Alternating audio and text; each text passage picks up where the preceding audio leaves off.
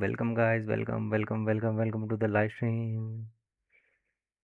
Rookies to play through. Prox probably looking at him stat-wise, probably still needs to step out a little bit more, but you know, we got young players coming up on the stage for the first time.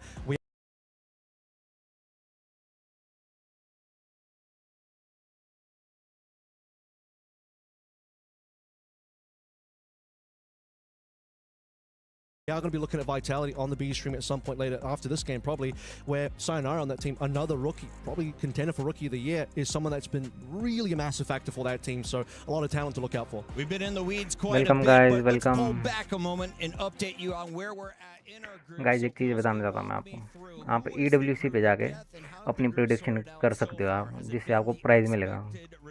जैसे आप PKMs में जाओगे, इसमें PKM करने को है, आप Valorant, Dota 2, Fatal Fury, women internationals, League of Legends, Free Fire के आप प्रेडिक्शन कर सकते हो जाके। आप जैसे यहाँ पर जाके आप प्रेडिक्ट करो अपने इसमें कोई भी फेवरेट टीम को प्रेडिक्ट कर सकते हो आप। अगर आप जीतते हो तो आपको प्राइज़ मिलेगा, प्राइज़ है इस पर रखे हुए। जैसे मैंने पिक कर रखी है टीम में, आप भी जाके पिक कर सकते हो अपनी टीम में, आपको प्राइज़ मिलेगा, प्राइज़ पूल है इसमें, प्राइज़ मिलेगा आपको। तो गाइस जाके पिकअप करो अपनी टीम जो भी आपको पसंद है, जाओ और करो अभी।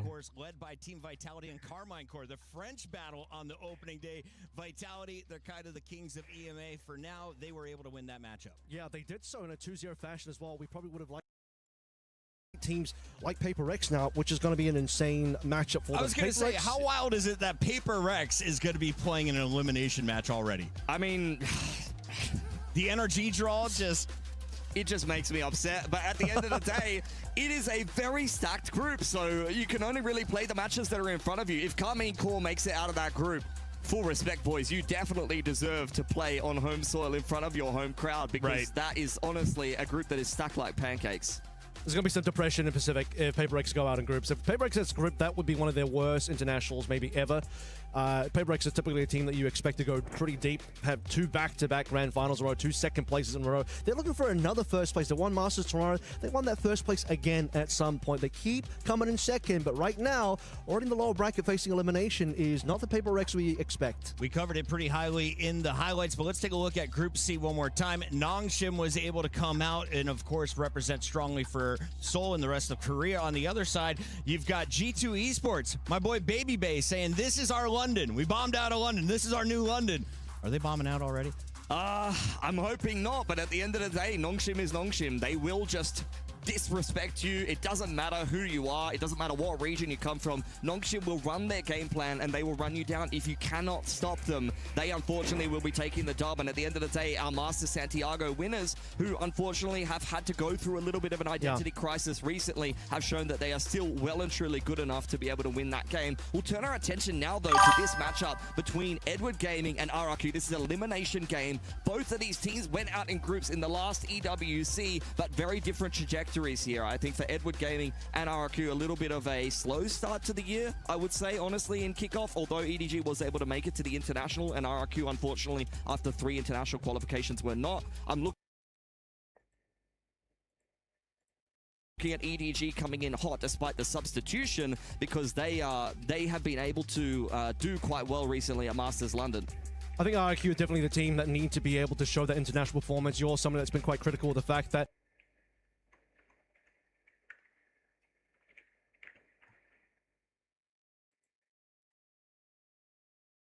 okay, domestically, RRQ have been fantastic. Internationally, not so much. EDG, they've had great runs in China. They've had great runs internationally. They're really seeing the peaks of where Chinese Valorant can go to. But currently, they're the team that sort of has to still figure some stuff out. Don't have their full roster here. RRQ do, but RRQ just kind of have this thing on their shoulder, the bugbear that still kind of drags them down, where they just haven't found anything internationally of worth at all. Zan, of course, the rookie on this roster to look out for. Jemkin is my star. He popped off on the jet, and even though we had some tech issues on day one, The man just chilled out. He relaxed. He reclined. He saved up all of his power and unleashed it in game. We hear him getting fired up backstage already. And on the other side, of course, we have Edward was signed in the top left. Now, that is not a face that I saw at London when they finished top 3. So who is this guy? Because apparently both of you had your coach whistles behind him at one point in your career. I'll start first. I mean, he came onto the scene in the Oceanic scene, and I coached him first on his first team in Direwolves, and later at some stage he also landed on a couple of your different teams, and now all the way in China, played through the Chinese region, and eventually landed coach for EDG. And Pilsky, what is the situation? Why is Sign playing today for those who aren't on Reddit every day? I'm pretty sure Smoggy just has some kind of bit drier. Maybe this was a bit of a last minute thing, and at the end of the day, map revealing guys, map revealing. Chalo trying to be Split flexible ban, for the heaven team. ban, Having a look at the veto Ascent. here, RRQ double down on the Ascent pick after getting obliterated by 100 Thieves in their opening game. Whoops. I'll tell you what though, I mean, first of all, they're going to get rid of their permanent ban on Split, but Ascent the pick Ascent है, game to me is breeze- interesting breeze because pick है. this has typically been a map that EDG Sunset don't है, pick very often. Sunset They like to ban decided. this one as well. I think the broadcast was a little surprised that EDG themselves actually picked Lotus. Ascent versus BBL, and looking at the results of that game as well, Lotus I mean, had decided you'll match. have to Chalo say guys, that chalo, RRQ chalo, did chalo, better let's in their go. matchup on Ascent than EDG did versus BBL, so that could be a point of contention. But Breeze then comes in, instant response where, I mean, this was the map that RRQ just got blown out on. I mean, they have not got a good record on it, despite some kind of behind-the-scenes murmurings that RRQ might be pretty decent at this map. Unfortunately, just haven't seen the results to back that up at this point. They've been losing it quite a bit, and for EDG, it's a map that they played a lot domestically, a little bit internationally. They know the ins and outs of this map, and they're quite happy to punish that sore spot of RRQ's map pool. Lotus is a third decider. We already see EDG actually be able to play that so far in this event here. Puckett, they got an OT win over BBL. Right. So I think that's super important to get an actual rep on the map that's going to be in the map pool with your substitute player, maybe playing some off roles for one or two of these players, because there's some level of comfortability there, and you've already got at least a dub on it. Yeah, not just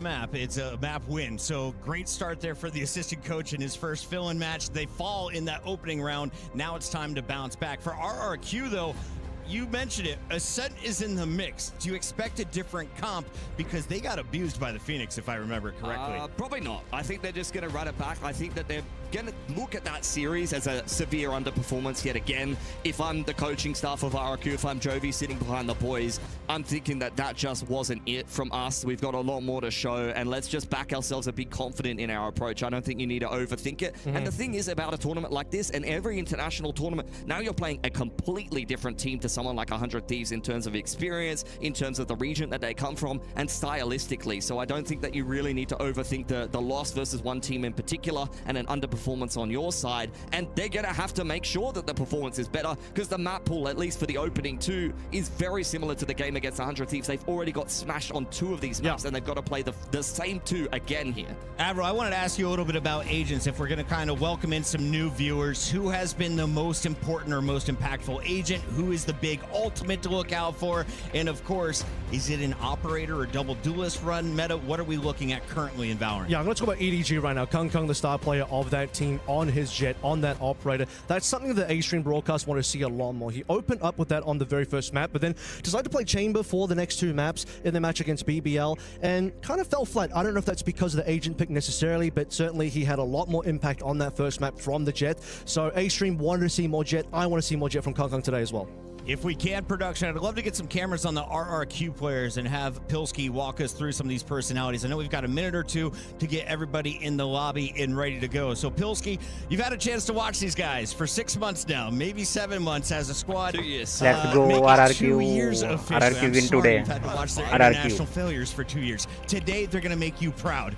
If that is a true story, what are you looking at? What could you be excited about after watching this squad for 2 years? Where have they looked their best? Xferia needs help. Honestly, like he was hard carrying the boys in that opening game against 100 Thieves. Jemkin is more than good enough. We've seen his ceiling in Pacific to dominate this whole series. They've got all the pieces that they need. They've got a great caller in Crazy Guy who's able to pull off some good individual plays. Really, they need kickoff Cushy in his rookie performance coming into Pacific in that ENIT role. Maybe mixing in a little bit of Phoenix there. I need to see Cushy putting up good numbers, and Zan needs to show some of that performance that we've seen from him in Tier 2. G2 because it seems like the international stage is a little bit too much for him to bear, at least in his opener. That was a debut to forget.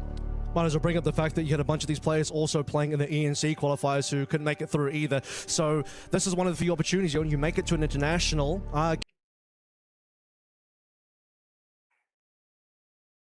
Again, they have that sort of problem where they just can't quite get anything done here, getting grouped here.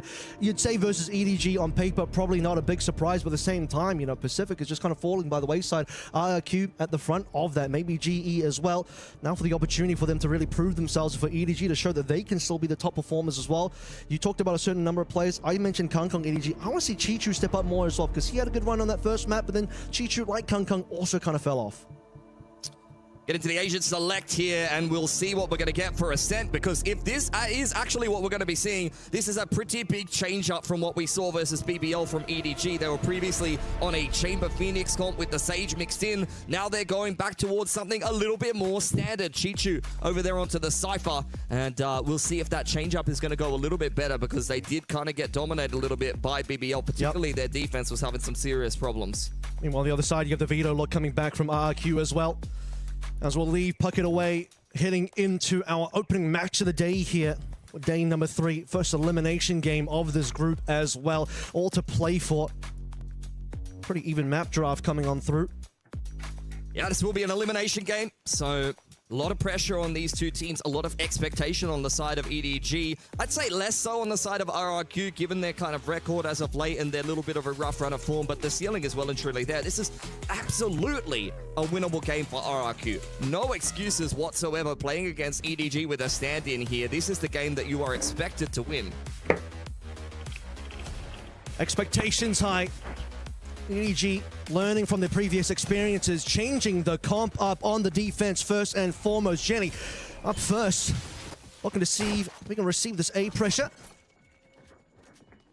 There's a flush in hand. In he goes with Kangkong in tow. Tailwind active. Out comes the Paranoia just to be able to try to hold this push in. The second wave of aggression does come in. In the meantime, there's been a 1-for-1 over on Cat side. RRQ trying to kick off this A split, and Cushy able to get yet another trade. Now under pressure as Gianni will finally fall, and RRQ will take control of the site. Low HP for Cushy, but they do have the player advantage here. Sign got his 1-for-1. Kangkong as well. Managed to find his piece. Coming through now, players to swing off the back of Zan and RQ. Good shock dart that will do a plentiful amount of damage, and now I believe Zan has actually been spotted. Chichu on a crazy guy. Zan falls, and Chichu will get the cleaner required as the last player remaining for this opening pistol. Oh, just a one-dimensional retake coming in. You can still see the Sage Ball on Heaven. RRQ with a player advantage, knowing exactly where EDG are coming from, but still can't manage to calibrate enough peaks to be able to take advantage of the fact that they were up in numbers. That is going to be a little bit disappointing there for an RRQ that would have felt like after their trade coming through from the catwalk split and the pretty nice post-plant positioning that they were setting up there should have gotten them the pistol round. But Chichu over here on the Cypher doing quite well for himself and putting EDG on the front foot here on the defense, which they struggled on, at least with their old comp, going up against BBL. It's a lot of work done from nobody there as well. Hand the util to just flush out Zan and the remaining members. Big push coming through from A once more. Jenny just gonna walk on inside, and Jenny will take him all down. Shooting gallery for these players, the Bulldog and the Spectre. Just be Xferra now traveling through mid. He's gonna get hunted down, no issues. EDG gonna handle this anti-eco. Looking clean for them. And see if Xferra is able to really get any damage done here. Does potentially catch nobody off guard for a moment, but with the Classic, doesn't opt to take his opportunity. And a flawless anti-eco for EDG. A great start here to Resent, and a bit of a sigh of relief given the fact that they went 2-6 overall against BBL previously. This comp change so far. Going a little cleaner for them. A little bit of a roll shuffle as Signed has been coming into this roster. He has been on the Phoenix already. Now he's switching on over to the Omen, so being quite flexible to try to fill wherever it's needed here for EDG. And it does seem like there's going to be some kind of B pressure here with the flash being prepped already by Gianni. It's kind of what you need to see coming through when you are basically the substitute here. And to make it work for the rest of the team. Flash through to try and help. The first peek for nobody. We'll clear that angle, and a more slow approach as Kangkong also just tucks himself away in Cat. See if Jemkin has a wherewithal to clear this one. Signed has a capability swing as well, but Going to be able to do so at the moment. Possible crossfire setup here. That's a decent paranoia that will be able to help EDG, but no responsive kills. Sign going to TP away. That's where Jebkin does his best work. Just taking his time, clearing out all the angles, taking the duels at his own pace, and now RRQ going to pick up theirs as they wall off top middle and start to pick up pace into the B side. Diving in is Chichu and Nobody, but they're not quite comfortable just yet. Under a lot of pressure, rotations coming in from Sign and Jenny. Nobody up first. आज जो team आ रही है उसके बाबा हो It's actually going to जाएगी. be the left side downstairs. Jenny for 2 so far, and he's tripling up. Nobody 1v2. Still on the site, still alive. Got a good gun in hand, but Cushy's got a better one in terms of his shots. Bounce back, RRQ. Good opening pick. Pretty no-nonsense stuff. Just putting pressure on Catwalk and pivoting straight into the mid to B. Worked a treat for them, but I don't think EDG is going to be too unhappy given how much damage they were able to do. Jenny in particular, underarm flash through spawn side and gets to work with the Spectre. Now both teams a little bit lower on cash as we head into a round 4 reset. Operator already out here for Kung. Yeah, that's going to be massive. You have Jenny also quite close to ultimate sign to follow through. Cushy already on the Hunter's Fury, so should be quite bloody round 4 coming on in. No one will be walking into Kung's line of sight to start with. And an early Hunter's Fury that will just be ripped straight away. Jemkin's found the entry in middle onto Nobody. It was all just A pressure for RRQ. They were never intending on actually committing in through to that execute. They were really just trying to draw out a reaction for EDG, and that's exactly what they got. Just leaving the util onto B for the time being. Happy to play retake there. Kung fills the hole in mid. No one will be crossing that moment. Xferia tucked away in towards tiles. Now the patience for RRQ. For both sides. RRQ know that they have the numbers advantage. They're anticipating that EDG will get aggressive somewhere. You could see double flashes on Gianni. They've got the paranoia on Sign. All of the pieces of utility you would make a mid-round play with are available to EDG, but they're choosing to just hold in this 4-on-5 and hope that the operator can find some success. This is where they're going to start burning away on the Cypher utility. Kung's already going to be repositioned. The one-way has been popped. Time starts to run low here. You see the spike is on the A side of the map, so that is going to be where the exit will be. Or the finish. And a late smoke could cause some problems. Drone out. I mean, you got to commit now. 30 seconds left to play through. A well-timed paranoia as well. Crazy guy wants to just boost up the team with the wall, but they're not getting in on the site just yet. They need to walk through Cat or somewhere. But things are just looking so difficult. Finally, Cushy onto Sign as we roll through. It's all RRQ so far. One in response, and Kung by his lonesome. He doesn't have a lot of money. What else can he do here? Nah, he's just going to save the AWP. That's a really, really well-constructed split there from RRQ. Taking their time, baiting out those last couple of pieces of utility from EDG. Wall up over the dark cover in A-main. Trying to punish the flood in from Heaven's side if it was going to be coming in. And RRQ giving time for both Xfero and Jemkin to make their way up Catwalk and trade out effectively. It's meeting up those two arms of the push. Much better start here for RRQ. Looking like they're much more in control of this game of Ascent compared to the game that they had over against the 100 Thieves. I don't feel like they really had necessarily a good feel for the timing and the mid-rounding that 100 Thieves were showcasing in that particular map of Ascent. But here against EDG, it actually feels like they're much more familiar with the timings and what EDG want to be kind of piloting with this comp. Maybe it's just compositionally something that they're aware of, because let's not forget, EDG have completely changed their approach coming into this particular map. It's a completely different comp to what they played against BBL just the other day. So credit to RRQ. It looks like they're much more kind of switched on today, kicking off this attacking side. Credit to the players coming through from short as well. Really setting up RRQ for success, because time was certainly running out and that could have gone much more poorly. I don't believe Kung actually fired a shot either, or he may have, but I don't think he has actually shown operator. Which gives him another opportunity here. Posted up on A, but back over towards mid is where RRQ want to play. I mean, they have smoked off mid, so it is likely they suspect it. Mid to B, maybe. We'll get a little bit of an action here. RRQ all walking up inside of the dark cover. At least goes 1 for 1. Jemkin going down. Jenny picking out Market. This is going decently for EDG, has to be said. Nobody trying to get out of dodge. It's a nice off-angle timing onto Cushy, and self-sufficiently, he has shut down this round for RRQ. Drone pushes Sign straight into the paranoia, or Xfero rather, and the spam through the wall will get it done. That is a very nice look for EDG, and a great follow-up given how the last round went. Yeah. Completely trapped them in over towards mid there. Got the upgrades as well. 3 plays make it out alive. Didn't even need Kung to really do anything in that particular round. Another excellent couple of moments here from Chichu and nobody in particular. Jenny, of course, getting those kills. The time of a nobody just to sneak on out of there and prevent any sort of trade from coming on through. This will be Kung posted up. Short to Cat. Could be a fast one coming through RRQ. Massive grouping could be. Big flip on the economy there for EDG, winning themselves that half buy. It's going to give them a lot more legs on this defensive side. RRQ creeping up into B. It's just Chichu by himself. EDG have got a fair bit of information in middle. First scan does come on through. Onto site we go through, but so many Jemkins so far. Nobody through the wall, through the cover of darkness here as well. It's RQ just falling apart at this stage as all of EDG have arrived. And all EDG are ready to completely dismantle this attacking side. Cushy can't make it any further on. Nobody even saw a site for a plant. A big smile on the face of Sign there. There's really no inroads into that B site, despite the wall going down on spawn side, the slow airborne market. You never got that entry that RRQ were looking for. They just got stuck inside of the boat shed, and EDG completely picked them apart. Great maneuverability from both the Omen as well as the Jet. That elevation up over the Sage Wall really halts the ability for RRQ to kind of segment the push and the flood retake in from the defense, and immediately, after two convincing back-to-back rounds for EDG, RRQ will hit that timeout button. So we're sort of rethink that one, but particularly the round 5 seemed pretty backbreaking. This one will just cement the case.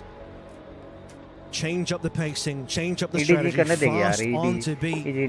Fast in response as well is going to be EDG.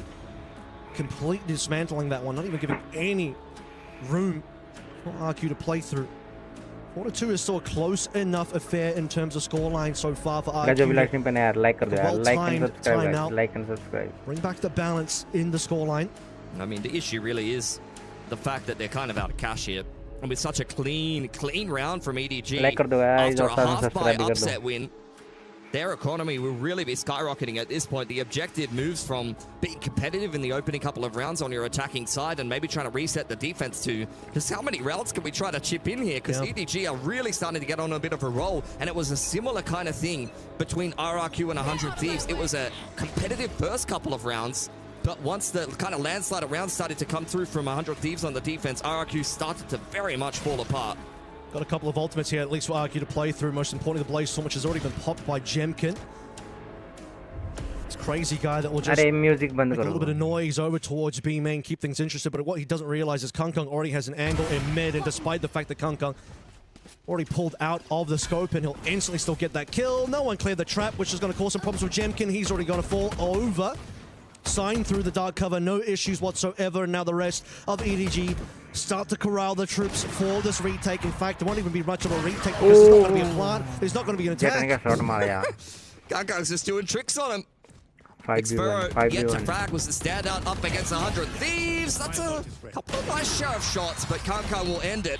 4K for him coming in on that Heaven retake and a 5th round for EDG. Yeah, a couple of cheeky kills there to know that RQ is still alive, at least somewhat here, but EDG really feeling the momentum here, how quickly they're responding to the plays coming through from RQ. Read by Kung as well to know that, okay, we'd had some presence into B main. If they cross through tiles, that's going to be a freebie, and indeed that was. Now, gun ramp back in. Xpero on the op as well. He's actually going to be potentially looking to challenge Kung on his B-line. Yeah, Xpero loves this op on the attacking side with the veto. Something that's very, very effective for RRQ on Fracture, but haven't really seen an argument for it on this map in particular.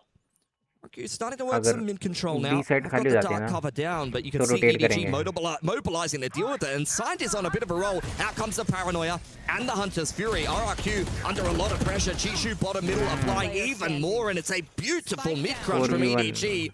Xpero didn't even get a chance to take a shot with the operator. He just gets immediately deleted by Jenny. Yeah, he had nothing to do there. Again, mid seems to be where the victories have been taking place. 2 rounds in a row. Kung starts with a kill there in the previous round. This time around, it's Signed, calling the rest of the troops in for that crunch, as you say. As 4 players instantly melt from RQ's side, and the economy issues will now continue. They barely managed to scrape together a buy, including a very expensive operator that now falls onto the floor. Oh, this is just looking like really rough time here for RRQ at EWC. This is the 3rd map in a row I've watched for them where they just have not been particularly competitive. Need to wake up sooner rather than later because EDG is definitely smelling blood in the water. Kung on the front foot here, dash active. Waiting for the contact, and again, it's an opener here for EDG. And no response either. Cloudburst is nice, and Kung will double up. It's going to be spike information gained here as well. The Interceptor does nothing up against the shots from Kung ringing on through. And just a third one out there to remind RRQ of just exactly what they'll be walking into as the drone will spot the rest of the players. Paranoia does come on through to force EDG to respect this push potentially a little bit. Reminder, there's no real guns coming on through. Crazy Guy won't even bother popping his ultimate. It seems like Xfera is happy to just play through this as well. Could be wrong here. Does Crazy Guy actually want to play through or not? Zan's down. Numbers looking terrible. Xfera is making it competitive. Yeah, I mean, EDG had them pinned in on tile side, to be honest there. I was surprised that RRQ were even able to exit. Wall across, just to be able to cross to Catwalk. Ooh, we've got the Evolution active here for Xfera. Could this be a big round from the Sentinel of RRQ? Deals with that trip nicely, and the plant goes down. Kung with the blades punished. A little bit overconfident. This is definitely winnable now. It's a 2v2. Crazy Guy low HP, though. Doesn't have the... Well, he has the rest, but he can't use because he's down. 1 versus 2. He's evolved, but unfortunately, this is where the timeline ends with Darwin. Nice. Chichu up for 3 this round. Got a little interesting in the middle there when a couple of kills came through from Xfera. 2 plays you see dead in tiles from EDG, but aside from that, EDG still in control. 7 found this half. They've actually won this half now. Let's just see what kind of recovery RRQ will have, if any. I don't think EDG are too swayed by that. You still see smiles on their faces. They know, okay, we overcooked a little bit, but we still won the round, and there's still plenty of cash here on the defense. I don't think they're going to be slowing down this aggression. Be nothing but pedal to the metal on the defensive side here. Very much bullying RRQ, who continue to just play this slow pacing on attack. Well, they tried fast as well, and the fast didn't work out for them either, I'm afraid. So, like and subscribe, slow or quick, EDG's had their number. Can't get as well, so to get away with this multiple times in a row. See the respect. 10-2 checking over towards mid as well. But they've left behind Sign here, who's been performing pretty well so far, and he has the potential. Time his way into mid, and Null Command has been popped pretty quick here from Jenny. Sign peppering away towards tiles. There's the opener that they were looking for. Jemkin finally winning an opening duel. And on to Kung. That's going to be big impact for RRQ as they look to try to open up the map. But EDG mobilizing here in the mid-round. Not confused about that Null Command. It's gone now. Nobody is aware of utility being spent over in mid. In Pizza. Now confirming that with the fact that Xfera had to shoot the dart as they see each other as well. As time starts to run on out, he'll TP back over towards B main, and now for the execute. See if they can make it through this one. Smoke will cut off EDG for the time being, and the wall as well, into spawn. So this is going to be one of the first few plants that EDG will manage, or rather RRQ will manage to have. Yeah, that's the clean execution that they were looking for on the B execute, quite honestly. Going to take EDG a while to be able to actually maneuver themselves into front side. You can see the Paranoia at the ready here for Zan. Xfera's hanging around in B main. Could be a thorn in their side late as they come on in. Hunter's Fury is going to start to make them uncomfortable. Jemkin taking advantage of that. Here's Xfera inside of B main. Not dealt with yet. Chichu still under pressure, getting scanned out, spammed down from the players out on site. And this is perfection for RRQ. Wow, for Jemkin. Opens up the round and closes it out as well. Late in the day, but a flawless is exactly what RRQ need to bring back some momentum for their own mentality, for the sake of the economy as well. And as you mentioned, perfect execution. Start off with an early kill, burn away the Null Command in the middle of that round as well. Xfera then TP back over towards mid, and then they execute Smoke out in towards Pizza. Wall up for CT. Easy plan, easy money. Gonna need more where that came from RRQ though. Has been a strugglesome half for them outside of rounds 3 and 4. Finally breaking through in 10 after a big streak of EDGs. Got the shock dart initially. Very spread around the map is RRQ. Not many movements in middle. Odin's out for nobody, and of course, for Kung, you buy yourself another operator. It's been worth its weight in gold here. He's got the money to play through. Odin online for nobody as well. This is what you can do with this level of cash. Another slow one from RRQ. It's the first move here. Drone comes out, cancelled immediately by the KO knife.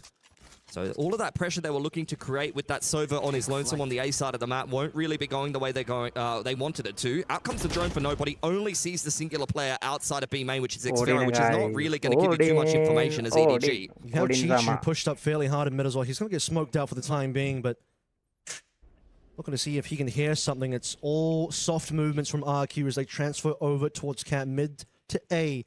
Straight into the sight lines of Jenny. First contact, you'll see a head momentarily. You can see multiple heads actually calling the troops now. Close the door. Get the rest of EDG out here. He's been scanned out as well. Paranoid to assist. It's the minimum that you can expect for the rest of the team. Kong now has a lot of work to do. Nice. Really had a collateral there, but Jenny's got himself two as well. And this looks like a pretty damn good defense. Jenny falling back to the generator. One suppressed. The last player for Xferret caught out by the KO knife, and so little he can do here up against 3. 10 seconds, he's cooked. Quite honestly, playing for exits. 10 seconds left. Maybe a few more points towards his ultimate here, but with only 5 seconds, no time to plant. Jenny, battered and bruised on the backside of Chen, is probably the only player he's going to be able to take it with him here. And the plant, looking to just bait out an additional peek, but maybe not what he bargained for. Kong will take the weapon out of his hands, and EDG get another beautiful round off the back of just defending RRQ before they can even get into the post. I mean, Jenny saw everything. He saw multiple players in the cross, instantly pops his fragment, and then walks on out of there, has support from the rest of the players. I thought Kong was going to hit a collat there, but Jenny does absolutely nothing. Then the final kill on Xferret just to keep the economy of RRQ a little honest here. And let's see how honest it looks. Let's see go some ultimates in there, EDG, full let's buy, go. which is nice.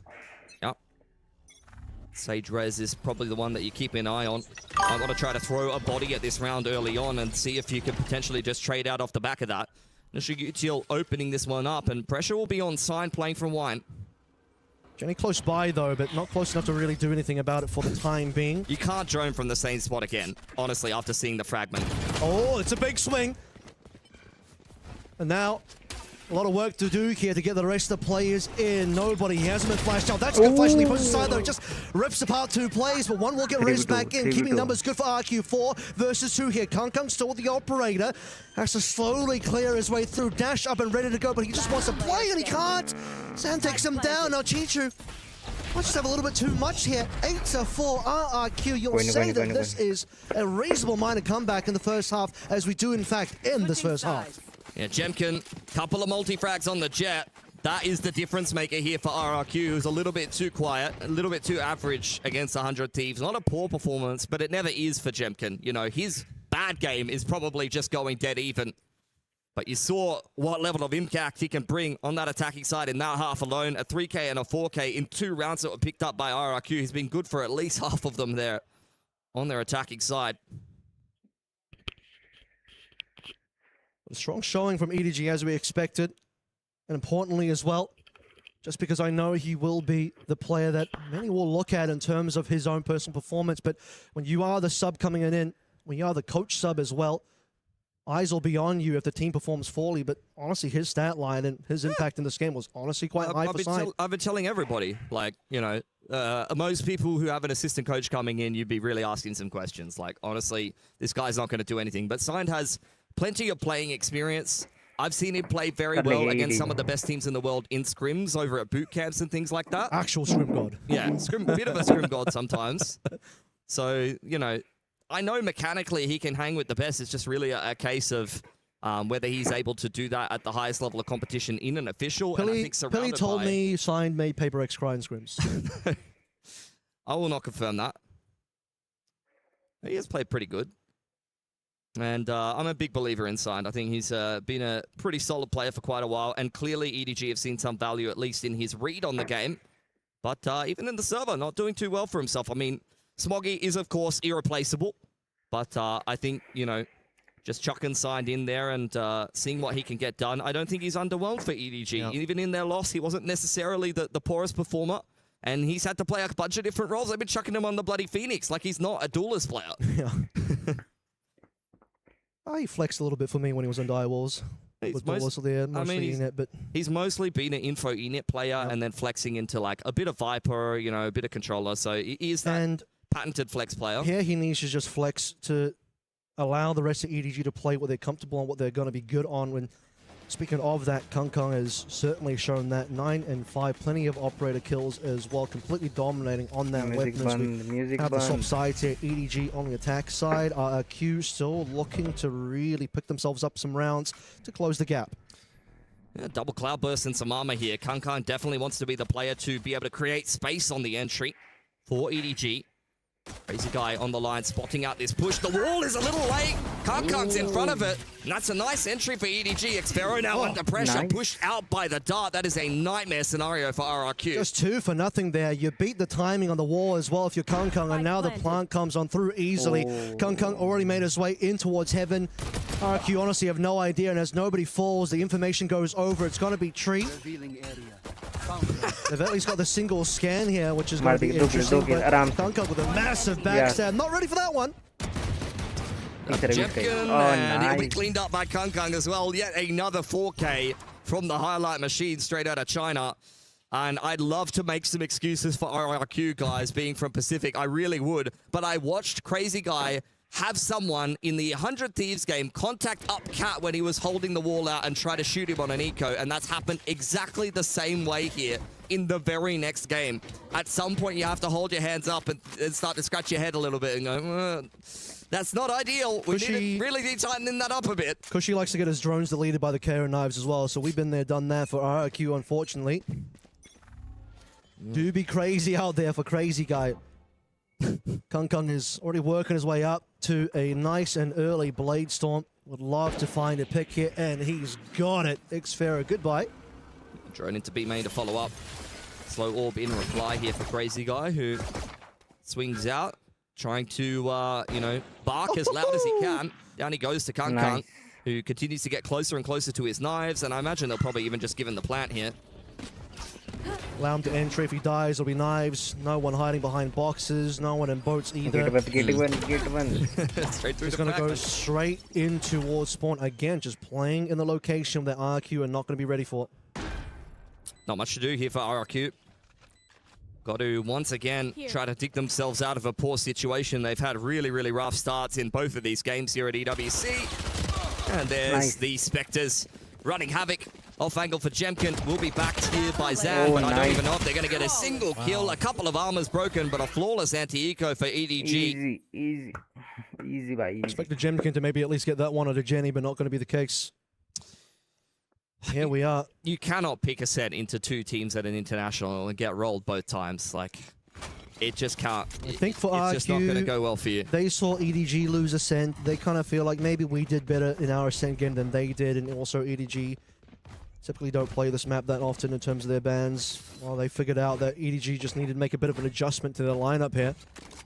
Suddenly we're off to the races.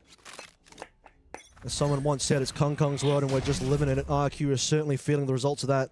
First gun round for them, though.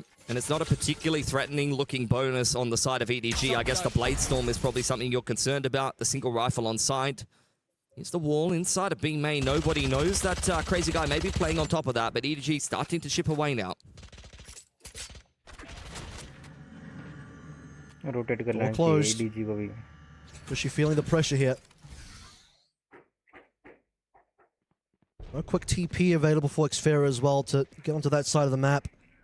And that side being B is where this is likely to end with the shift over of the spike. Look how far back Kushi is playing as well. Yeah, it's retake. He's holding his dart and his drone to try to spam them as they come on in.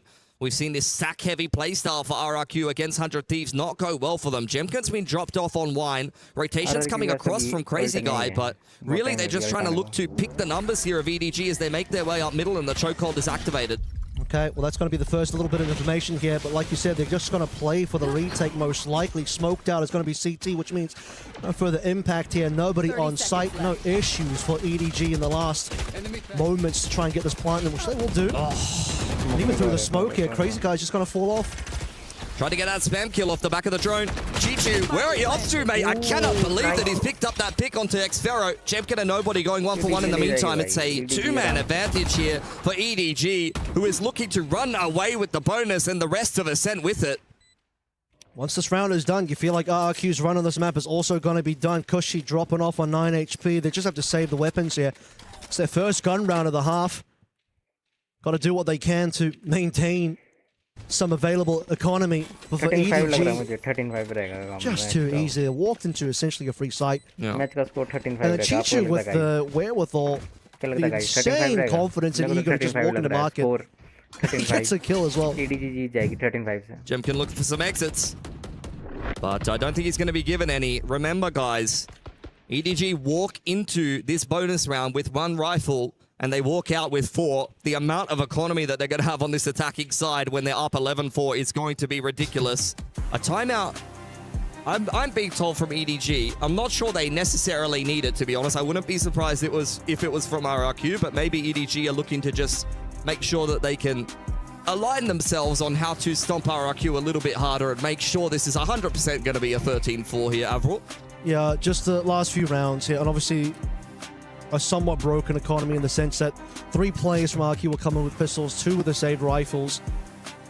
Dismantling of that one will be part of the conversation here for EDG to lock in the rest of this half. And once those guns are gone, I'm struggling to see where RRQ can even find rounds here.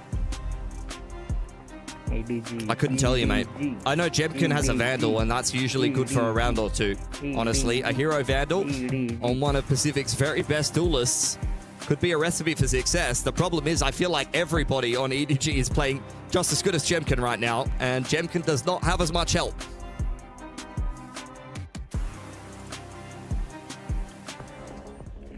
Here we go. 2 more rounds there for EDG. Only a time for them to discuss how they can keep this half flawless. They've already got the first 3. That will be a blowout 13-4 victory if this goes the way we think it might just, but there's a little bit of a buy up here. In fact, it's going to be a 0 out in the economy. But RRQ, they'll go all in on this round. They want to make sure EDG are kept well and far away from that 12 as long as possible. I mean, they just have to get some rounds at the end of the day. KO Knife will scan the fact that Sage is over towards B main. They know the Sova's at market. Is she well aware that this is a slower looking default from EDG so far? Double setup on Catwalk. This is where RRQ really want to contest EDG, but they can't overcook this one. Kang is primed. Backed up by Jenny as well, and you see the Scientist still in top mid. Trying to make his way down Cat. Looking like mid to A for the time being, but they'll eventually be walking into this double setup here. As Jemkin up first, you said he'd always be good with the hero rifle. Well, he's got a little bit of help with Xferro on the sidelines. He'll be able to make his way out of there, but still flashed up. Jenny doesn't know where he is, though. Jenny goes down here. Chinchu and nobody still sharp there on site. Well, just the 2 of those players holding it strong, anchoring on B. It's enough. I mean, that's the perfect setup for RRQ. Quite honestly. And that's exactly how you would want that round to go. Jemkin takes first contact. Xferro has it covered. Then you get what is essentially a bit of a mess. Jenny bursting through. They know it's the KO on Catwalk there. No one's really playing anti-flash well enough with the cloud burst down. You should not be getting caught that hard by an underarm. And EDG, the rest of the players splitting through A main on a really nice timing. It's map point for them now. And it's looking like RRQ are about to get blown out on their map pick 2 times in a row here, most likely on their way out of EWC. They don't have a lot of maps to play through to survive in EWC. That's certainly going to be the case. Tell you what, RRQ at least got 10 rounds on this map against 100 Thieves. But up against EDG, it's looking a lot less than that. At least the first opening shot from Crazy Go that's guarding onto Kang is pretty damn nice. What else can be delivered here? Is it's going to be a bit of a slowdown. EDG still want to walk on in, and here we go. Jemkin over from Market alongside Crazy Guy in lane. That's what you want to see. Okay, it's not over yet. You can't force your way through a literal brick wall. You know, figuratively sometimes, but the Sage wall is down there. And Jemkin, I mean, he's built like one. Let's be honest. Big 3K bring him on the jet. And, yeah. Every time that EDG has gone into the arms of Jemkin, he's at least had some impact, if not 1 rounds. I think, well, RRQ's got 5 rounds now. 3 of those are Jemkin. Multi-frags on the attacking side, and a multi-frag between him and Crazy Guy there to shut down the B plate. Looked competitive in the first 4 rounds, but RRQ slowly trying to find a little something here, build back some confidence in this map. As mentioned, though, likely to still move over with a 1-map loss. Jemkin wants to walk up and just through. The shot's found by nobody. He disappears. The Sage is on the other side of the map. You can't get the res going, but Xferro trading things nicely. Neural Theft did come out just before Chichu went down there. Very tentative here. Kung waiting for an opportunity. TP away from Xfero. Hold on, Kung might have found a gap here, and Zan's gone down to the Hunter's Fury. A is completely open. RRQ looking for the res, but Kung's already on the flank. Yeah, I mean, Zan he gets scanned by the Nero Theft, obviously, and he stays there, gets killed by the Hunter's Fury, and now Sign just traveling his way through into spawn. Kung still catching stragglers on their way out from B. At least Crazy Guy and Cushy are going to keep things competitive numbers, 2 versus 2. Pretty split as well. If you look at the minimap, everyone's in separate locations. Could be a couple of different isolated 1v1s here, and that one is going to be found by Nobin into Cushy. Well, Crazy Guy has to put together a heroic 1-on-2, open plan for EDG. Complete 180 crossfire between Heaven and A main. Even for the Beast of the East, I don't think that this is going to be good enough. Out comes the dart, scanned out. Gianni peaks on the perfect timing, and it's a stomp from EDG to open up this series. One cheeky little round at the end there for RRQ to keep things interesting, but otherwise we're back to scheduled business here. Back to scheduled programming for EDG. High expectations for this team, and they meet it on map 1. Couldn't agree with you more. Honestly, I'm just waiting for Puckett to get involved in the conversation. He's my favorite guy. Yeah. And honestly, I think I'm a little bit disappointed. I know you're a big EDG fan though, Puckett, so you got a great smile on your face. Yes, I was a big fan of what we saw early on in this one. Is Kankan the best player on this team right now, or is he the best player in the lobby, or are you giving it to Jemkin? He's basically the protagonist of Valorant at this stage. So Kung is like the guy. He is Mr. Valorant. He's John Valorant, I'm pretty sure. He could drop sick bars as well. If you haven't heard his rap songs, you should look him up. Are we going to play it during the break? I think he was playing it in the server, mate. I think we should dance to it. In the meantime, can we talk a little bit about what we witnessed here? Because RRQ seemed to be challenging an operator one at a time. Is this a lack of coordination? Is this like a little bit of panic? Why are these entries not so clean? Because the attacks looked like you said they're running into a brick wall at times. I mean, honestly, that was EDG in that that was round, EDG towards the end, but yeah. What I'm saying, what I feel is it's not just one player for EDG. Like, all 5 of them performed better. I think they were a more cohesive team. I think the macro is better. I feel like a broken record because I think I said the same thing about 100 Thieves versus RRQ. I feel like RRQ has just run into a team that's playing much better than them. Just different level. They're just not on the right level here for this international. They're not playing at the same standard that we see over in Pacific. We've seen fast plays come through from RRQ. We've seen slow ones. Both of them get dismantled pretty quickly by Sign and the rest of EDG, as we saw in that replay there and that highlight there. By the way, Sign had, I think, 4-1 in first blood, so it's not even just Kung opening up early, who himself had a 4-4 first blood, first deaths. So a lot of these EDG guys finding early value. Kung even on the Marshall round, we saw as well from Tiles, 3 for nothing. I mean, we saw everything here. The wall bangs were coming out. Chichu had a fantastic game on the Cypher. Really love watching the Sentinel early on defense. And then Kankan, there you see just a little sample of the Jet, the takeover rounds. Xfero trying to make his impact felt, not enough. And Jemkin, the only one with stats that you can even smile at. You got blown out when you're looking at the KDAs here across the board. Yeah. RRQ has no reason to be confident coming into their opponent's map pick next. This was your best chance. I don't want to try and even tell the story that they're going to come back and win the next 2 rounds here. So let's highlight what we saw on the other side. For Edward, you're playing with an assistant coach.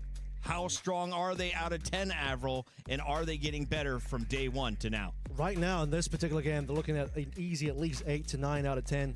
Basically firing on all cylinders. Essentially didn't really let any rounds get away from them. Even taking attack timeout, if we're correct on that call, towards the end when they were 11 rounds, only 2 more required. Not usually a position you would take a timeout, but they're saying, let's just clean this one up. We've got 2 more to play through. Talk a little bit about how we're going to get those last 2. Got them pretty damn easy, despite dropping that one kind of funny round. Rushing on A and getting cleaned up. Subscribe. Sometimes you just don't get the right execution, you know, especially when you're so far ahead. You throw away a silly one, but you still put the pieces together. Let's be honest, that was so far ahead, it was only a matter of time. One other player to call out before we go to break. Gianni, of course, back on this roster for EDG. He's been off. He's now back in the starting lineup. He played a KO. It was only the 2nd KO appearance we've had at all here in 2026 for EWC. Where else will we see a KO? And if not the next map of Breeze, what do you flex onto for other agents for him? Probably the next map of Breeze. Honestly, like maybe not this next map, but in general on Breeze, KO a very, very popular choice. A lot of people are playing Harbor KO. I'm pretty sure I saw EDG playing Harper KO, but I got to double fact check myself there before we go into the next map. So yeah, I think KO very solid agent right now, and the rest of EDG playing around it quite well. If not, it's all been Sovas and of course Fades. In the meantime, we're going to a break. I'm told when we come back, it is game 2, hopefully of 3, to kick things off. It's our elimination day here at EWC.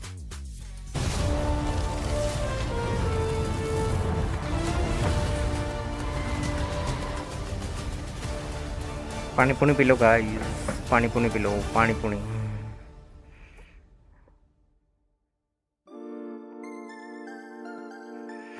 पानी P लीजिए ना, पानी P लीजिए।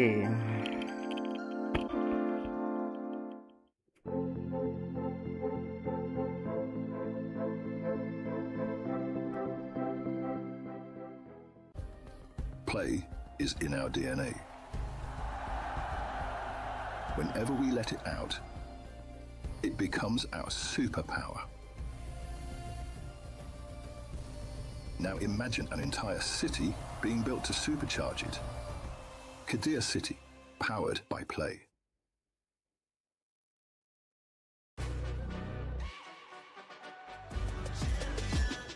This ain't no regular thing. I came for the ring, you know what I mean. You see my name in the lights, better get right, I'm champion.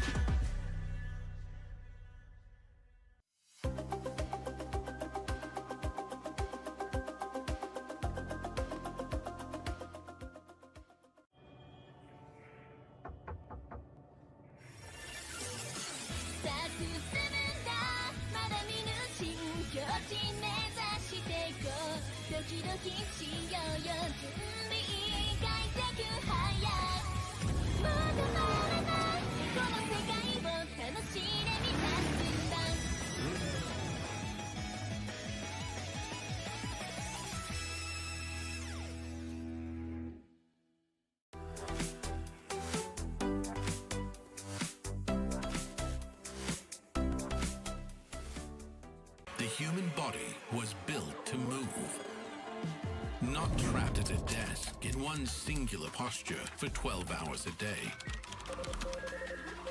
It's time your chair evolved. This is Secret Lab Titan Evo. Ergonomically engineered for you, gamers, hybrid workers, artists, backing your every move.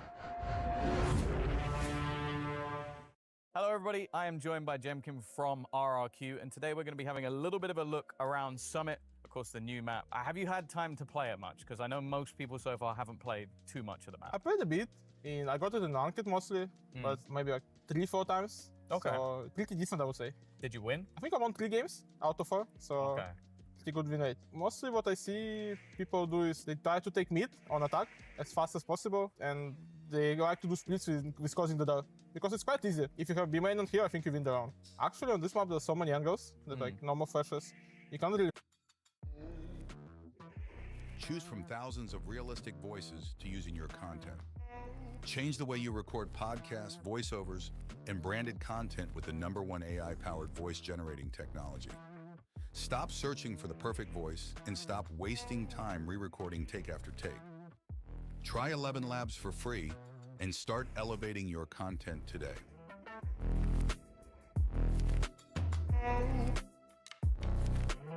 It's quite annoying because there's always like not enough EQ for you. Most of the time you have chance to shoot is an operator, so it's quite good. A few people so far have been picking TP agents. Vito came up, Yeah, Vito. Chamber came up. I'm curious about Yoru, because I feel like on maps like Ascent, where you kind of have those fallback positions, people have been trying it. What do you think? Do you think that, because as you said, there's a lot of angles. Do you think maybe there's places you go, okay, I get aggro here, I TP back, I TP back? I think it depends. Before the best Euro maps where you can put like cross map TPs, like where you have the cross map lineups.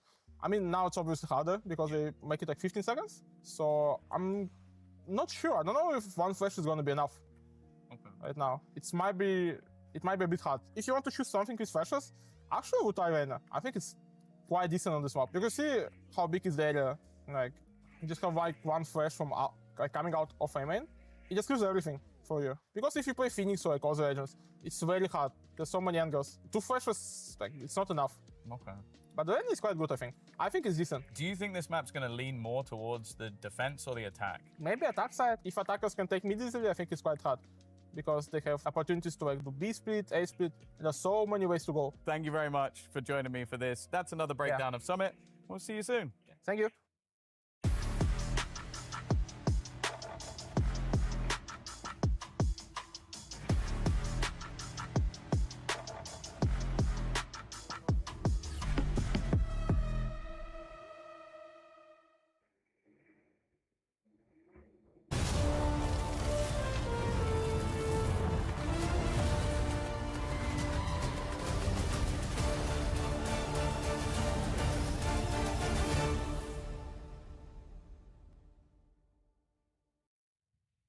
Welcome back. It is Elimination Day here at EWC 2026. We start with 16 squads, but at the end of tonight, we'll be sending our first 2 home. At the end of the weekend, we'll be down to our top 8, which we'll be playing in our playoff bracket. Before we get to that, though, we got to finish our first match on the day. It is RRQ going up against EDG, and Edward Gaming just took the first map convincingly. This, unfortunately, is terrible news if you're an RRQ fan because that was your map pick. Now you're going into EDG's map pick, and you just saw the best that you can get out of Jemkin. And it's not enough to get you more than 6 rounds. So what do we do from here? We don't know. On the other side, EDG is just looking to finish as quickly as we can, right? Yeah, I mean, EDG are just outclassing them. As you would expect at an international event, this is the team that just went on a deep run in towards London. Maybe even could have beaten PRX at times. That was a very, very close game indeed. They were one of the favorites to win that event, and RRQ are just not playing at the caliber that's needed to be competitive here. And especially on a map that we're about to go into, like Breeze, where historically EG have done quite well on this map. They even beat PRX in the last showing. And, well, guess what happened on Breeze when 100 Thieves played RRQ? Was a blowout, just like what we saw in the set. What was the score on that? 13-1, if I remember that correct. 13-5? 13-5, sorry. We had a 13-1 yesterday. Give them a few more. But yeah, 13-5, still a beatdown. And if you look at the last game, you had what, rounds 3, 4, 17 were good rounds for RRQ. There was nothing really consistent in that middle game. Can you win the pistols, though, and set yourself up for success? Is that enough on a map like Breeze? Can you roll with the economy?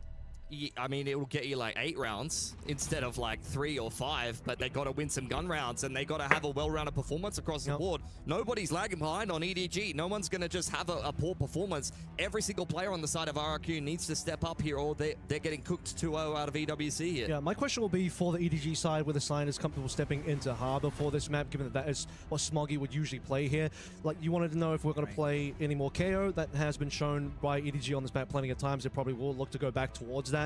Kankan will stay on the jet, and that's the expectation here. Yeah. How comfortable, how flexible is Sign going to end up being? Does he just slip straight into Smoggy's shoes here or what? He'll literally be fine on Harbor. Like, he's played a lot of Viper in the past. We just saw him on the Omen. Like, he knows what he's doing, and he's often going to be the player that's approaching a lot of the theory. And I think as the Harbor player, you need to know your theory, your retake theory, when to throw out the high tide timings. That's the most important.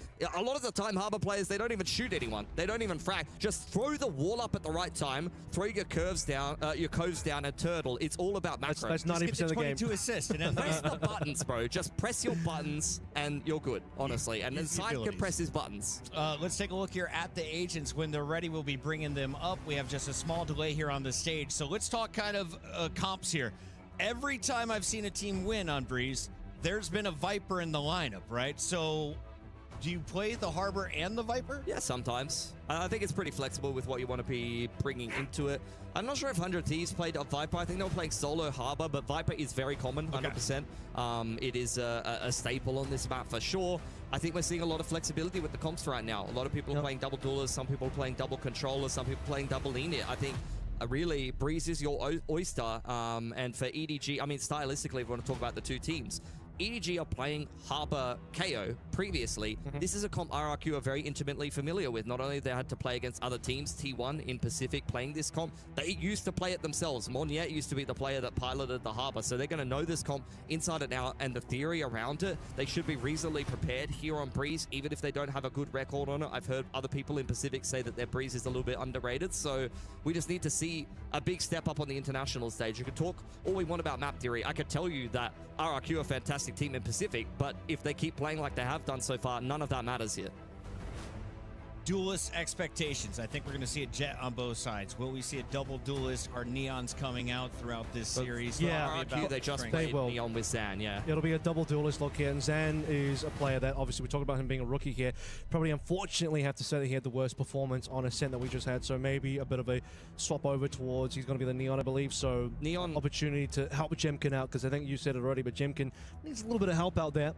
Neon is his specialist agent. Like, he's been playing Neon for a long time. I remember even watching Zan in Tier 2 on Icebox, they would play Neon because he was that comfortable with it. No one plays Neon on Icebox. So this is an agent that he knows very well. He kind of goes in towards that smokes role quite often as well. That should be comfortable for him. No excuses for Zan, honestly. I think it's just the pressure of the international stage getting to him.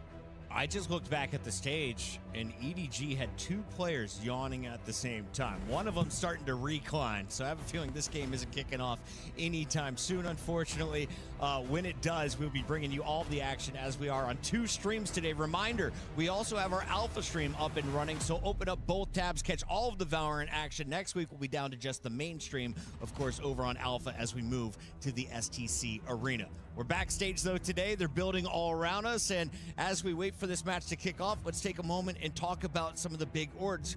This is, of course, going to play into the club championship for some of the teams. Is RRQ like a massive org? Do they have squads representing multiple titles, or is Valorant their best hope to earn points? I think they do have squads in other titles. I know they have an Apex team. I'm not sure if they qualified to EWC. They have a very big presence in Southeast Asia, so maybe some of the mobile games and things like that. We've seen RRQ kind of participating in that regard. I don't think Valorant is the only game that they necessarily need to perform in, but yeah, I'm hoping their other squads are good here, Puckett, given the position they're in. And then Edward Gaming just finished top 3, but they had their full lineup. Now you're playing with the new 5th. Yeah, on EDG, I believe we'll have plenty of teams here at the EWC. They're one of the huge orgs from China, so they should have plenty of representation. They usually play in all the big games. I'd be surprised if EDG didn't have a strong showing across the board at EWC. And reminder, if you win the tournament of your game, you are taking home 1,000 points towards your club championship. If you finish above 1,000, you're probably going to finish in the top 15. Yeah. And I think 12th place walked away with like $2 million last year. So I'll have to take a look at all of the official standings. But there is so much money being dished out. Yeah. And there are another $2 million up for grabs here in this tournament. Pilsky, for anyone who missed it, you got 30 grand for qualifying to this point, right? If you lose right now, you get 30 grand in the bank account. But you can nearly double that if you win and get just guaranteed top 9. Yeah, I mean, obviously that's great. At the end of the day, though, these teams really want to make it further. I think the storylines that prevail, RRQ, even if they walk away with 30 grand here, if they get 0-4 to open up this tournament, that's going to be an amount of money that's not really going to solve the mental deficit that's going to be caused by the fact that, again, they just haven't had a good run. I mean, RRQ, they dropped in, what, 9th, 12th last EWC, and this is looking like a very similar result if they can't pull through. So it's going to be back-to-back EWCs where RRQ kind of just get grouped, don't really have too much to show here. And for EDG, I mean, they just came 3rd in the most recent Masters. I mean, they got grouped to EWC last year as well, yeah, but unfortunately, they come with a little bit more strength given the recent showings. Yeah, okay, there's a bit of a lineup change, but EDG this year so far, coming off that win in top 3 in Masters, has to have a little bit more going for them. We got a little bit of time to take a look at our players, about 3 more minutes on the tech clock before we jump into this game. So kind of highlight these roles for me. If I'm coming from another game, I'm not used to Valorant, what are my obligations on the team? Let's start with the strategist. Who are the big brains, the IGLs on both sides of the stage? I mean, you got Crazy Guy on the side of RRQ, very, very experienced veteran player, was kind of coming up in the Tier 2 scene, had multiple stints in Pacific. The Beast of the East, is that what I heard you call him? The Beast from the East. Beast from the East. Beast from the East. I love that. And when did he earn this tagline? Back in CS, like more than 10 years ago, playing in a tournament in like 2015 where Asia had no business doing anything, and he was trying to hard carry his team against, you know, Kenny S and Titan and some of these players back then in the day. So that's a bit of a throwback. Most players that follow Valorant probably weren't even born yet back then. Every other player in the East in Valorant's like, so I just can't get that title now. Crazy Guy just inherits it from a different game, and that Beast from the East one is just going to be gone. And Texture's like, why can't I be the Beast from the East? we saw Jemkin, there he is, and he had an excellent piece breaking down how to set up your jet on Summit. Talk to me a little bit about why you're seeing Russians so involved in the Pacific scene. You were kind of explaining to me off camera. For anyone who isn't used to the global scene of Valorant, How did Jemkin end up on this lineup? Well, some players from Russia play from East Russia, which is closer to the Japan servers, closer to Korea, so they actually came up in the Japanese scene, both Something, Jemkin. You've had some other players, Crystal as well, coming up from that scene in particular, and that's how they make their way into our wonderful Pacific region. I do think they Most of them go to EMEA, I think. Yeah, I mean, more Western. Yeah, the Western go to EMEA. They'll play in that region most often. And then, of course, on the other side, we've got EDG, the biggest team in China, the best squad. They came out here, qualified after stage 1. What are the expectations for them here, Avril, and thoughts on their performance so far? I don't think they expected to lose that opening round. Yeah, I think the first one's going to be hard because that's the very first game you're going to be doing without Smoggy for a bit and with an assistant coach in, trying to discover yourself a little bit more. Obviously, coming into this game, you already see the adjustments, changing the composition onto Ascent, putting players back on their comfort zone agents already. But this is the hope of China. China as a region has had some pretty mixed showings internationally. EDG has kind of been the North Star and the bright star for China. Shilai Gaming obviously has had some interesting results internationally for China as well. They've been perennially the second place team, but based on what we saw at Shilai Gaming yesterday, they might not be the ones to really do that much. All gamers, bit of a mixed bag there as well. Sometimes they might have something going for them. They obviously did beat General Mates more recently. But so far this event, they've struggled as well, so it still falls back to EDG to carry the torch. All right, looks like we may have our agent select loading up here in just a few moments. Pilsky, as we take a look, RRQ has put their smiles on. They have the vibes they need to potentially push this to a game 3. Does Cushy go back to the solo? What's your expectation as we are loading in?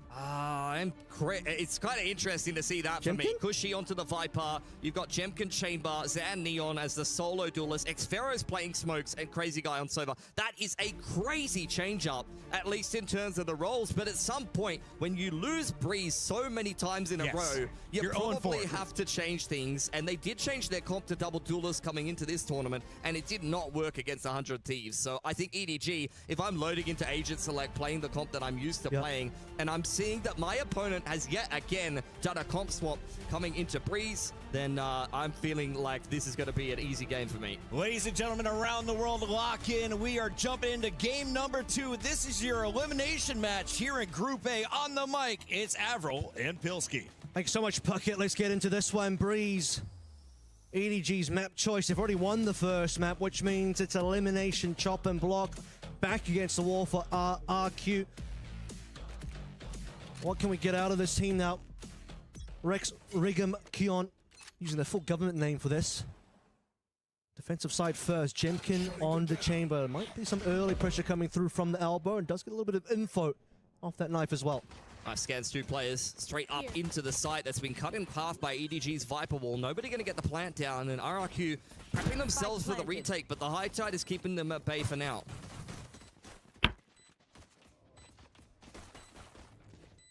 See what happens when these walls start to fade. All 5 ready to go. 4 coming through essentially from Archers. Jemkin making sure no flanks will be occurring through from the elbow side of things. Zan up first. Let's see what he gets around that corner. Sees way too many players. Cushy, excuse me, 3 kills off the back of nothing. Just Zan pushing on in. Cushy following on through. Sorry guys, sorry. Late हो गया ना पर अभी start हुआ मैं चलो to clean things up for EDG. And a 3-piece from Cushy to light the server up. That's a bit more like it. कोई नहीं EDG कर लेगी EDG. The rookie of the rookie coming into RRQ at the start of last year. Some people were thinking maybe this guy is rookie of the year material. Had a fantastic performance in his opening stage at Pacific, and we saw flashes of brilliance for him. And I think this is really just Cushy in a nutshell. His first bullet accuracy, his ability to use pistols, one-tap guns is always phenomenal to watch, and I think that's the perfect example of it. How about his second and third bullet accuracy as well? He got all 3 of those in quick succession in under a couple of seconds there, and EDG clearly not ready for it. Big group up on towards A shops this time around. RRQ first pistol. You did say pistols here would be great for RRQ. Weren't winning a lot of those at all. Jemkin already has good eyes on players. Doesn't hit the first one, but Chichu still falls. The Xfera onto nobody. It's looking good for RRQ. It's all low before really anything even happens here. They walk onto site and they evaporate. Outlaw picked up by Zan at the end of that one. Jemkin back on the chamber. We've seen him do really good things on this agent. I think it's the perfect agent for his play style. Known to be playing primary duelers, but this is a player that really likes to take his time with things, likes to take opening duels at his own pace, likes to use those smoke weapons. Seeing him on the chamber is always a bit of a cause for concern on the other side of the server. And that is the clean start that RRQ would have wanted here to breeze as EDG head into their first gun round. Maybe the change-up for RRQ comp-wise exactly what the doctor ordered here. Come back, come back. EDG. We have Paranoia prepped and ready to go. Zan already just feels that there's players on the other side. He's going to know how. He's going to run in anyway. But Jemkin will at least find sign here. It's Chichu and nobody forcing the issue. Jenny to follow through. Kushi, 1v3, hero 1v3. of the opening pistol, the last one alive. Guardian only. He will be able to get something done here, given that nobody and Jenny are both pretty low. It's the opportunity for the 1v3 clutches. Certainly available. Positioning, though, has been revealed. Nice pick onto Jenny. Reposition for nobody. He's wrapping around elbow side low on HP. Chichu's going to turtle into the back of the site to buy time for his teammate who is on the wrap. And this timing is looking excellent for nobody. Nice. Showing his experience and winning this first gun round for EDG. It's brute force into the B site and a nicely constructed post plant. Kushi keeping things interesting there, but so the experience coming through from EDG. Position revealed. Situation diffused. Expensive round there. Plenty of players going down. A successful one nonetheless for EDG. Let's take a look at where we find ourselves economy-wise heading into the next one here. RRQ totally fine. Op out for Jemkin. Going to be posted up towards this B side of the map. He's a little bit late to the party. He might be playing the off angle up on top of the wall there. So he wants to try to get a little bit of an angle from up on high, or maybe try to take first contact here, hand in hand with Kushi to try to hold down this B pop from EDG. Deploying drone. That's going to be drone first. High tides out. You know that's time for go for EDG. Sign leading the way here with the utility. Jemkin looking for targets. Doesn't quite connect. He's out of there at least. Pushing maybe stick around 2. That's actually through the wall if I'm not mistaken. Just full spam from Kung. That is a bit unreasonable for RRQ trying to prep themselves for a 5-on-5 retake. Drone going forward here from Crazy Guy. Crazy Guy and the rest of the team all stacked up through arches. It's Kung that has a nice angle. He's going to cloudburst himself just to hide away for the time being. Zan popping on through, but he doesn't get the shots. Falls over, but Kung does at least trade it. Crazy Guy's super low HP now with the operator in hand. Jemkin doesn't want to risk it. Both these players who end up backing on out. EDG with 4 alive, make it out with the next round. They don't even need to use Nantes Fury. Oh my god! Oh my, yeah. That is on the other side of the wall in spawn side, by the way. The fragment to Nest catches Crazy Guy just to the bottom left of Jemkin's screen. I mean, look at that. Is disgusting, man. Not even what Jenny was looking for, but Crazy Guy gets wrecked nonetheless. And Jemkin holding on to his operator here is the only good news for RRQ. Their money is a little bit broken now. Yeah, that is a rough death to come on through from.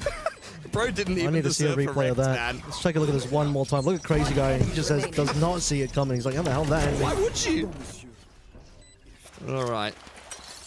Time for a force around the operator. It's really just going to be kind of follow the Pied Piper for RRQ, and EDG once again choosing the right side of the map to be battering down, leading on in with the drone. Of course, if RRQ, then they want to set up the trap over towards A shops. Just not going to be the case. That bad news delivered here as Kushi just has to play for retake. All util already flies on through. Looks we're going to come through mid. A bit of a multi-angle approach. See if Crazy Guy's flank can get something done here. Jenny will have to be on his mark to make sure that doesn't really allow anything to occur for RRQ. Otherwise, potentially playing for exits here as well. Yeah, there's really not much they can do here. I mean, if Kushi makes it onto the site, then maybe there's a pit after plan on the cards, but with time ticking off the spike, I don't know how that's going to go for them. Oh my god, you could have put your house on Crazy Guy getting that pick. You would have lost your house. And nobody, only going 1-for-1. It's a complete cleanup for EDG. Nicely navigated in the post, but honestly, I thought RRQ was going to get a little bit more damage done. They only got one pick. Jenny with a jump scare there. I was like, whoa, okay, player just dropping to the left of me. Fortunately, one of those cases where you gambled over towards the wrong side of the map on A, and then suddenly it's all B again. Kushi's like, yeah, they're all here. You can only really pray for some good trades to come on through. So operator will be the only thing still in the hands of Jemkin as a rebuy, I'm pretty sure. He just lost a bunch of money there. Game has not gone away from RRQ, but again, they're the ones that really need to be locked in for this particular map. In EDG have really been conditioning B, so they're just going to contact their way into the A site. Cushy and Jemkin retake once again, as the drone and the null command going to lead the charge here for EDG. Should be a pretty easy A site after plan. Yet another 5-on-5 retake. Straight to the plant, no issues. Spike planted. Multiple 5-on-5 retakes. Jemkin's not happy about the fact that he just doesn't quite get... Okay, maybe not. He's not happy about the fact that he'll get Kangkang now. I was going to say, he's not getting these pre-entry type of kills. A couple of decent tags from nobody as well. Cushy falls, and just more falling over. RRQ not getting anything in response here.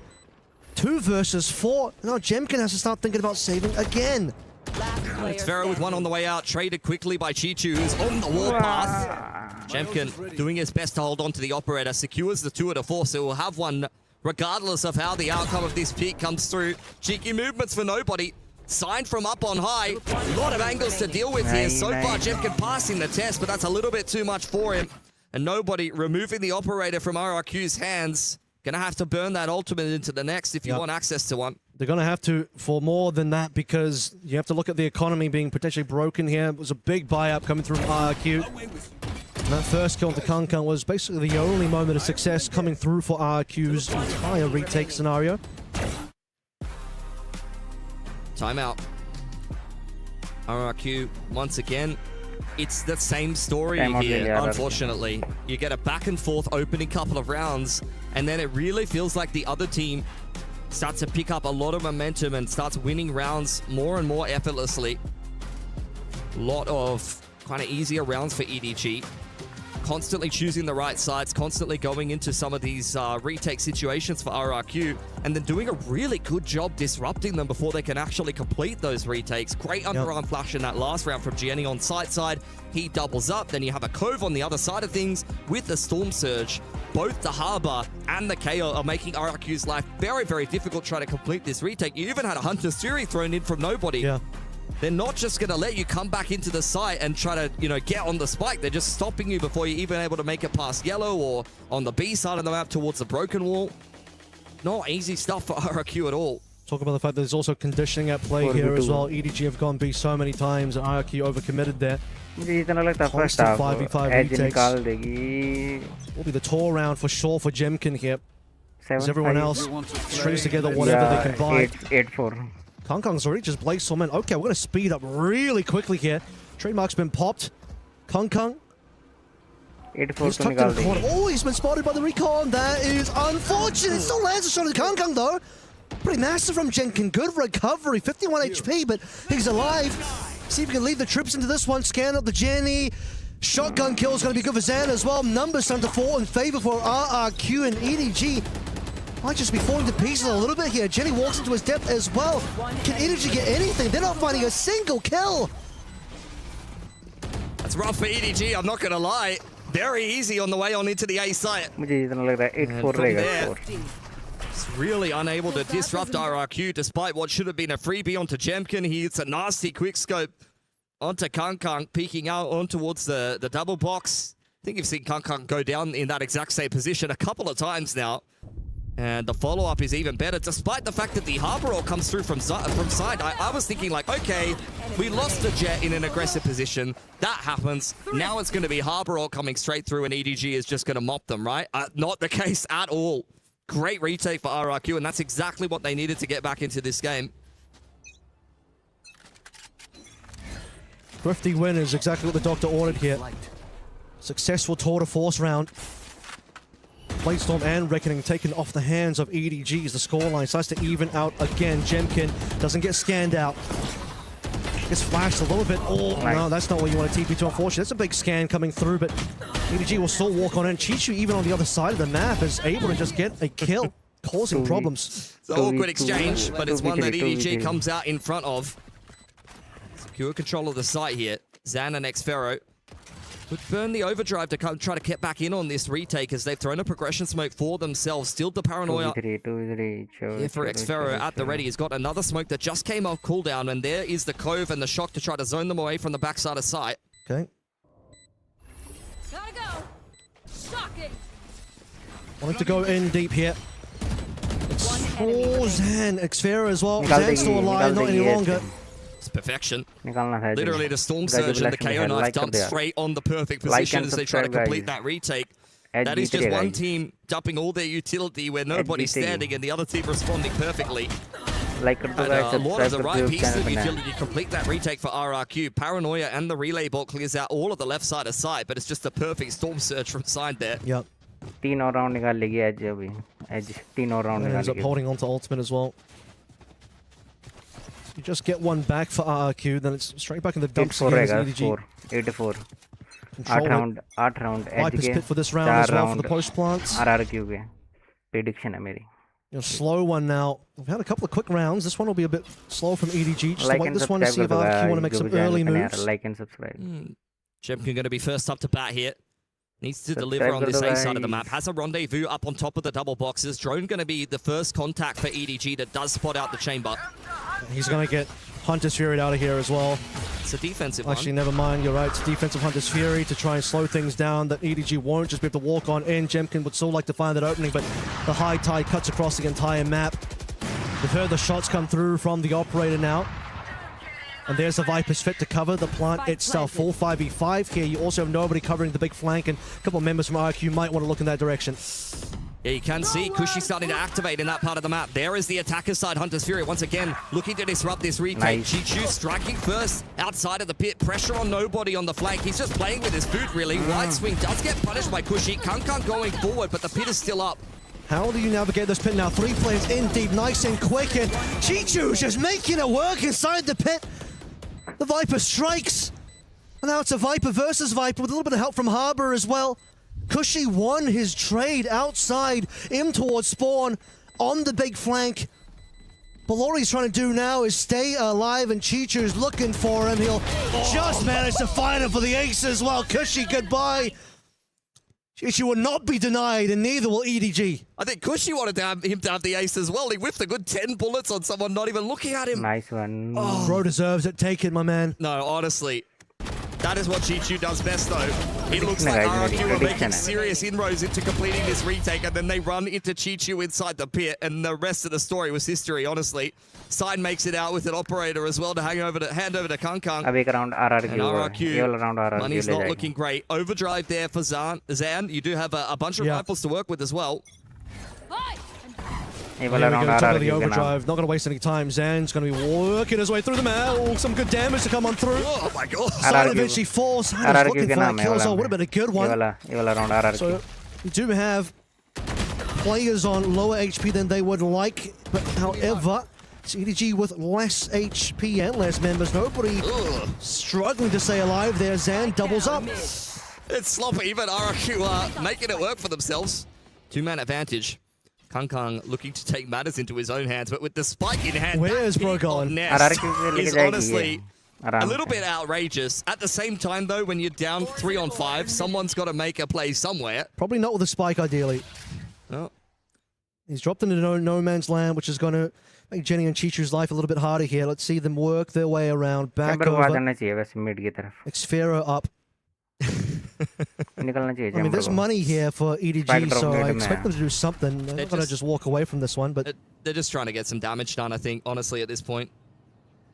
कर दे spam well, they're not looking in the right Nice. places. Yeah, RRQ, Looking left and right, but Xfero was in front बोला of you. था RRQ निकालेगी एक round There was one correct answer out of 3 possible options there, and they both picked the wrong one, but it is what it is.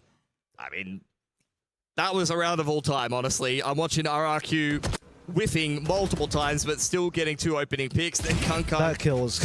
I mean, look, I don't even... You can't question Kankang, all right? He is the protagonist. You even said it yourself. Protagonists lose sometimes. Act 2s usually end up pretty bad for them. Yeah, that was a character-building moment for Kankang. It is, yeah. He's coming... Return of the Jedi next, don't worry. There you go, null command and the drone to kick this one off. Straight in towards the B site. Xfero and Zan are hanging around in this neck of the woods. There's the dash on in. Kankang takes a little bit of damage, but once again, another ये वाला 5v5 round retake. है Yeah, क्या it's just going to be बोलते a हैं slow one coming through RRQ. As के Sorting नाम round up here. As ले जाएगी वाला round Plant's going to be easy. Planted. As No लेके real जाने वाले ultimate to वाला speak of here as well. It's going to be super relevant. Here we go, fast lane, following through the drone as well. Opportunity now, Zan leading the way. The same peak he's done before. This peak ended up winning them the pistol, and Jemkin says, let's do that one more time. repeat that level of success. 3 versus 2. Sign will even up the numbers a little bit more, but Jemkin's on a bit of a roll now. Just nobody off sight. Double shots available, but he's going to get the kills. Oh, he's so close. Jemkin will quadruple up and shut down nobody's opportunity to clutch it. That's about as close as it gets. 11 HP on Jemkin. A very committed one and done angle there for nobody. You got to respect it in the 1-on-2.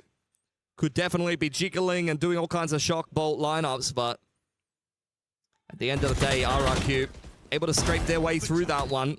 Jemkin right in the middle of the pack on the retakes, exactly where you want him to be.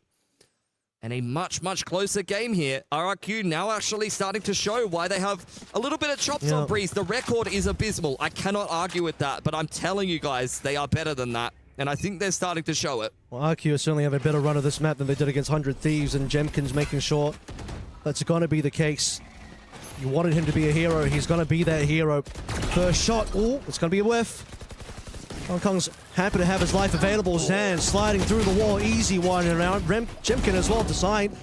Perfect. This attack has fallen apart nice and quick. Spike's gone, and nobody will at least try to do something here. Chichu saw as an opportunity, but that opportunity is starting to fade quickly. He's only got a Guardian. Yeah, freebie onto Pushy.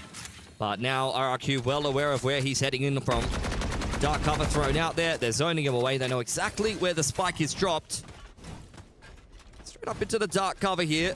Chichu looking to throw hands as best he can, figuratively and literally. Poison Orb going down. Clears out all of the close angles. Can't count him out, let's be honest. Chichu is a big game player, but that's a great angle for Jemkin to end a pretty good half for RRQ, has to be said. Another good game. 14-6 on the chamber here for Jemkin, and this is now doable for RRQ. This might be the first map they're able to win here at EWC, but they've got to have a good attacking side to back it. 6-3 was what we had at one point in favor of EDG, so that one certainly could have still run away from RRQ, but a nice little 3 in a row at the end. The last 3 rounds possible, RRQ got all of them.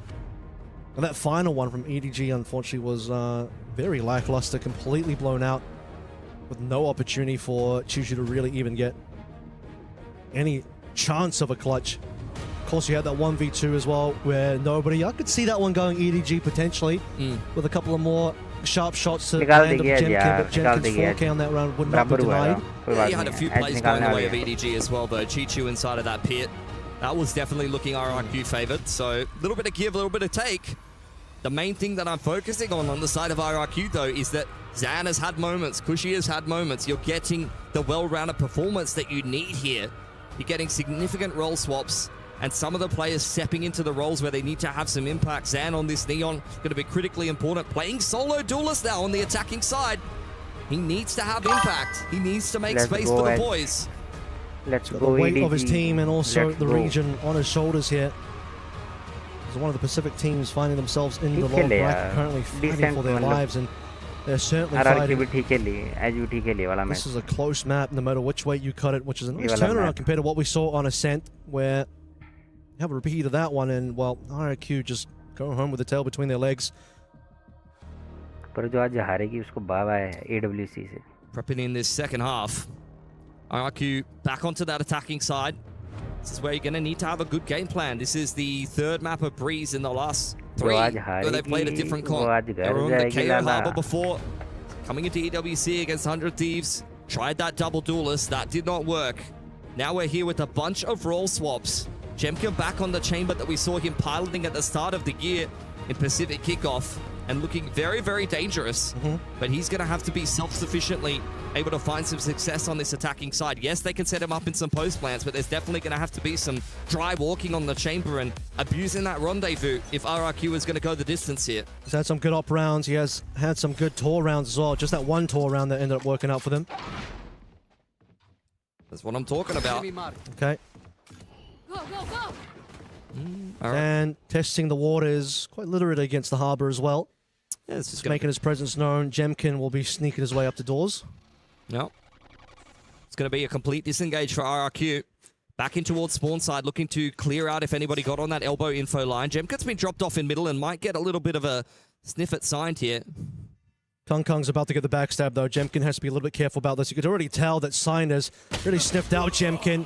And finally, Kung Kung's just going to take him to the back of the head. Zansky to roll on in, gets a double scan of those plays, but Chichu actually through the smoke is going to be the play getting the kill. Nobody was stunned as well, but it's Crazy Guy on the opposite end that's going to be able to get the triple. Cushy to follow through, and it just seems like another repeat of the opening pistol. RRQ were looking like in sore spot, but a quick 4K puts things now on the back foot for EDG instead. A knife goes through, double information, but a double peek as well, and Jenny cannot face up against that. Where did that come from for RRQ? That is ridiculous. Round was going nowhere fast. Perfect Viper Wall across the site for EDG. You get the spam kill through from Chichu. They lost Jemkin for free. As Kunk flags him in middle, you see it there on the replay, and then Crazy Guy just has one of these rounds. Double right click. Free gun, by the way. That is illegal. Of course, on the opening pistol, on round number 1, it was Cushy that did the same thing. He got a 3K after Zan opens him up on the retake for B. So it's not just a Jemkin show for RRQ, at least in the opening pistol. The scan will actually end up going through here. Watch for contact over towards A as well. Just clearing the trademark. Waiting for the elbow walk, RRQ, but the wall will go up first before Chichu makes a little bit of a move. Walks straight through it for a moment, but doesn't want to push the issue. I mean, a lot of teams just play a really slow attacking anti-eco here, so EDG not wanting to just feed any kills in the opener. He certainly swapped his HP out for clearing utility over onto A shops. He's got teammates now to work with. Kanka with a second time is going to take that very aggressive angle over towards mid, but it's the activation now for RRQ. Sign tucked away into that first corner as well. Will be sure to clear it, but that's a decent util coming through from Jenny. Does it do enough damage? Doesn't look like it. Kanka and Chichu, the last one's there. Kanka's got a double up here, but he's still got more work to do. Paranoia's been good so far. Chichu manages to get Crazy Guy, and now suddenly Jemkin 4K. Every time RRQ gets pushed, Jemkin has been stepping up. Even though there was not much invested in that round for EDG, it was necessary for him to multi-frag on the Marshall. That's going to go a long way towards working up his tour de force. Perfection from EDG in that round, really. Has to be said. Kankan got down middle on a pretty deep info line. He had Chichu hanging around in elbow, which allows them to 3-stack A and set up some of those flash plays. So even on the pistol, very dangerous. And that severely weakens this bonus of RRQ. It's really just Jemkin, 18-7 with the hero rifle here. Full gun bias coming through from EDG now. Again, the scan will come on through. Sova versus Sova over towards A. Movement from RRQ. Heading towards elbow right now. And also have Chichu. One suppressed. Neon spotted. Good information for EDG. They can hear all of these footsteps. Orb is up. Snake bite at the ready. Jemkin will be pushed away. The fast lane. Where are you going, Zan? That is not what you were looking for on the entry. He just walked through, ran through, I should say, the snake bite into the loving arms of Jenny. That's a freebie one for absolutely nothing. Kung up next, and he delivers. Yeah. No problems there. 5v3. Feeling the roughness of this round now for RRQ. At least Xfero will respond with one. Yeah, it's a decent pick. Crazy Guy's still in spawn though, with naught but a classic. Signed, next up to bat, it's a good peek. Xfero was already a little bit low on HP, so that's an easy little cleanup over there. Crazy Guy may want to get his hands on that Guardian, but even if he does and tries to pick up the spike, there's 3 players already there. 30 seconds left. Okay, well, just a Sheriff upgrade for now. Spotted by the knife as well. Yeah, okay, what can we do here? What kind of damage can be found by RRQ, if anything at all? Suffocated out of this particular round. And excellent flash, Jemkin. Can't even fire a shot. 10 seconds left. 10 seconds for Crazy Guy to get any more damage done here for RRQ. Could peg a dart through the top side, but on the off angle, even if he puts 2 shots into nobody, it's still not enough. Very nice. Anti-bonus there for EDG, made a lot easier by the damage they did in the round previous. Okay, well, all as expected here, obviously. Very low on equipment was RRQ going to that round, and that opening Zan run-through was a bit of a question mark. Really set the tone for the rest of this round with everyone just getting picked out one by one, and a very slow last couple of stragglers from RRQ to be picked apart here, operate in the hands of Jemkin, though. That's what we want to see. Yeah, still plenty of legs left in this game. even if it was a bit of a disappointing bonus for RRQ. Jemkin going to be doing exactly what I was talking about. Dry walk with the rendezvous. Tried to attempt this in the pistol and didn't find much success. Drone creates even more pressure. It's a lot of pressure in the middle of the map as EDG tried to hold on the extremities. Sign's looking that way, though, and he might just end up peeking straight into Jemkin's sight line. Jemkin eagerly awaiting his first target. It seems like it won't be found, not just yet. Is aware that nobody is hanging out around the shop, so I think nobody's life may be forfeit. Indeed it is, and Sign can't respond either. Quick rendezvous from Jemkin now sets the stage for this execute. 5 players all good and ready for go. And RRQ start walking on in. Kankan, nice angle to Zan, caught with utility out. Now the Cloudburst will start to cause some issues here, but not for Xfero. It's going to get flashed out, but otherwise still fine. Sign trying to just spray his way through a bunch of these smokes. 3 versus 3. Mind Chichu coming through from double doors as well, and a shot missed. Jemkin, you can't be doing that. Might go now. Down for Cushy. Jenny, no more utility here, waiting for his KO knife, and out it comes. Will at least suppress Crazy Guy on the side. Nice pick for Jemkin on the cross there. Man advantage now for RRQ, but Chichu is walking up close, covered well by Crazy Guy. 1-on-2 for Sign, but RRQ jiggling, and surely it'll be the double swing. It's actually not needed. The Viper Wall will at least zone side the way. Crazy Guy playing for the post flat, but it's a great swing from Cushy. RRQ up to 9. 11 ammo there. Signed about to run out of time, bullets. He's already run out of teammates. Now that round will run away from EDG also. Well played by Jemkin. Did have that one missed shot, unfortunately, but otherwise sets the team up for success with a very early pick.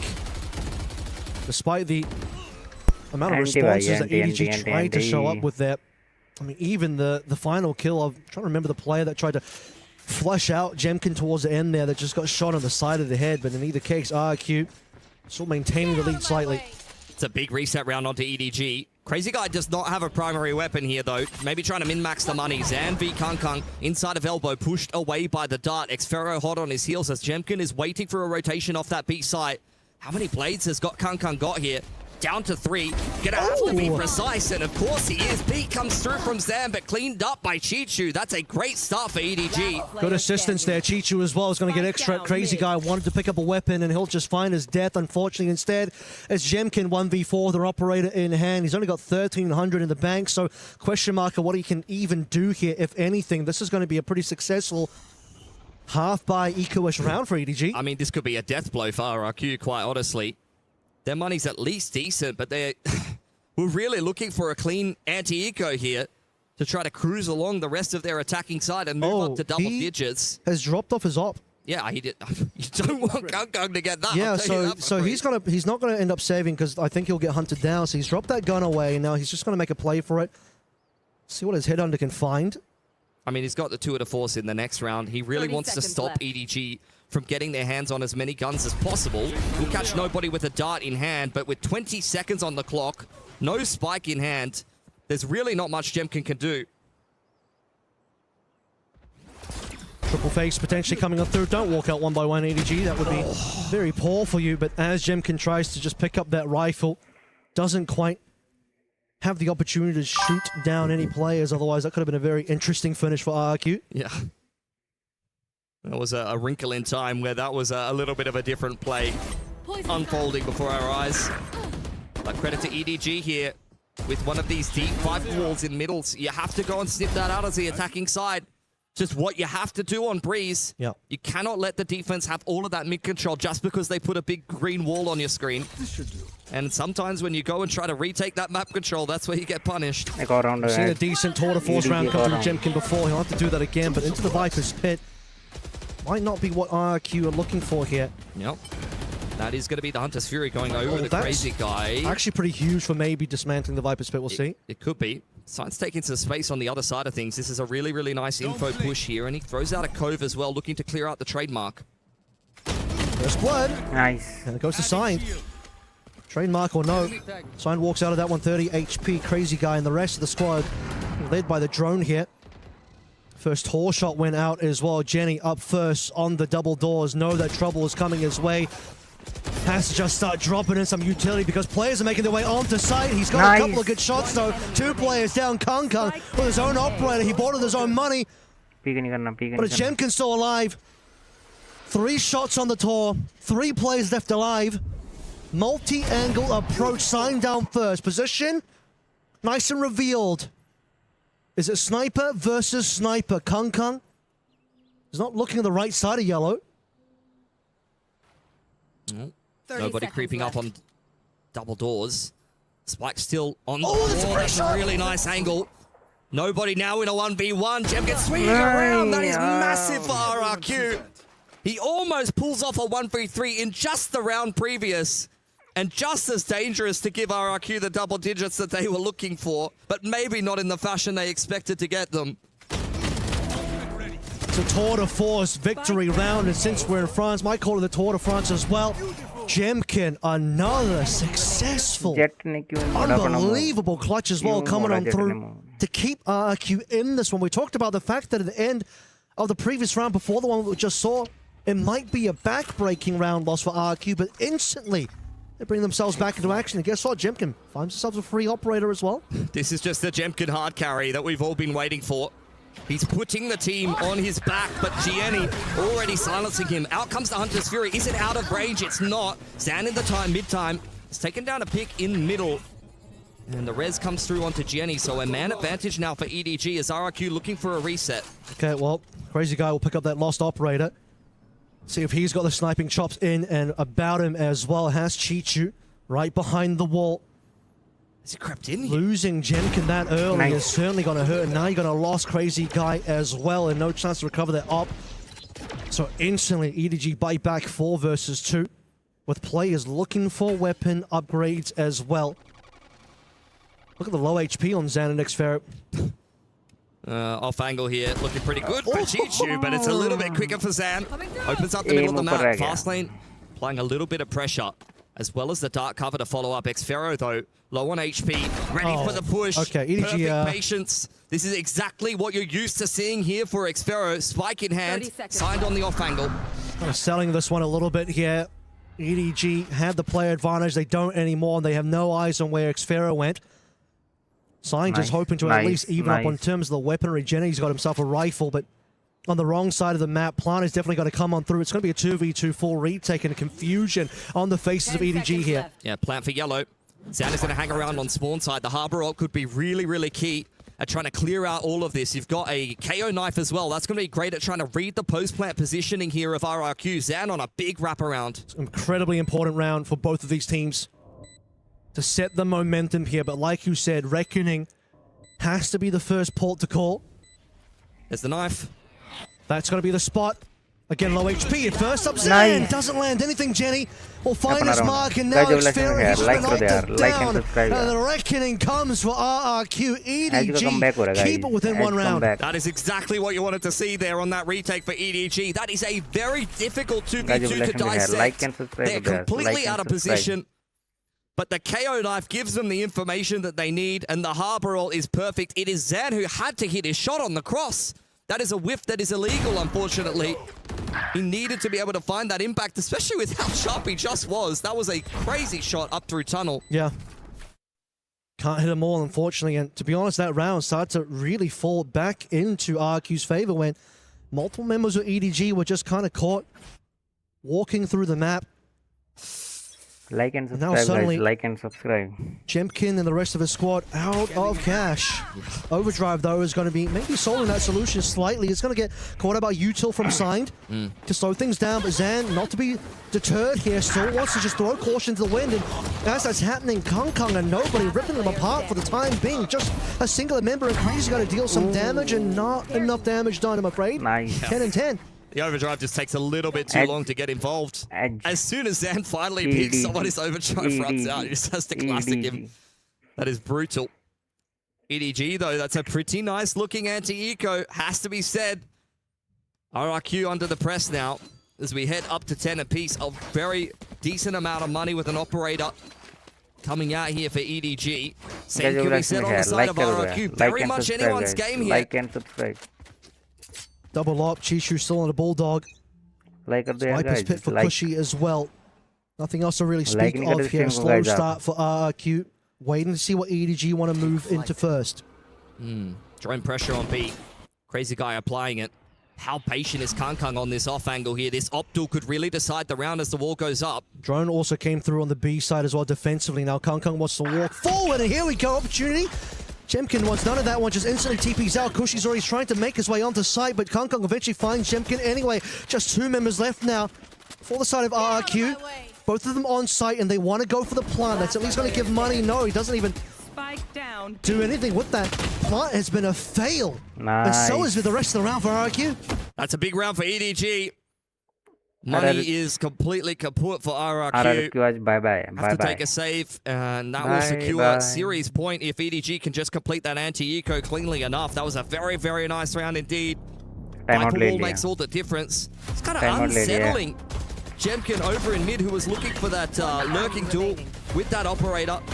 Trying to kind of cut the map in half for RRQ as they apply that pressure to B. They are looking for mistakes for the rotators, and unfortunately, those never come. Kangkang had his number, and on the rest of the map, the rest of EDG had RRQ's number as well. Couldn't even quite get the plant down. 2 versus 4. Probably wouldn't have expected much, even if the plant did come on through.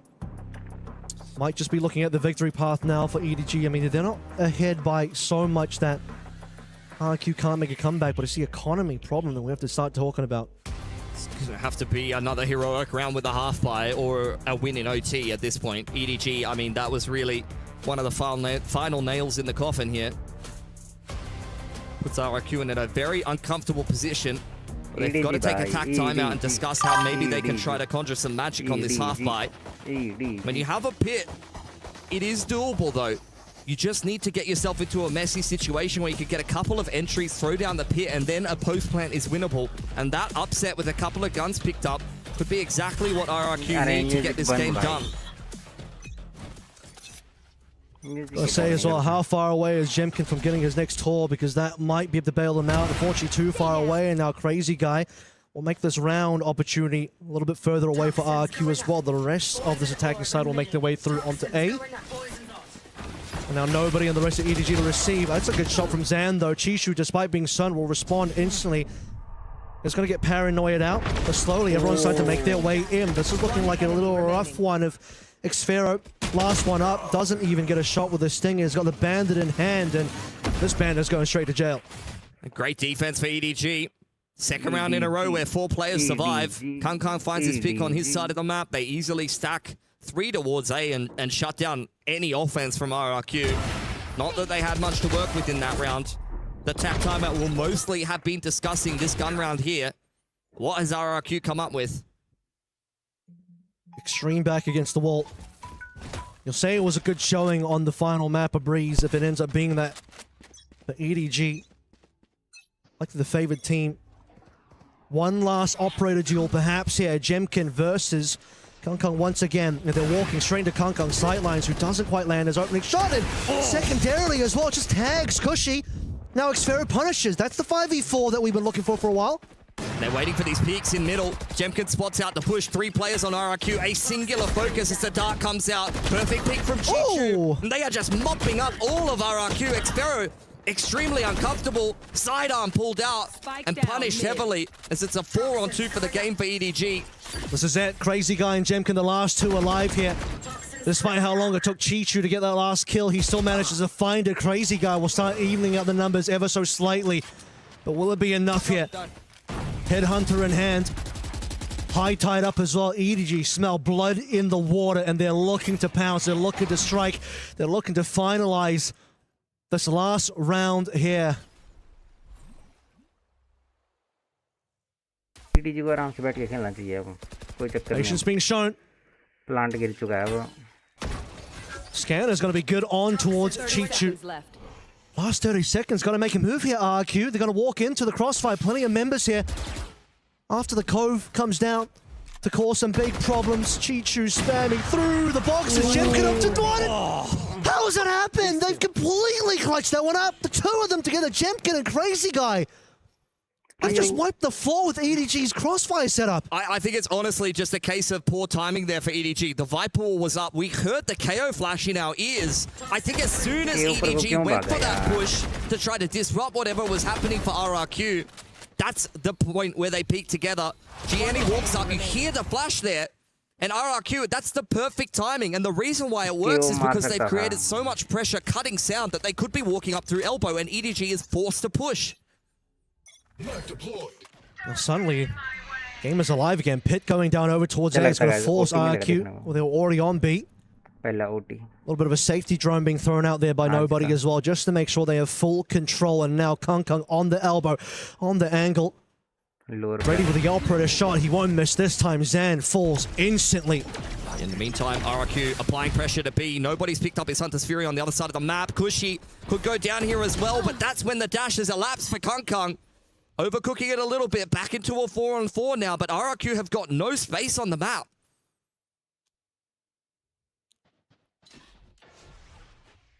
Opportunity for Kung there. Would have loved to have doubled up. 4v4. RRQ keeping this one going. Where are we going to TP to? Right back over towards spawn, it looks like. A little confusing for the side of EDG. Yeah, forces nobody to have to go and clear out spawn. GNE also watching spawn side here as RRQ takes some space in middle. Mid to B is looking like at the moment. Jemkin will hold doors. Signed on the hunt. He's moving around. He's basically clearing through all of this elbow side. Not looking over towards mid just yet. Starting to run out of time here. Crazy guy. Completely unknown kill onto Jenny. And nobody can't respond here. Going for the plant now. They've completely dodged away from the Viper's pit, but Chichu still has an angle to work through. And now suddenly a 3-angle approach. EDG can work their way in as a final opportunity to plant is about to elapse. Hunter's Fury could be really deadly here. You need to plant now. There's no time. Oh, they might have just got it. What? He's fat-fingered the Hunter's Fury. He fat-fingered the Hunter's Fury at 3.5 seconds, Kev. That is... I've never seen that in my life. And now they'll never live it down. But with that, a fat finger to end the entire map, to end the entire series. Again, you'll call this one a close map, but that last ending was about one of the worst ways you could possibly finish your run here at EWC in 2026. And now the first team to be exiting and the first team to survive the lower bracket. It's EDG winning against RRQ. I don't know if he had time to plant or not. Maybe it's just desperation looking for the picks, but at 3.5 seconds, surely you just try and throw it down. And you just hope that you have enough time. You just have to plant, dude. I'm not sure which it was, but that is unbelievable. I've never seen anything like that before. Well, what a way to end, man. What a way to finish that one, Puckett. Strong stuff at the end. Or was it? Mitch, I'm hoping we can get a replay so we can walk back through these final moments. Before we get to that, though, can we talk a little bit about round 23? Just to stay alive, I was impressed by the patience, the calm from Jemkin and crew in that 2v3, the 2v2 at the very end. Why did they have to stay in the middle, though, and challenge RRQ? People in the tower just saying, why don't you just run away from the bomb? Just hide. For EDG? Yeah, for EDG. I think they kind of were like just trying to bait out the plant and punish it with the Hunter's Fury on spawn side, right? Sorry, the round before that. The 2v3 in mid. Oh, because they, like I said before, I think that EDG were concerned that RRQ cutting sound behind the Viper's wall were going up through. When creativity and AI merge, every gap is gracefully bridged. Takes, it seems, as a small spark of like, hey, maybe we shouldn't have won that. And everybody's back months. They're getting boomed by a team that ultimately has taken way more map control than they should ever be able to get. I think we could tell from the very get-go. So first of all, Timotino, on the last map, the seaside takes from him. Timotino was taking back sight. He was diving in scot-free 9 times out of 10 with huge amounts of success. But the other takeaway was Laroc on that first map. Some of the shots he was hitting, you saw the confidence build round on round. You saw him start to connect. It genuinely looked like he got new mouse drivers or something. I don't know how he was able to snap so quickly. And when you see him having a day like that, you know that's not going to disappear map to map. That's going to be a problem that you have to deal with. And 100 Thieves, they just can't match what he's putting down right now. As well as, I will say, some moments like that from Rose where, like, they get hella lucky. Kraven's left on 3 HP. That would have been a 2v2 with a rifle recovered. And instead, they narrowly miss out. That first burst of the shorty decided the round. For 100 Thieves, any one of those moments going their way, and this is a much tighter scoreline. This is a much more difficult second half for BBL, but now 9-3, it kind of feels like a formality, especially if BBL take the pistol. Yeah, for Let's sure. go. I would say that a guys, pistol round for 100 Thieves, in a normal case, I wouldn't be too worried that they could still do this on the defensive side. I think they've proven that this is an incredibly strong map for them. But it's just that momentum. Like, that's the thing that is always most terrifying with BBL, with Turkish rosters in general. When you've got LaRock, Lovers Rock, and hey, let's just say at this point, every single member of their team having highlight moments time and time again, I'm now looking at you to find that same sort of resilience. Find that same breakback that they have shown. Well, a pistol round, a chance to bring it back to 9-5. And as said, like, from what we've seen over the last 3 times BBL have played this map, they have managed maximum 2 attack side rounds. So a pistol round would genuinely get them halfway there. And the walkout from Rose. He's been spotted. Those spams coming very close. He's 35 HP as he fades away from middle, making it out. But Lover's Rock is not so lucky. 1 man down already. Lots of damage done. And yes, that's the same for Vora, of course. With the Sage close by. And he'll come online later. In fact, no, it won't. Vora's been put to bed. Timotino also falling. The nade. They have to be desperately careful with Bang being on 9 HP. Way back to group up with Rose. They just wait. Like the answer might just be to wait. But with how far he's got, yeah, they're going to go all the way back around the spawn. The only thing will be if Rose overplays his hand, but I think he's playing it perfectly. Into that spawn position. Cryo definitely got some doubts, but do you check to your right? That could be the defining factor of this round. He gets the kill onto Rose, and maybe it turns, but no, why would he? And Rose isn't just going to go for one. He's making sure there's nobody else. The remaining players towards the heavens, though, make things interesting. A nice shot that drops the spike. LaRock has to go back and get that, and if he could deny it, maybe that'll be enough to win the round instead. Does he know the second player is there? He does, and while falling gets the kill. A 1v3, left all on to Bang, but it's LaRock again. This man does not want to lose today. Oh, yeah, look, when it comes to that late round scrapping, I don't think there's a chance that LaRock's dropping the ball. You have got to be quick on the trigger, or he is taking you out. And it was, I think he was 1 hit to the Sheriff on the rounding of the corner as well. A lot of damage done in that initial fight. And for BBL, that round win, it's fairly damning. 100 Thieves should have next to no chance of coming back into this one. Like, winning the pistol, it's a long road ahead of you. But now double digits for BBL, a team that thrives off of momentum, and they've now won 10 rounds in a row.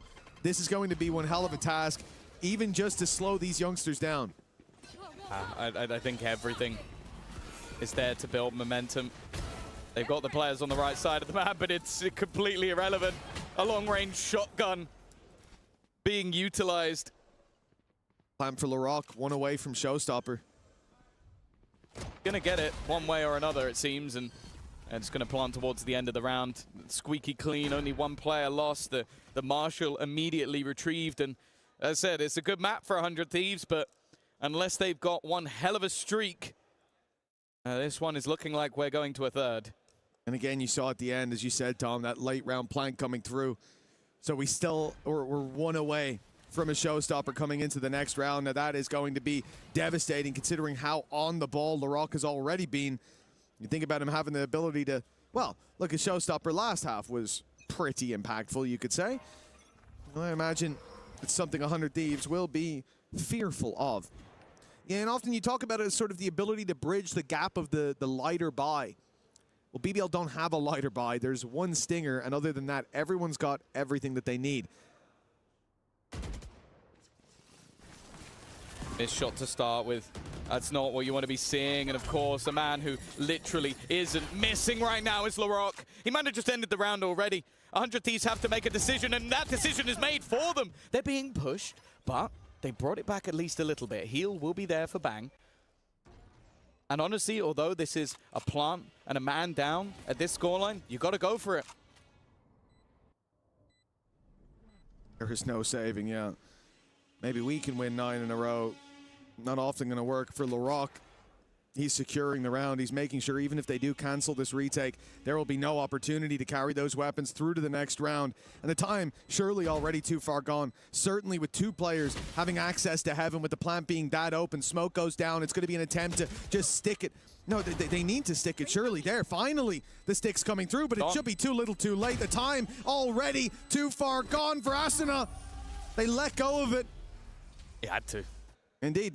Forced into it, and now BBL in with an opportunity to close this out in extremely dominant fashion. Yeah, well, it turns out if you get a lot of rounds in the first half, you then win the pistol in second round, and then you win the bonus. By the way, in the last 3 times they played, this will be the most attack rounds they've actually managed to achieve, and they've only played 3 of them. So, yeah, I think a squad that has hit their stride at the perfect moment, 100 Thieves on their own map choice, have gone completely missing. But you know what, Mitch? A fantastic time to take a pause. You always say that. 9 rounds down. You always say that. You know, let the opponent hit 12, look, call your pause. I learned my lesson. Love it. All gamers have proved to me that even if you're facing against Map Point, you need to win, what was it, 7 rounds in a row? Sometimes you take a pause and you win 6. Or maybe in this time, they'll take a pause and they'll win 9. The music got me a little bit excited. I can see that. You started to believe in your own BS. I love that. Yeah. I love when that happens. It was a stun from Lover's Rock that really got them into that site. The relay bolt that hit, Vora was completely caught by it. And the beautiful thing is, Lover's Rock doesn't even care. He ran past him and said, LaRock, didn't you need an orb, bro? Grab it. Showstopper activated, up into heaven. Like, it looked so clean. That looked like SEAL Team 6 action from BBL. And this is a team that has looked very disjointed at times because they play aggressive. They love to play aggressive. And like we said, sometimes that's their downfall. But in this situation, not so much. 12-3, a 9-round gap to recover for 100 Thieves. And what we said in the last one, they stole the map. This would be highway robbery if they were to get anywhere close. Oh, if LaRock gets 1 kill before Lover's Rock, he has double the kills of the second highest player in the server. That's all you really need to know about how this game is going. We saw this yesterday, that LaRock just hit a different gear to everybody else. There was a reason why, even when they were the Ascension champions, that teams came looking to see if they could steal this youngster away. He has the potential to be one of the best players in the world. And right now, you are witnessing exactly that. Even still, though, Bro's going walkabouts will be lost. I think for 100 Thieves, even just not losing 13 rounds in a row would probably help out the mental a little bit. They've taken that pause. They've got some inspiring, or I hope inspiring, words. I don't think they get the music, Tom. So, you know, it will have to be, the speech will have to be a little bit better without that backing track. Nade forcing him into the open. Asuna's dead. Vora ain't gonna last long either. It's LaRock again. I said it, bro. I feel like we need to check his drivers. Something's being installed. He is playing in a way I've not seen in a long time. Word.exe's got the whole PowerPoint loaded in. And for 100 Thieves, look, okay, at least Timotino's here. He's holding the cross. Will he deal with LaRock? Of course he won't! This guy is on a tear all day long. We saw it 5 rounds into the last map. He was hitting shots that we don't see all too often. And a good game turns to a great one as BBL, they rely on LaRock. I thought the game was over, and of course it is! 4 for LaRock, 13-3, and decimation on map number 2. BBL battled and brawled on the first map, but the second was a straight execution. Well, yeah, you have to wonder now, would this have been a 13-0 if they won the pistol round? That is 13 rounds in a row for BBL. A squad that, again, lost their own map choice in OT for the second time. Come into the second map as if absolutely nothing happened. By the way, that was picked by 100 Thieves. You lost 13 rounds in a row on your own map choice. I don't know what I've just witnessed. And LaRock is making statement plays after statement plays. Maybe the best player in the tournament right now. We'll have to see, because there is going to be a third map. Honestly, I think the break is going to be taken by 100 Thieves just to try and completely reset, because that was just bullying. Absolutely. And one man that I love to bully is Degon. Take it away, baby. Any attention from you, Mitch, is always great. Great call so far in the 1-1 as BBL come storming back in emphatic fashion, there is not a single doubt that they belong, and whoever wins this qualifier match into the playoffs is a force to be reckoned with. Welcome back here, Digon, alongside Bea, and of course, big time. I'm sorry, I went with Bea instead of. You can call me Bea. It is indeed my name, Daniel. Oh, that's true. That's also my name, and that's Morgan. This is Morgan. Keep it professional, you guys. You might know him as Tyler as well. He also could be Tyler. Depends on the day. Yeah, true. BBL came and did not care whose name was on the other side. LaRock popped off here. I mean, they got LaRocked. It's that simple. Yep. That was an insane performance from him. Absolutely unbelievable. He ends 29-8 in a 13-3. That's phenomenal. You don't see numbers like that. For them to do it on a 100 Thieves map choice as well. Coming into this, we said, this is going to be tough for them. Wow, it's going to be a difficult mountain to climb. 100 Thieves been so good. BBL been so bad here. But it doesn't even matter when they play like this. They didn't stand a chance, did they? I think that that first half, how easy things were being for Lovers Rock with the operator, how seamless it was for LaRock, for Loita, for Rose, for all of them to push and eat that terrain. And I was sitting next to you being like, I knew that the defense was not going to be a problem. I didn't expect the 9 rounds in a row. And then when we swapped onto the other, the fact that BBL was able to carry that performance onto the second half and close it with those 13 rounds in a row. Do not get me wrong. Like, you forget that pistol, this was a 30-0. In my eyes, this is a 30-0. Exactly. It just can't get more dominant than this. Realistically, I love how they approach this defender side. It is so aggressive. They're always shutting the map down for 100 Thieves. They're pushing, they're flanking, they're making things difficult. 100 Thieves tried to have that slower, more controlled style to their comps, but it couldn't work here on Split. And there's something also that is very important. Do you remember that on map 1, we were speaking about the Viper and walking around the Viper wall and what that gives you? You can really tell that in EMEA we still run a lot of the Viper here on Split, because in many of those occasions you could see BBL using 100 Thieves Viper wall against them and taking advantage of what it was bringing out for them. And brilliant performance. I wonder though how the mental state is for 100 Thieves going on to Haven, because as Tom was saying, this was their map pick. They decided to go to Split. They thought that this is where they could have an easier time against BBL. And we're absolutely blown out. No question about it here. What is that? The aggression what is that? LaRock is hitting every shot, and you just open the wall. One by one. He stopped shooting now. This team is just so fun to watch when they play like this. It's spectacular looking Valorant. LaRock just lit up this server, and it's so hard when there's an absolute Goliath on the other side. It just feels like you can't play. You feel so restricted. Even when they're in these good situations, these advantages, BBL always found a way to swing it in their favor. It is almost insulting. Like, at that point, it's like LaRock had plot armor, had triple plot armor in so many of those situations. The margin is so tiny, so it's like the spike going off. There's only one. Like, turning around the man disadvantage is absolutely amazing. Yeah, 21 plus 21 in the 29-8 there for LaRock. That's more than years he has. Kind of. Years old he is. Yeah, again, right? It just shows how good that performance was. And 100 Thieves on the opposite side, they've got to go ahead and bounce back. I think it's just tough when you have a performance like that. Asuna and the boys got to figure it out here, because they were the ones that did not opt for that double duelist that BBL did. And you're thinking, okay, we should be fine with it. Okay, we lose some rounds. We got 3 at the start. Maybe once we're on defense, never got it going. Those 13 in a row will be a nice feather in the cap for BBL as they head on over to map number 3. Haven coming up next. Winner qualifies the playoffs here for EWC 2026. Don't go anywhere. We'll have that final map after this short break.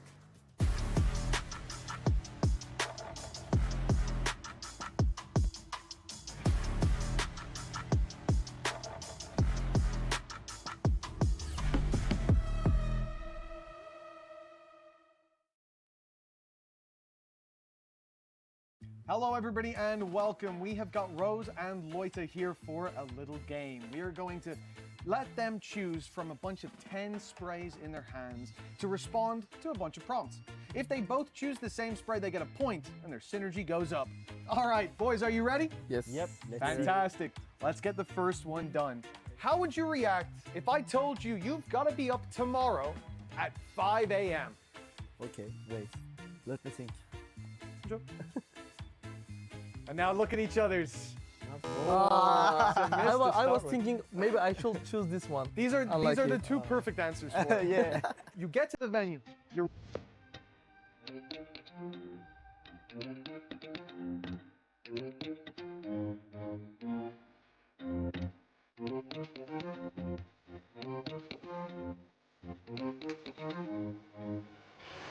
show the camera what you've chosen. And now let's take a look at each other. How would you feel if you got here? You arrived to Paris, you're waiting at the luggage belt, and your bag never arrives. Just think basic, Loita. Oh, it's a very similar vibe. Take a look.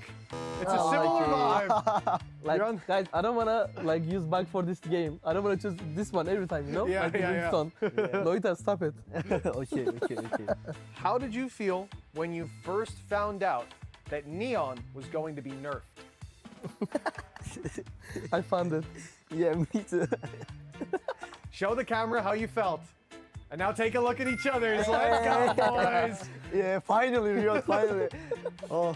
How would you react if you asked somebody to drop you in a buy round? You want a Vandal, but they give you a Sheriff.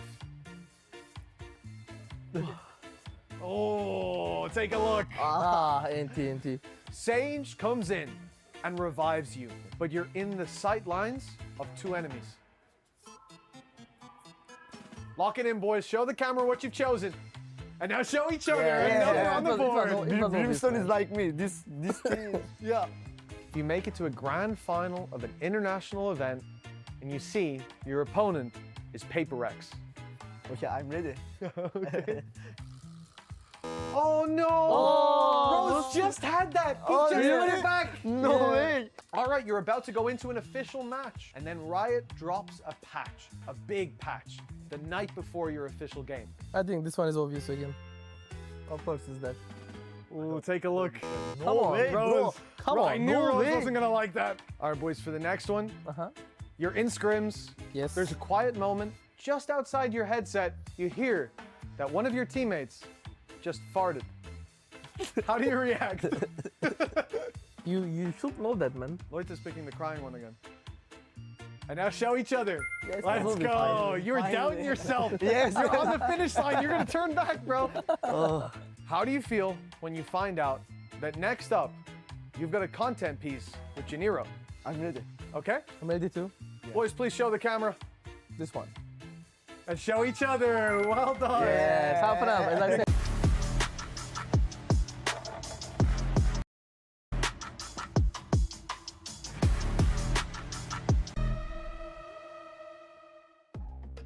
Welcome back to EWC Welcome back to 2026. EWC, Here guys. in our first qualifier match of Group A, we're going the distance all the way to Haven between BBL and 100 Thieves. Digon here alongside Kukuka and Big Time. And first one, a little tight, went to overtime. Second one, stomped by BBL 13 rounds in a row after dropping the first 3.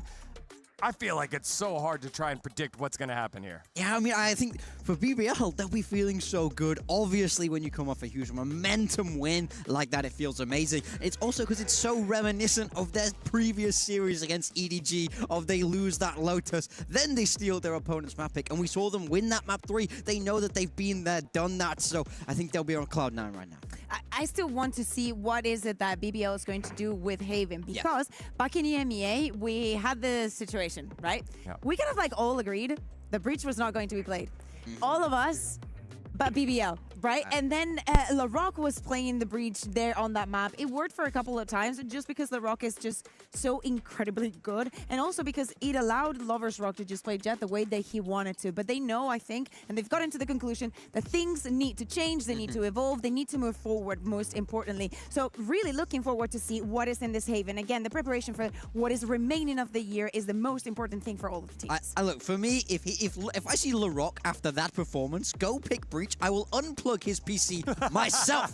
That's unacceptable for this. I want to see him on the duelist. I want to see him be aggressive. I want to see him use his momentum, not stand there holding a stun. That's no good for anybody. And also, what is happening on the other side? I know that they're in the qualifier. They were using a different composition. I saw that Cryo was playing with the chamber. I'd be very down for that. Oh, yeah. We'll be having some very good chambers. As you brought up earlier, this is their first loss across EWC qualifiers and now here at the main event. So kind of wonder, are you glass cannon where you do great when things are going great?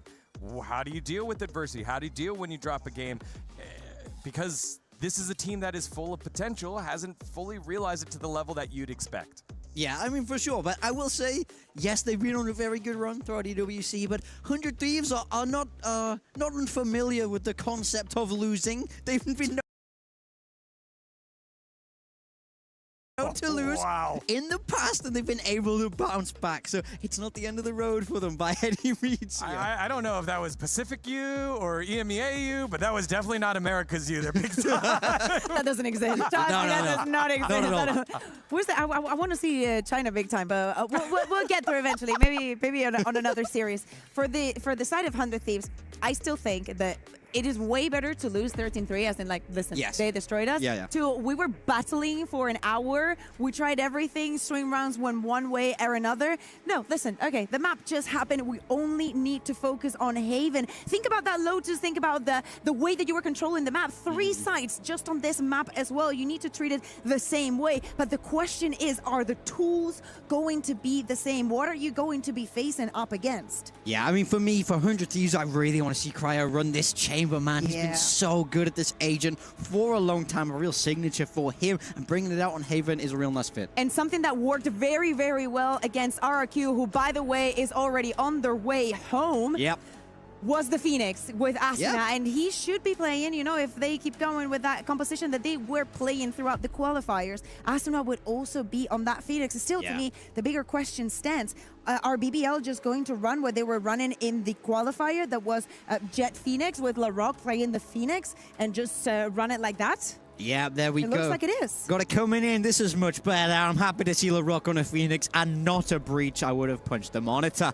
But over on the side, 100 Thieves still waiting for the final picks to come in here. No, Cryo, come on. I understand that you kind of think of this team and you think of a stopping power. Seriously, any stopping power, maybe a way to gather that information. 3 out of 3 maps. BBL starting on the defense, and it's been looking so good for them. Definitely the favorite side for them so far in the tournament. Yeah, I mean, look, I understand if they want to swap Cryo to this Cypher, it makes sense. It's good against that Neon and the Phoenix. No verticality there, and it's also good for helping to contain and get information on those defender side pushes that BBL are so known for, but it does mean you're losing out on that firepower. His chamber is electric, and I can't help but feel like 100 Thieves need a hero to get that momentum for them after a disappointing map 2. I mean, all that I'm looking for here is the middle brawls. That's what I want to see round after round to see who comes out on top. Mirror match in terms of composition. Asuna moving away, played that Sage on the last map, specific to split, now back onto the Phoenix. VALORANT. He and the rest of 100 Thieves try to continue their successful ways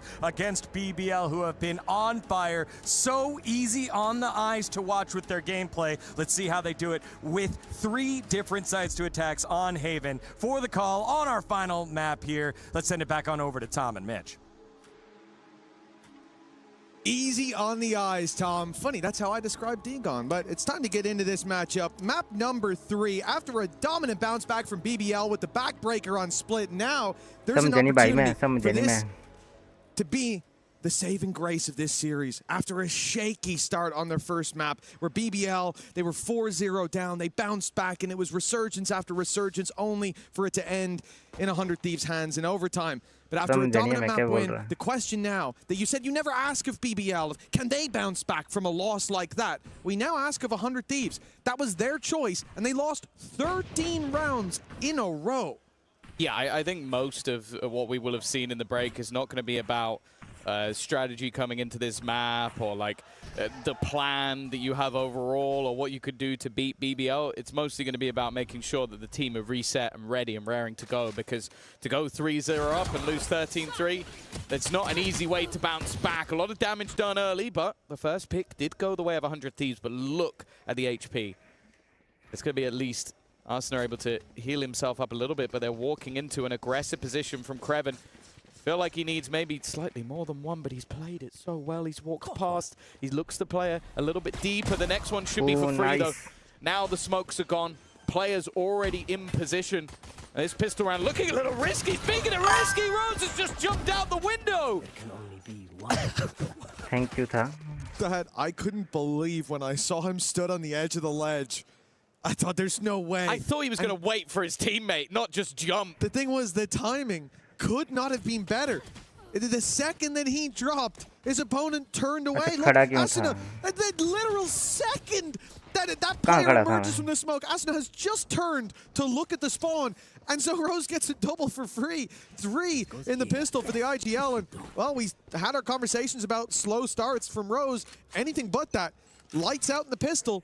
And that's 14 rounds in a row for BBL now. When you think about that last map. This probably isn't where they have that road to recovery well paved.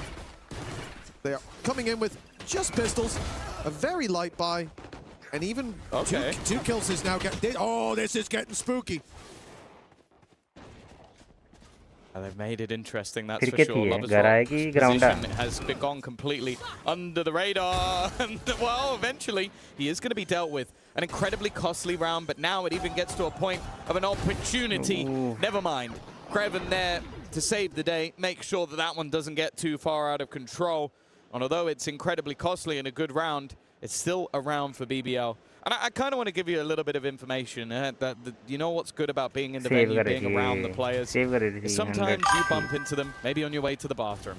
And one of them, who was running, as he does in-game as well, was Lover's Rock. And as he ran past me, he went, how was that, watching the best player in the world? Talking about his teammate LaRock, obviously. Yes, yes. And my response was, are you sure he's not cheating? Because that performance, I think he ended up on like 470-something ACS, 29 kills. I don't think he's had to do anything yet. Nice. That was the hero op. That's the op in this buy. I just don't know what I'm watching sometimes. He's not the best player in the world in this team, was They go from being such a well-oiled machine, 13 rounds in a row with, yes, some shakier performances, but a lot of aggression that was tempered on Split. We talked about how different Split and Lotus aggression is because there's less space, there's less avenues, and this time he shift walks through a smoke with an op. Yeah, listen, Rose is pissed right now. Decent damage, all things considered. Wow, it's like, what is this guy? Lloyd has LaRock got his hand on his mouse. A wrap around now, 30 HP. A chance to make this incredibly close. That's 3 kills already. A third found, but a fourth might evade him. Bang! Flying under the radar around the backside. It works out, but that is way closer than it should have been. The good thing is, finally, the streak of 15 has come to an end. Oh, yeah, that's the silver lining. I'm pretty sure they inted the beginning of the round and then just basically were like, okay, now give Loiter a chance to try and clutch that one out, because, yeah, it just got wrecked in the initial phase. And then this guy, it's like he toggled, just starts wall-banging players with a Sheriff, like the individual aim. But, yeah, I genuinely, it does feel like it's important. If they had lost that round, I would have basically just called this series done. Instead, there's some vulnerabilities on the other side, but they actually don't need the operator in this round because of the fact that so many players died. There's now light shields on 4 of the 5. You know, we've seen things slipping at times for 100 Thieves. Now BBL are the ones slipping behind enemy lines with 3 players. A very fast rotation into that back lines, but the run it back, it's unavoidable at this stage. Rose was in an awkward position. The first man past the trap, good kill. Cryo falling means the trap now gone. Loida has backup coming his way, 2 already found. Bang! He was about to take that fight on short, but realizes he has to group with his team, but they have no safe haven to fight from. Down below in hell, they've got trouble for Timotino. He's able to at least get one, but stuck in the backside, surrounded. How he's still getting out with more. That's a huge round from Timotino, right when they needed him most. pressure from all sides, but he fights back on every front. Yeah, he's jumping up, celebrating as well. He's getting loud. He should be for that and round. I think they need to. That's one of those ones where it felt like it was slipping away from them. The fact that, again, Loiter, he actually catches Asuna as he is coming back from his ultimate. And it looked like that round was about to crumble away up until Timotino clutches it out, brings it home, and levels them up 2-2. No crazy streak of rounds for BBL in this scenario. But you always have to be careful versus those pistols. We saw it. The way they started that streak was with the pistols. Rose isn't shying away from a fight, but Cryo puts him down.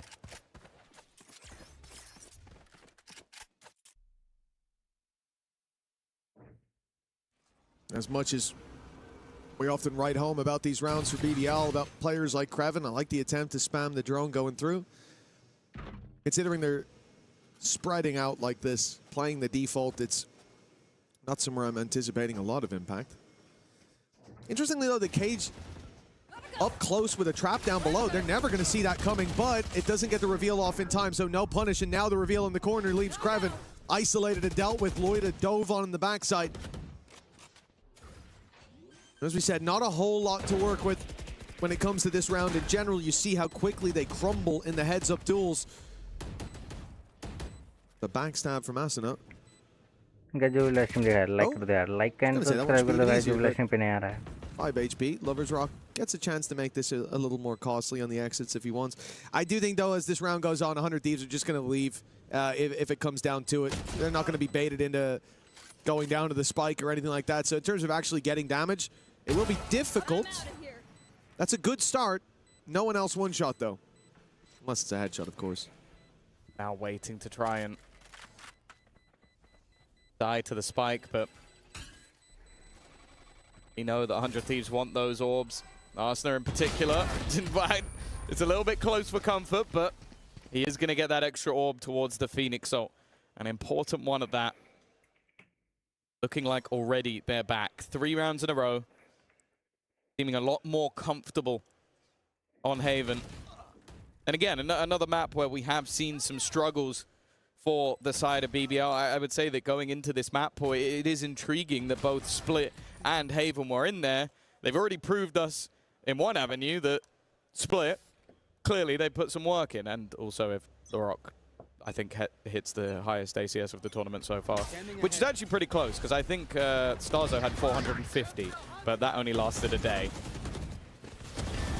Oh, nice early aggression from the defensive side. This is what we were waiting to see in previous maps. It took them a while to pull it out, and now a full-on blitz of mid has left 100 Thieves scratching their heads. They looked a little bit overwhelmed by what just came their way, and you'd think after 2 maps of facing BBL, you'd get used to it. It's crazy that you can win 3 rounds in a row and then lose a round in 10 seconds. That is what it's like playing against BBL. They use a Hunter's Fury, and then they just run at them. And even though they lose the opening pick, I don't even think there was a split second in any of the players' minds like, should I fall back? No, it's like we have committed to whatever the play is. I think it makes Rose's job as an IGL easier in circumstances like that. Not easier overall, because sometimes his players just decide to swing everyone, but in a round where you plan to push, everybody is on the same page.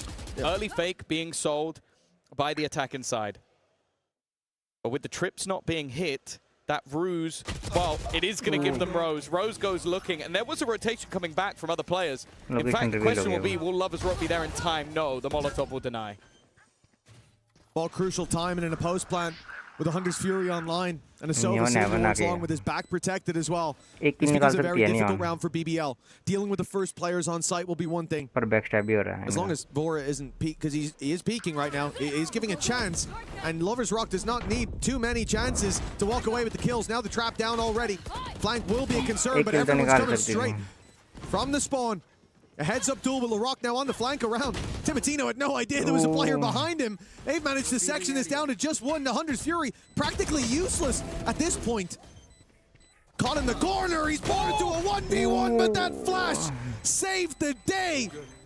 With LaRock having just enough time here to take this one across the line. It will be 4-3 in favor of BBL. The lead just about maintained. Yeah, real nice try from Vor in that late round scenario, right? Using the Hunter's Fury there would have almost definitely been his demise, being stuck in the corner. He would have basically needed to kill both of them with it within a second, but especially considering how this started, like the swing back in, gave them that additional little bit of space. I think Lovers Rock does well in this round, but again, it's the response. Bound by BBL, lead extended, the 3-round gap, or blip. Look at what's left in the hands of the attacking side. And the thing is, Lovers Rock knows it. His sniper is in hand for that exact reason, although he has missed one of the players, but there is a drone. Is the drone... that could be a problem. Looks like they're going to commit to that fight. Molly from LaRock cancels drone on the other side. Rose is the one to take Timotino down. The man who has been so reliable in those fights, but for 100 Thieves, a good chance in Garage, but the setup, the cage immediately activated. Well, the flash catching Krevin, but that's neither here nor there. This is pretty much sealed the deal. Connected a W already, and another flash should guarantee it. Look at Bang, he couldn't see a damn thing. The thing is as well, I was looking at that from Lovers Rock perspective. He missed both of his shots. I was like, he's going to run in with a shorty. What I didn't realize was LaRock was going to do exactly the same thing out of the door. So I left him with nowhere to go. From a 3-round fight back to some more rounds going the other way. It's time for 100 Thieves to take a timeout. I think they've already witnessed how quickly the game can get out of control. It really does feel that sometimes, like, you want to have those pauses called just to try and break the momentum of BBL. They start getting cocky, confident, taking space away from you that they definitely shouldn't be able to get consistently. But then I also feel that there's the other side of the coin, that the second you take the pause, BBL go, we got him. We are in their heads at this stage. We know that they are feeling the pressure. And if anything, I almost feel like the next round's going to be even more aggressive. Well, it has worked. It has worked every time, on every map. The aggressive plays, sometimes it's a little bit too much for BBL, but it is feast or famine for these guys, and often the table is plentifully filled. At this point, there's no reason to change it up. And look at the minimap. 4 players towards the C site at the start of the round. Now, you will not see this very often. This will be an immediate push down. And what we can see is that 100 Thieves have 2 players outside the C site, one of which has the spike. If BBL are pacey on this, they could already set themselves up for success in the round. In fact, they're waiting. They're waiting for a signal to send utility through. That's the player's gone, and the spike down, but the trap from Bang is sprung. The TP was stuck into the backside, and no one was paying attention. He's flown under the radar. He's emerged from the shadows and become a nightmare for BBL as he's found 3 already. That means that Lloyd is completely isolated, trapped on long. Yes, he has the spike, but he's got some hungry mouths looking to take a bite out of him. Lloyd down. This round has crumbled. It looked like they had the right read, the right play. But in the end, their own trap sprung on them. Unless Krevin can make this work, he needs to get out of here alive. And okay, a 1v2. Managed to deny the plant for the moment. But it will go down for Bang. This has been his round. That TP stuck was a gamble, but it was a gamble that saved them from certain demise. And now for Krevin. Ability. All on the other side of the map. Nothing to play with, and they will peek him together to make sure that that didn't go any further. A nice attempt, but it is 100 Thieves, and more importantly, Bang, that takes them home around. Yeah, I've been a big fan of the pacing of 100 Thieves. A lot of the time, the utility from Bang has been absolutely perfect. But this was something else entirely. Just so pigeonholed in on that one position. They go towards C long, C players there. They've got utility ready and lined up, and they're throwing in hot hands. But all 4 of these players are only worried about the front, and it is that one small, tiny little detail of the Omen TP that takes them a second too long to piece together. But still big from Bang to hit those shots as well. Hunter's Fury searching for Loida. Run it back used by Asuna.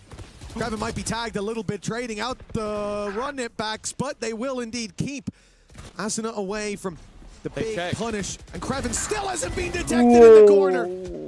The snake in the grass striking. This time the Venom sinks deep, but they respond. They respond convincingly. Yeah, I think Timotino is actually quick enough to get his teammate while he's hiding in that corner. And then the Molotov just forces an awkward fight for Kraven. Looking like a much tighter map than what we saw in the last. The back and forth, leaving us level once again, and the trade outs of those run it backs mean that there's not going to be a massive amount to play with going into the next round. I was very worried that for 100 Thieves this might just be the mental break, but instead, after that back and forth continues, going to be a pause now taken for BBL. Of course, both teams desperate to go into that second half with the advantage, not wanting the pistol to potentially be a defining factor in this map. And for BBL, after having a good streak of rounds, you can understand why, after a couple of blips, their coach wants to get involved. Well, yeah, I think especially that one. Like I said, it's one of those moments where your attention is elsewhere. Your full focus is on those two players swinging. He was on the spike that just fell to the floor. And, you know, at that point, you probably imagine there's 2 or 3 more guys about to come swinging around that corner, getting ready for it, pushing down to take the space. And you miss a small detail. In moments like this, that can cost you a map, and it can cost you a series. And a game as close as this. This should do. Very well. Maybe I'll take that time out with 2 rounds left to play for in this half. मेरे को लगता है एक round एक team मिल जाएगी. एक round 100 thief मिल जाएगी, एक round BBL. But in terms of ultimates, miles away from the important ones. I think there's a good chance we don't even get to see Asuna's run it back online by the time the half ends. But the same can be said for LaRock. Them both burning those up in the last round has taken out of the equation. And a crucial swing part of the map. I do think, though, if I remove the ultimates and we still see that aggression from BBL, I think they'll go back to winning ways. Because the disruption from 100 Thieves in that round, the only thing that saved them was that from the shadows. If Bang even just gets 1 there, the round's over. Yeah. No, that's true. Although the next round, a little bit more chaotic. And I think the thing that I liked from the last round was there was a lot of chaos. There was players missed in corners. There was bits that you could look at as mistakes, but then you go, okay, 100 Thieves come out of it alive. And I think that was where you look back to the last map where the second chaos ensued. That was where it seemed like BBL just ran away with it. So the fact they're able to weather the storm a little bit more in this map at least fills me with some confidence. I think that TP is a great example of it. That is Bang adapting to the chaos that has been this BBL side. And that is why we've maybe seen BBL put on the back foot a little bit here. That, okay, we're not just going to allow you to go in swinging and decimate us. And also, LaRock, for his standards, is now having a quieter map. The last one, he was untouchable, unstoppable. And now I think he's being matched. Well, indeed, for 100 Thieves, that previous map, it was definitely a blow. 13 rounds in a row. And going 2-0 down in this one. I did start to wonder, is this team crumbling? Guys, जो भी like में like कर दो यार, like and subscribe कर दो guys, like and subscribe. Like that. Oh, look at that. Come prepared. So they're half back home. Well, it's been an interesting series so far. I think the one thing, though, for me, looking at BBL, is the aggression, is how it gets tempered over time. Because this is a young roster. And you can get away with this.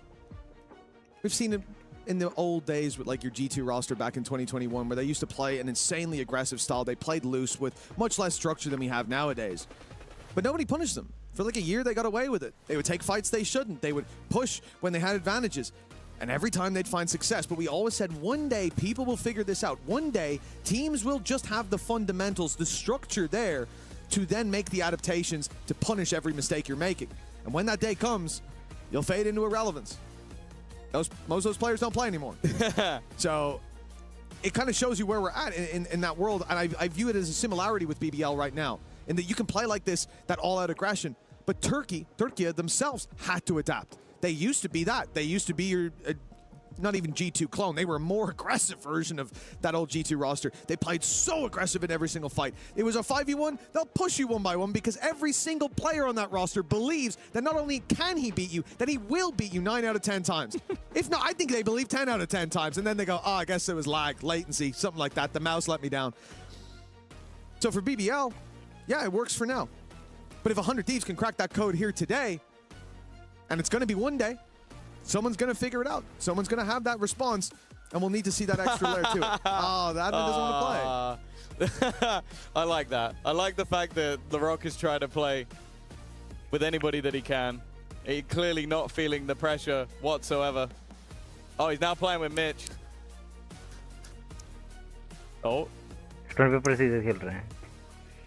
He got me. He got you. He got me. You've taken. Damn it! Taken a massive L. Over in London, I was doing well. I was slaying people with it. I did my scissors rock method. It always works. Against the best in the world. I shouldn't say that. Now people know my against method. the best in the world. No, not against the best. And that's it. He's proven it there in the States. You need to train. He's got the dub already. He can beat you in aim. He could beat you in the rock, paper, scissors as well, but ultimately, there's a slightly bigger game at hand. And I am looking forward to the conclusion, because of course it is the talk of the town of who's going to be making into that playoff stage like and first. subscribe. Of course, we know, I believe now at this point, we know that it's going to be a EDG on that bounce back after defeating RRQ in the elimination game earlier on over on the B stream. So ultimately, this team, one of them goes through, gets to go straight into the playoffs. The other has to go back and play EDG, which, yeah, I don't know if that's something anybody would really want.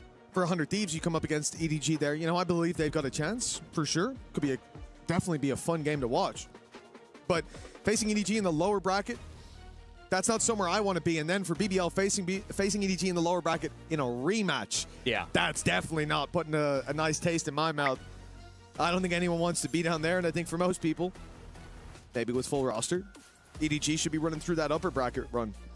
So for 100 Thieves, for BBL, this matchup, yeah, we've got a second chance, but that second chance is a chance to outswim a shark. Now it looks like we're getting fist bumps down on the stage, folks. We might be ready to roll pretty soon. And indeed, we are already underway. 135 on the clock, and aggression from Lover's Rock. He's been caught this time. He's got backup. Rose, the second layer to him. They're suspecting it. The Molly's caught him. He's dead to rights. He's taken full health bar from the hot hands. Oh, that's a devastating way to kick this one off. They're in a 5v2. Yeah, a little bit of karma, baby. You've given the game away with how aggressive you're going to be, that your opponents are starting to just throw utility into smokes. I have the spike. But either way, looking like they might continue in towards the remaining setup. Kreven and Loiter, this would have to be an impressive hold. The drone already going through, likely to give the game away, and already Kreven distracted, leaves Loiter alone. They could just leave and go back the other way, but they want to send this man into the dirt. And he's having none of it. Running out of the site, the round all but concluded, and 100 Thieves will take back the lead. Well, disgraceful you don't believe in the Loiter 1v5 Ninja Defuse. I do not. Yeah, he was just getting the weapon for the Ninja Defuse. Now he thought it was planted on C. It's a little mistake. He'll figure it out. But obviously saving this weapon through to the next with the state of the economy is very important. But hold on, there's a player very close. Now he's whiffed on him. This should be it. Lloyd has got to run for the hills, and he has no chance of escape. Asuna right behind him for the flawless round in 100 Thieves camp. That's got to feel good. What a bounce back. Yeah, and it has been a constant back and forth throughout this map so far. Of course, the pistol taken home by the IGL, but this is the fact that you could see that throughout this game, 100 Thieves have had to be more prepared for the opponents just taking these risks through the smoke and shutting down both Lover's Rock and Rose within the first few seconds of the round. Felt like a domino effect. The buy that's coming up here is maybe not the greatest, but it is still going to be rifles across the board. And again, 100 Thieves are in the right place at the right time, watching for those players into middle. An early shutdown, but LaRock has quickly found a kill back. He's denied the ultimate and is still going. Finally, they've managed to deal with him, but it is just back and forths all over the shop. The TP taken to the A site, steps close as Rose is already at the gates. He's closing the distance. He's right on the site. He slipped past. They have no idea. The paranoia does nothing. And now out goes the drone to see the last, to mark him. Marked for death is Cryo. Rose single-handedly solving the problem that was that 2v2 and putting us neck and neck at the halftime. Well, correct me if I'm wrong, guys. Him winning the first round and the last round of the half. 3K in the first, yeah. And then doing not a lot in between. We finished 7-7, so that's 5 kills. Oh, it was a 3K and a 2K. Rounds, and then for the rest of the entirety of the half. But hey, if you could win your team 2 rounds as an IGL, I don't think that's too bad. And of course, will leave us level.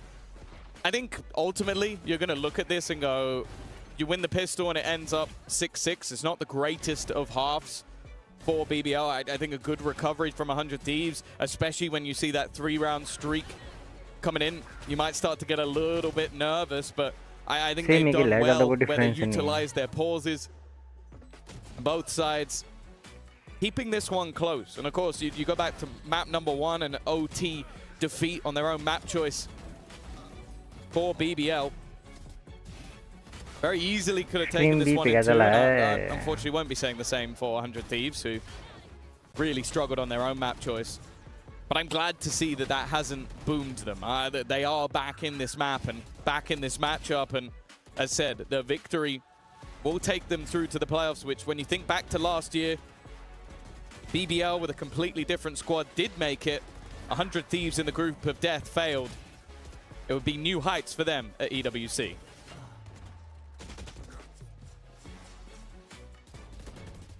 Yeah, I think the main one in BBL's camp, just the fact that this is a roster that after those changes come out to the Yoru, we see them fade a little bit, right? They have to take time to adapt, but they don't have time going from an international to a regional event. The meta shifts multiple times, and playing keep up, playing catch up is more so the issue.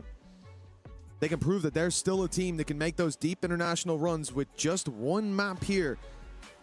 It'd already be solidifying themselves amongst the upper echelon for what wouldn't be the first time this year. That's when you call it proof as opposed to circumstance. We certainly know they're capable, but after that second map, gotta be honest, I thought it was a definite. I thought they were a shoo-in to take this across the line, but 100 Thieves have dug deep. Timotino's been very impressive as well today. I think especially on Lotus, like his raise there was fantastic, or sorry, the Waylay was fantastic there. Raise on the previous, now here on the Neon, finding that impact again. But Kraven last 2 maps for BBL has stepped up. He's been such an important sentinel in terms of staying alive, but now putting up that impact as well. As Sheriff is starting to sing. Although here, he has got the bandit for the pistol. Energy जीत रही है यार stream B पे. Slower. Patient start from the side of BBL. Maybe expecting some aggression on the other side as well. Of course, you do have that 7-2 double duelist in tow, but it's Timotino's gone walking out. But that's more of the bait. There's a second player up close, but he's been caught by the cam. Good spot. But they're not done fighting this just yet. Continuing that brawl towards the A site. Maybe trying to force them back into the utility. Yeah, this is all just a ruse towards that A site, right? Sending the drone out towards long. The cam's been checking the entire time. They want to take any early information, any silent alarms that could start ringing out of the hands of 100 Thieves, so they don't know that there's no one on A long. They don't know there's no one close on A short. And as a result, they don't rotate to the other side of the map, which means that all alone is going to be Cryo. Although, actually, support coming through. Bangs on the quick rotation. Ran through the smoke so quickly, and Bangs found 2. A shock dart kills come in, and all of a sudden, Lloyd is the last man standing. It looked like BBL had managed to strike with a surprise, but 100 Thieves, and especially Bang, looked more than ready for that play. Oh, for Loiter. It then becomes an impossible clutch. Not enough time to do anything, and another high-impact round from Bang. A triple kill. Come back, 100 Thieves. On that C site, and honestly, it's looking like his site at the moment after the TP play we saw earlier. Now holding on on that side of the map. But even just the way he danced around his own utility had that additional support as well. And an important victory to grant them the lead. And I think for Bang, what's important to highlight is like this guy's been in a position where he's had a lot of impact so far, down from the utility, from the survivability and keeping the smokes online, but mainly those paranoias have been on fire. They got 100 Thieves. I think 2 of the 3 rounds that they found on Split were because of entries that came off the back of that paranoia, perfectly timed, perfectly positioned. But now he's starting to have big individual rounds as well, top of the scoreboard for 100 Thieves at the moment. And that's a dangerous prospect. The From the Shadows success, no doubt, giving him a little bit more confidence, peppering those players from behind. Looks like we might have another small break in the action. Hopefully nothing to keep you too long. We'll see if I can get a rematch. I'm confident this time, to be honest. I think the strategy is to start with paper. He started scissors last time, so he'll change. Always. Right. Very embarrassing if I'm wrong, but hey, no time for that. It was already embarrassing. We'll get the game in off camera, off stage, so I can say I won no matter what. Well, you could have done that anyway, but you know. That's true, actually. They didn't just see no it, one would have believed you. Yeah. He was asking me what I picked as well, so I could have just lied. Like, they'd be like, oh, yeah, I picked scissors, mate. Unlucky. Yeah, but that would have kept you up at night. It would have, yeah. I need to win fair and square. And I will, one day. I'll figure him out. Well, let's see if 100 Thieves can figure them out. As right now, the lead is already found and a chance to extend it even further up against the Pistols. But this is where BBL do some of their finest, and by that I mean stress-inducing work. But the Pistols, it's only 2 bandits to work with. Majority classics. And Loida has ripped Asina's head off. I believe he was blind also. Oh. Giving them an opener. And a weapon. A few spam shots going through. 3 players will be on this A side of the map, but it seems like BBL want absolutely nothing to do with it. And a lot of this is just being covered off by utility. Go, go, go. Already spamming a couple of bullets towards the dart, trying to hold players to that side of the map, and it has done exactly that. But now they need to get running. They need to get moving. As Cryo's here completely alone. Bear in mind that Spectre has been put into the Neon's hand. A good trip will get 1, but it's an immediate trade back. Solid work from LaRock. The plant being baited to try and get somebody to try and swing if they were close. Instead, though, the shock dart will come through. Do quite a lot of damage, in fact, to LaRock, but he still stands. Plant found for LaRock as well, 2 away from the run it back, and this is an all-out aggression from the attacking side. They're going straight into the spawn, but the stun back in return has at least bought a moment of reprieve for this squad. It doesn't last long. Lovers Rock. Trade में निकाल दिया सारे match में. Kill feed says Bang killed him. एक trade कर रहा है, after he died, which must have been में. instantaneous. But what a play from BBL to come into that round having as little as they did, 2 bandits, find the opening. And again, I'm pretty sure LaRock was flashed when he found that opening. Or was it Loida? Loida, yeah, I'm pretty sure he was blind. That's crazy. Eats the flash and just pops the headshot. Anyways, fair enough. And that Spectre's what ends up closing the round as well. So that is a bitter defeat for 100 Thieves. They get the start they were looking for, but it really does feel like nothing is separating these 2 teams. Well, now you get that massive injection of cash. You look at the investment into rifles for the side of BBL. Of course, the only freebie is Lovers Rock. There's going to have the Outlaw, which, to be honest, would have been his weapon of choice. I like this push-up, though, from Matino, but unfortunately the trip is going to be in his way. No sneaky play to be had. Hoping maybe there was a way under it, but he's definitely too tall for that. Another for Lloyd, and that walk out of the smoke almost got a lot for Asuna. Damage, but nothing to convert into kills. The problem with having the pistols, of course, and the rest of the squad now just going to sit back and wait. Let the spike explode and avoid giving any orbs away. When you look at the orb play for BBL already, the ultimate economy, the main man who would want those already has them. LaRock would run it back for the next round, the full buy of 100 Thieves. and especially on the attack side. Like, well, obviously on the defense, in terms of playing the retake, it's going to have a lot of value. So for Asuna coming into the next round, if they can find an orb, if he finds a pick, that's going to be huge. But Larocque can get them in. And the problem is, Larocque could probably just run it aside anyways, and I'll give him a pretty good chance of taking it. If he's has the opportunity to go at it twice, it's a different story altogether. Well, that's what he was doing on the last map, on the Rays. He was just dropping down off high angles, and then while landing, having enough time to correct and insta-headshot people. Like, his performance in the last map was phenomenal. And yeah, he's been a little bit quieter in this one, but with Loiter stepping up, Kreven up there as well, they are now in the lead. Now, the investment into the Odin is a new piece for them to deal with. But it seems like they found their gap. They found the place where they want to put the pressure on, and that is the seaside. The response from 100 Thieves is mid-control. The Odin spam is just to break that window wall and maybe do a little bit of damage, but nobody's there. BBL are playing a very direct game straight into this C site, but already the rotates are there. 100 Thieves have the read, and that Hot Hands hasn't reached fully into backside. Run it back now, online. Larocque already tagged down to 46. The flash, though, might get him an opening. Never mind. Bang and Vora. With Rose and Lover's Rock down, they might think about leaving this site, running for the hills, and that's exactly the port of call. Problem is, the cam saw them, and Loiter gets spammed to death, leaving Larocque to do it all. A 1v5. Hey, listen, I said second lease of life. This guy would be dangerous, but not against these odds. Yeah, fantastic hold. The initial delay, the catch of the flank immediately, and then just the pace at which we saw that rotation come in from 100 Thieves. Even though they left one man alone on that site, they felt incredibly ready to make that move back in. Now look at the time they actually pushed the backside. There's already about 4 players ready and waiting for BBL to try and make that move. Even still, it's another investment, but it really does feel like this is going to go all the way. 100 Thieves and the team really able to find a steady footing just yet. Hello, Arpitaji, hello. Oh, Timotino is taking a lot of space and hearing a lot of steps. The rotations are already coming towards this A site from 100 Thieves. It's Timotino. They shouldn't expect him this early to be tucked in that corner, but they've seen him.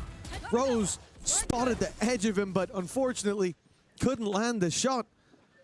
And so BBL now, having lost all that space in mid, you can't really just commit to the A site. You know the rotates have probably happened. You have to kind of re-clear that mid space so they don't have an immediate flank on you. And with no information towards the C side either, BBL are playing this round blind because of how this round started. Still, now they've been spotted. They've been seen around that middle area, but it does seem like 100 Thieves are playing into the retake this time. You have the run it back available to you. Maybe hoping for a kill off the back of the trip. Instead, he goes walking out. I'm surprised by that. It looked like a retake setup instead. Damage being done onto the ult, but even still, they've got to be careful. And advantage still held.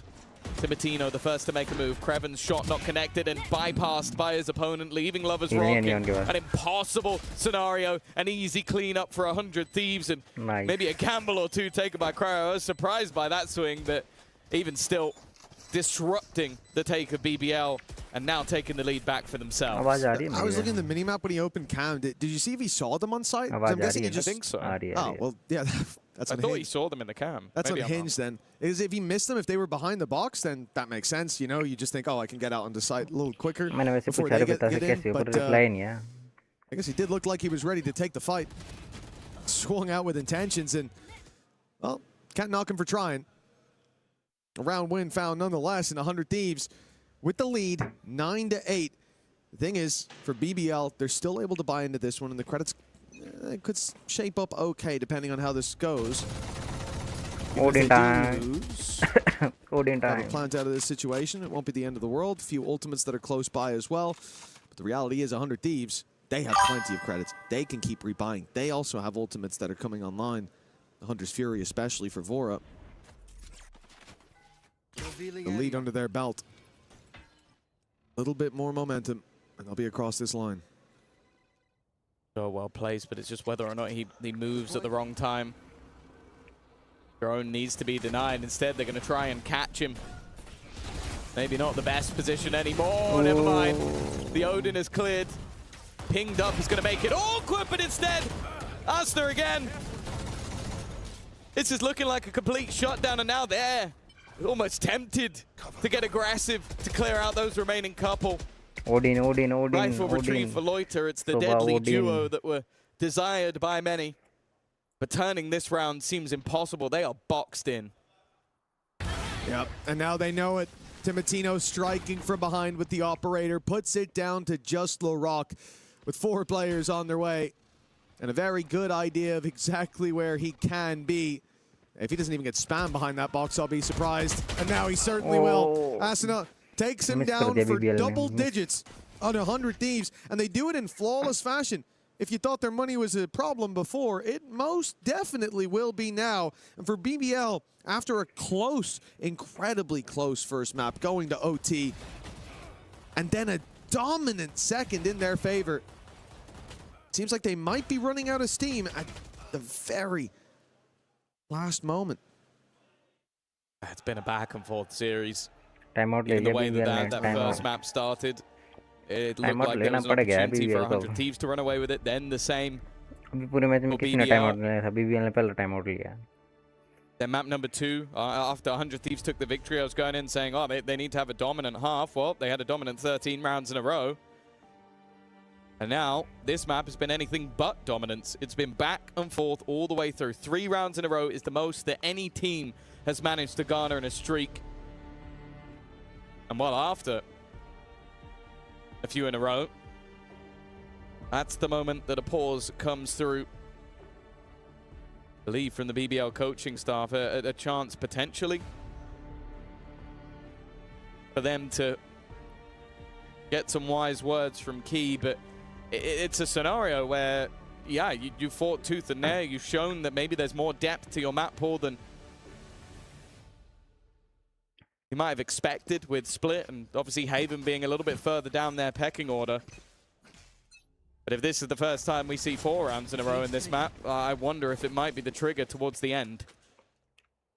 Well, this is the last stand of BBL. 100 Thieves are about to hit 11. It will have to be a gargantuan effort to get back into the game if they lose this one. And the full buy comes into play. No credits for the next spam from Asuna. He's put under pressure. Vora delivers, but the kills, at least for now, not picking a favorite. Trading back and forth. Krevin's done his work, but there is much more to be done. BBL calling the freeze for now, or perhaps the full-on retreat. Leaving the A site, making their way. If it's towards those pings, I fear they may go C. Okay, into the window. I think they were saying be careful of the C push, and that's a good thing because now look at where Timotino is.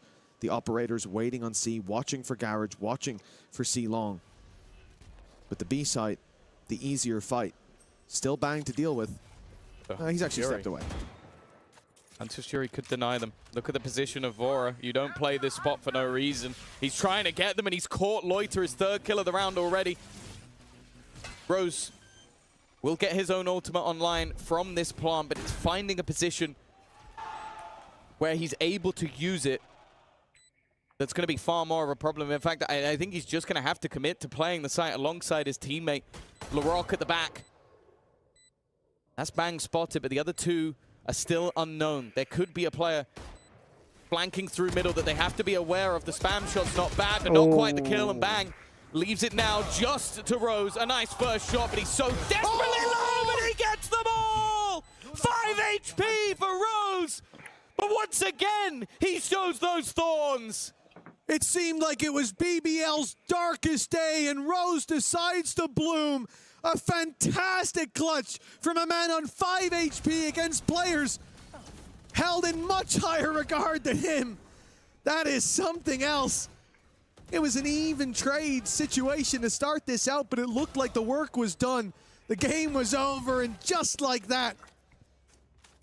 I didn't believe for a second. Not 1 second, especially when I see Timotino jump across to bait for his teammate. It looked like the freest kill of all time, but somehow Rose has managed to land the shots. 3 rounds in a row, we mentioned it. Nobody has broken that trend throughout this map so far, and still nobody has broken that trend. It took a 1 versus 3, and 4. Lucky to be alive is Vora. Odin. Oh, the run it back from Asuna right away.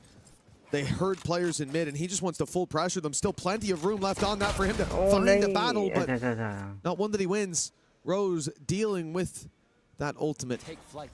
And BBL have plenty of their own in response to Hunter's Fury that had a lot of impact for 100 Thieves in the previous round. Now online for Rose, thanks to his big clutch. The finger guns there. If Lover's Rock wants to up the pace and play pace even without Phoenix that operator, might be the way to enter in the garage. Phoenix has And indeed it will be. Activated, fired in, and now this, with the stun, this becomes very dangerous, but that Molly has bought Asuna a lot of time. He's able to slip out, he's made it to long. He should have been dead to rights. That paranoia also helped him. Bang slowed them down, walking on the other side, but Lorok's won the fight. Spike now going back towards A. An aggressive push coming in, but the lurk of Kreven has been dealt with. Leaves things back into a 3v3 scenario. Now they know exactly where their opponents are sitting. 3v3. The aggressive heaven spot was bait, but Rose has been dealt with immediately. Puts them back. For 2v3, another clutch scenario needed for BBL. It was a big round for Larocque, and now Lloyd is joining him. 2 versus 2. Bang and Cryo to find, and they're split as well. They're coming from different sides. Time is against them now, ticking ever quicker is the spike. The timing for Bang perfect as he catches Lloyd, and now just Larocque left to deal with. Caught in the corner and taken out with plenty of time left. 100 Thieves. They managed to make it all the way to 11. Hey, they definitely got a little bit spicy in the middle, and a good recovery. Nice. Towards the end of the round. The breakback's also going to cause massive issues for the economy of that BBL side. Bear in mind that only a singular player survived in the last round.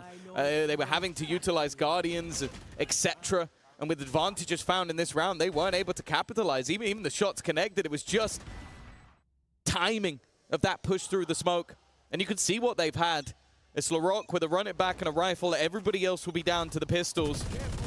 They're going to need him to have a lights out round. This, if ever, is his moment. All eyes on Larocque. The Phoenix with the ult online. And in fact, this push towards the seaside, it started well. They've actually managed to send Timotino backwards on 40 HP. Oh, nice. Falls, unfortunately, but that rifle of Larocque is all we're worried about. How much can it get done? It's being caught by a trap. More time delayed, more time wasted. The op now fires, but it catches him as he's fading into the mist. Oh my goodness, the shorty came out for Timotino. Cryo rushed in for a big side swipe. And what looked to be a scary round with that run it back leading the charge with the op shots missed with the damage onto Timotino ends up as a flawless. They are set up and ready to close out this map. The third and final in the series. They've had to fight tooth and nail to claw their way through their maps, with Split in the middle being a different story. However, if they make it into that playoff stage, I don't think they're going to give a damn how they got there. The main thing is making it there, having that extra preparation time for what will be coming up next week. PRX versus For BBL, they are around the way from having to try and fight versus EDG again. It's a faster pace, but Cryo again living for the moment. Caught the push up from Bang. It's going to be an interesting one, and he's found another victim. Leaves another disadvantage TP to the other side of the map with the spike, in fact, from Loiter. Mates are nowhere to be seen. They're waiting for the rotations to be pulled. I'd be able to get a plant that, I don't know, I feel like it would leave me confused, and I can see everything that's going on. It's too risky as well. He has no idea if there's a player close to him in heaven. You plant, he kills you, nobody can stop the defuse. Have to wait for the rest of the team, but the problem is the longer that takes, and they don't know if short or long are clear, they have to take their time. But now 100 Thieves start to realize they're not going to keep 3 players outside C. They're going to push. They're going to go through mid, through garage, see that nobody's there. Eventually, you're going to have Asuna check C long. No one's there. And all the pieces start to add up and starts to make sense. 30 seconds on the clock. And as soon as they're spotted here, there's going to be a player on their back immediately. BBL should expect that. No noise across the map. Somebody must be contacting somewhere. But can they expect them to be this close? Bang. Drawing their eye to start with. Still has a paranoia, and that's going to be set up any moment now. They're waiting for it. In fact, there's the paranoia. Now the swing comes through, and he misses. It's a whiff from Timotino. A lifeline for a BBL that looked dead to rights moments ago. 3 players all from the same angle. A spray down could solve this, could give BBL another chance, but Loida has to do it all. Rose showed him it was possible, but not this time. 100 Thieves, 13-9, with a bounce back from the desolation of Split. They've locked in and planted their flag in playoffs. Last year at EWC, they were placed into the group of death. Of course, a lot has changed since then. New players, new blood. I think Timotino has definitely been one of the most exciting to add into this roster. But the changes of coaching staff as well have brought them to a place they've not made it to before. The playoff stage is theirs. And for BBL, this means another fight needs to be had if they are going to make it into that playoffs bracket later in the tournament. It is a big step up from 100 Thieves and a victory well earned. And I think you see exactly what I was talking about during that game as well. The shirt game from MBS, almost as beautiful as a 100 Thieves game on the server. It's great to see them living their best life down there on the stage. And I said down there, right behind us on the stage. There's a lot of energy from these boys, and I think it was so important looking back at some of the moments where they were trailing, where they were down, even on Split. They find a round, a flash in the pan, they're on their feet. They're getting excited. They didn't allow all of the death blows that they were dealt to take them out of this game. And in the end, they come through with a splendid final map to close out this series. For playoffs, this is definitely going to be a team to keep your eye on. And with a little bit of time to prepare now. Yeah, that's the main thing. They get that little bit of additional days, I guess it is, to acclimatize and to get ready to be on point for the playoffs. Nonetheless, a man who's always on point. GG. GG. Thank you very much, guys. And it was all the way there, 13-9 for 100 Thieves to finally put BBL to bed. But it was a fantastic match and hero moments throughout, finally on that Haven. But 100 Thieves, they get it done and right the wrongs from last year's EWC qualification and make it through to the playoff stage. Our first team to do it here. Digon here alongside Kukuka, and big time to break that last one down. Feels good for 100 Thieves. Still something to build upon for BBL, because even BBL had their hero moments. Yeah, I think that especially this last map for Lovers Rock was just too much to hone in. It was the same issue that he was having back in EMEA, the fact that they were not really sure how to act on this Haven. And I think that throughout the series and for getting that second map, 100 Thieves was on top. Very good map from Bang as well. Yeah, I mean, absolutely. I think it suited them really well. It suited their playstyle incredibly well. And just so much composure after getting absolutely backhanded on Split. They turn it around and show just how quality they've been all the way through the EWC quals. And then from that first match, they're so in form right now, and that's going to make them incredibly scary heading to playoffs. Yeah, and that was the worrying big question, was now that not only did you lose for the first time here at EWC, you got bodied. It was not close. How are you going to respond? And at first it was, okay, you got 3 rounds, then the battle back, and all of a sudden it just became a dogfight in that final Haven map. But that's what we are here to see, right? That's what we want for a last map. We want that nail-to-nail, that 9-9, and them giving their all. At the end, it was BBL that could not take the pressure. Yeah, Timotino is standing by right now with Gennaro, getting that one set up for you in just a little bit. We'll get to hear from that duelist who had a fantastic series there. EWC in general, like with the qualifiers as well against RRQ. I think that definitely another one of the names that we need to consider. Yeah, I think he's been such a fantastic signing for this squad. I feel like you can feel his impact in the server, and I feel like it enables us sooner. Doubt, right? Yeah, exactly. I feel like they have a brilliant 1-2 punch there. So I really do love the direction this team is going, as well as the coaching staff, EMEA coaching staff. We always win. Represent. We always win. You have a world champion. Eric won Copenhagen. Exactly. All right, the interview is ready now. We got Timotino standing by with Gennaro. Timotino, you got a lot of energy going, so I want to start off straight off the bat. That was a great performance team-wise. You guys have qualified now for that main stage. A little different than last year, so all in all, happy? I'm very happy with our performance as a team, you know. Individually, the series, you could say had some issues, but I mean, I really enjoyed it, and I can't wait to playoffs. That's the energy I like to see. Okay, you're like going for it, but BBL, I want to talk about that second map then, because you know what happened there? I mean, I'm not gonna lie, we played super individually. I felt like we were kind of all in our heads about what was happening. There was very little comms between each other, and it made it really hard to play, like for all of us. So especially me, I had a rough time, did a couple of egregious mistakes, but you know, I'm very happy that my team got me map 3 and we got the win. How'd you then go from kind of having a little bit of a lesser expected performance on that second map to resetting and jumping into that third map, which was also a close one, but maintaining, you know, that level-headed performance? Yeah, I mean, I'm really good at like keeping my head in the game, even though like I make mistakes. Because as a duelist, you have to be able to reset for mistakes, because I feel like it's the most mistake-prone role. You kind of have to go in, do things on the fly. And so whenever a bad performance happens, I just make sure that I focus on my breathing. I focus on, you know, playing the same game and, you know, trust my teammates to win, because, you know, I needed it today. And you got it, and you guys won and qualified. But in that lower bracket now, there's EDG going up against BBL. Do you have a prediction or like maybe a preferred team that you think is going to join you guys in that main stage? I feel like if EDG had their full roster, they would destroy it, and they would probably, you know, chew BBL. But right now, with the form that they showed, I think BBL's got that win. All right, well, thank you so much. I'm going to let you go. That's it from us over here at the interview. We're going to be heading back over to the desk. You gotta love that energy. Yeah. So nice. He's awesome. So nice. Nothing wishy-washy. No. I was focusing on my breathing. I was like, he knows exactly what he has to do. He acknowledged everything.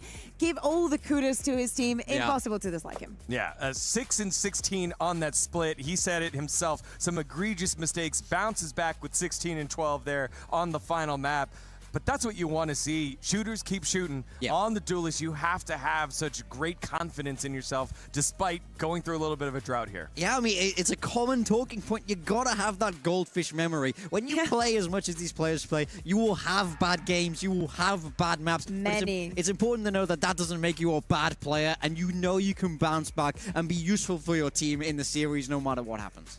Sometimes the entries are not going your way, but what Timotino is saying, like, you will make a lot of mistakes as a duelist because everything happens in a different velocity and you have to stay on top of things. Some days you will feel like Danby and some days you will not. And I will not say what name I was thinking of out of respect. Wow. Because I am no better than that player, so I will not say it. But sometimes those things happen. The important thing is that you know you have your team on your back, that they have your back as well, and that sometimes even creating, generating the space, generating the pressure will be enough for the rest of your team to capitalize onto that. And in terms of space and whatnot, I think that Cryo had an amazing series all throughout now. Yeah, Cryo doing a solid job there, 49-47 on the series as a whole, but had some clutch moments hiding around the corner. But that guy getting the frags here for BBL is the one I want to talk about. LaRock has something to hang his hat on. He did frag out 66 kills, the highest in the server, 21 plus 21 in that last map in the split on the victory. And it's just so tough when you have a individual performance like that still fall short, but you know, if you're a positive organization, positive environment, you can build upon that for your next series. I was gonna say, it does sting. It always will sting a little bit when you had, you know, a really great game, but the team doesn't manage to get it done. But, you know, I think in the same way that we were just talking about Timotimo, when you might have those bad games, you got to let it go. Equally, if you have those great games, you have to be able to let it go. You have to know that it's your job to be able to perform, and there will be times when you're up, there will be times when you're down. No blame, good culture, that's what they need, and I'm sure they have that with the way these guys are. Positives for me on BBL this series. Rose had a few very, very key important rounds. We know that his individual performance sometimes it is affected by the way that he's been leading the team, but I need to see a BBL that works the maps a little bit more. Like, I know that we're seeing too many direct hits and they're not really trusting it, you know, like they second guess a lot, and it is difficult because if it is, even if it doesn't look like it, it is more difficult to control one place with 5 people than with just 2, because then what are your responsibilities? Where are you looking? Where are you this? Where are you that? You are slowing yourself down, and when you are BBL and you have the players that you have and the style that you have, that doesn't, will not work in your favor most of the times. Yeah, I want to go back to one of the players that you said from the start who needed one of those moments. When I think back on the series, I don't think had it the same way that Rose did, that LaRock did. It was Lover's Rock. He was there at the bottom of the server. It just little tough here, but we know if he's frying her off, you get somewhat of what LaRock got, and Rose showing up at the IGL role. This is going to be a fantastic team. And the problem is that if other teams identify that as a weakness, they will go and hunt him for the next time, right? Like EDG is going to get their revenge against them because they did win against RRQ. So now they can be like, okay, if we take things in a map like Haven, for example, that is still very, very rocky for BBL. Yeah, I mean, I think he's so good when he's hitting everything with that operator. But if you're... But you need to get there. Yeah, exactly. If you can't get that into his hands, he does seem to struggle. And you can't be missing when you do have that big, high-power weapon because it's so hard to stay alive. And if that falls apart, a huge part of the defense falls apart. You just see it crumble, snowball from there. So I really want to see him grow into that consistency to have this BBL roster continue forward towards playoffs. Yeah, well, what this sets up is that 100 Thieves moves on to the playoffs and a rematch of our opening game here at EWC. It will be BBL and EDG yet again because EDG dispatched RRQ in dominant fashion. RRQ are out of EWC 2026 contention, and only one of those two, EDG and BBL, will make it on in. While we are setting up the stage for our next game, just a little bit of thoughts there in the rematch of BBL versus EDG. Normally with these rematches, I like to favor the team that lost. For me, I feel like you can normally come out of those games with a little bit more learning and a little bit more hunger for that rematch. It does become very important, but I will say from watching that game, I felt BBL did play a lot better. They showed moments of it here today. It's all about, you know, who is bringing the good form into the next game, where EDG running hot off a dominant win. So I can see this going either way, but I kind of want to lean towards EDG here.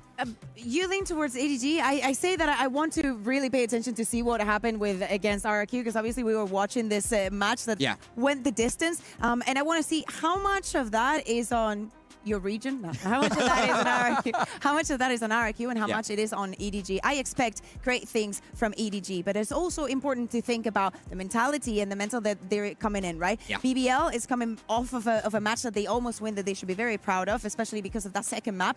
And EDG is now coming in from a win. Like, even in with someone subbing in and Smoggy not being here, they are able to get wins. So really looking forward, and I have to take a look to see what they did. Yeah, we'll see what happens there. That match will happen in a couple days. Now we go from the qualification match of Group A to the elimination match of Group B. A bit of a surprise and sadness for one of these squads. It will be PRX versus Karmine Corp. We'll tee that match up for you after this short break. You're watching EWC 2026.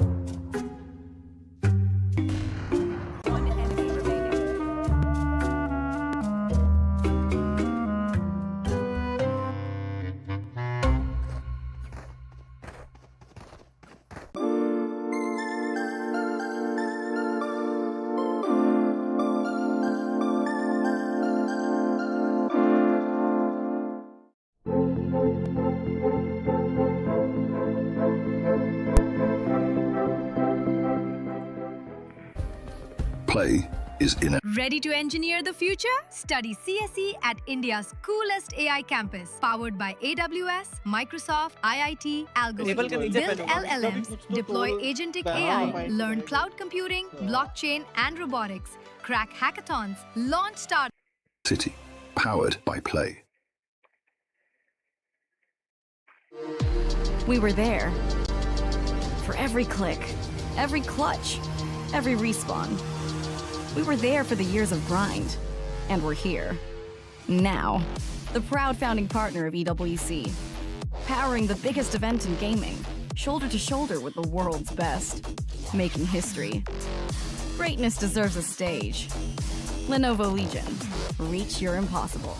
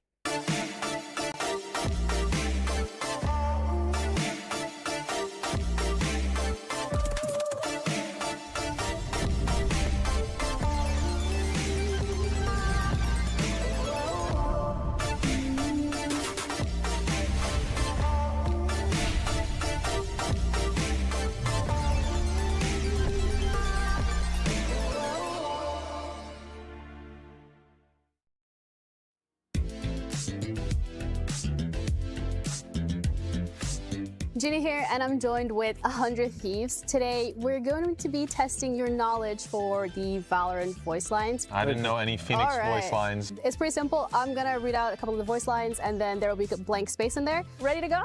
Ready to go? All right, first voice line.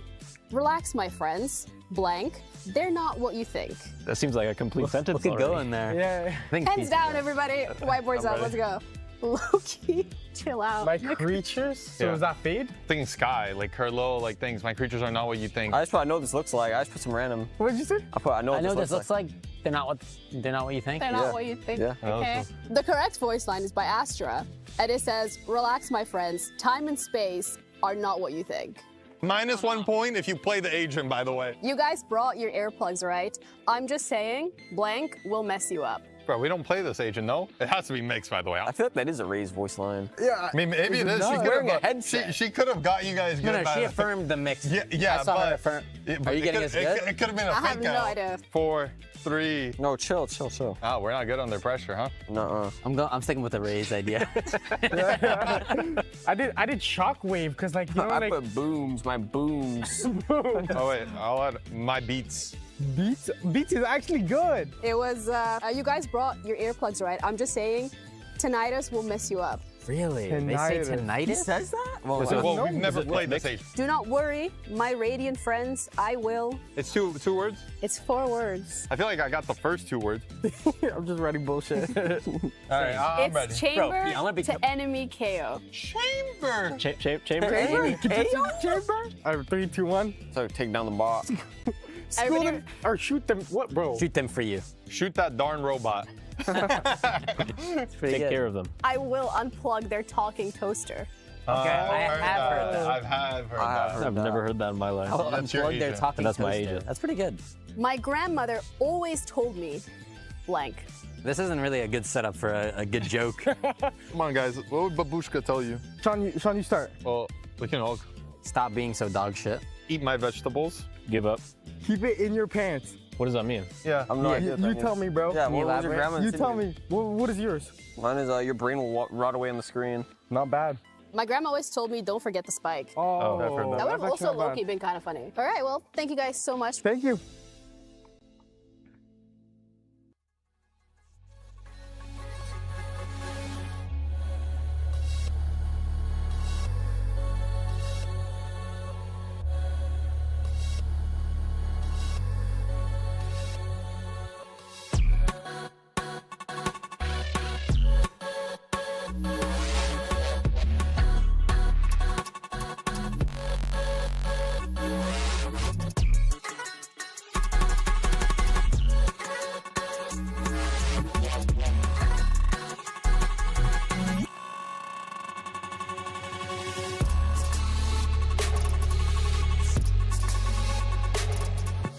Guys अभी like समझे यार, like कर दो यार, like and subscribe कर दो guys.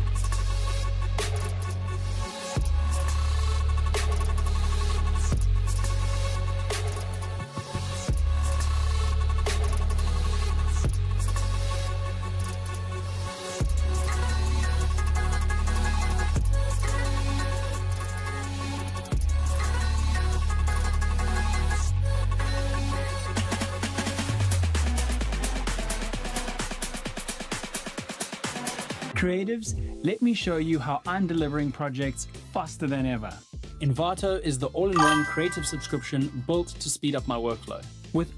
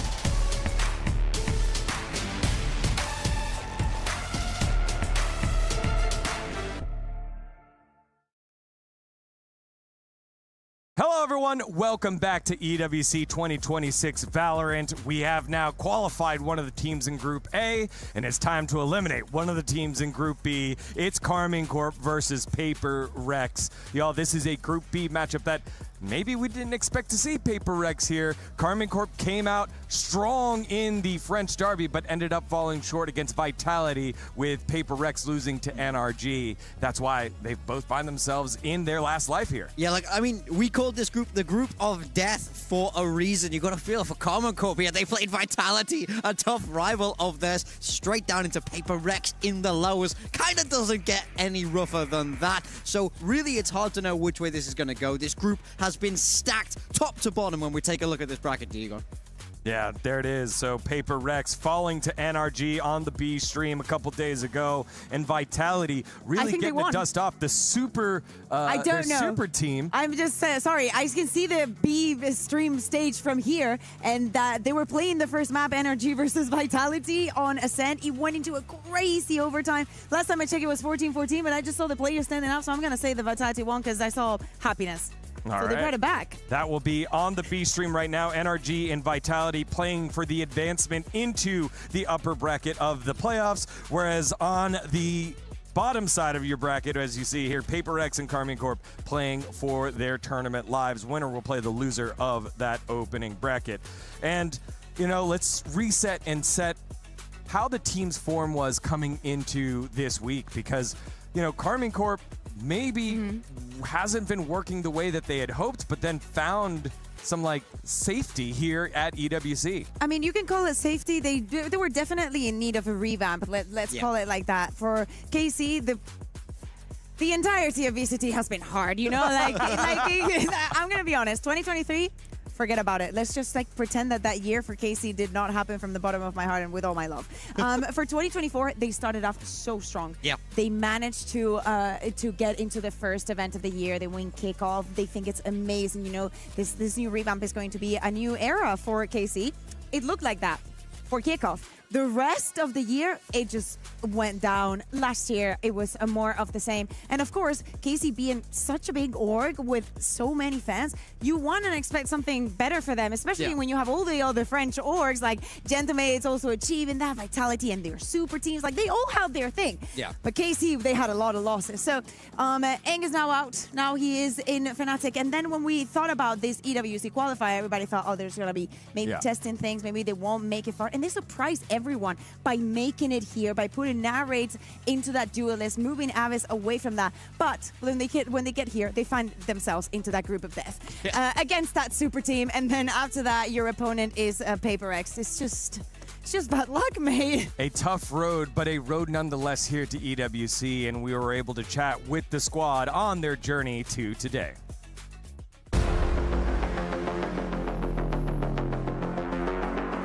I'm very happy that we managed to qualify to EWC because it's a very big step for us. We don't really care about the enemies we're playing against. There's PRX who were top 2 in Masters and also Vitality top 4. Of course, they're insane teams, but if we manage to get out of this group, then we have a high chance winning the whole tournament.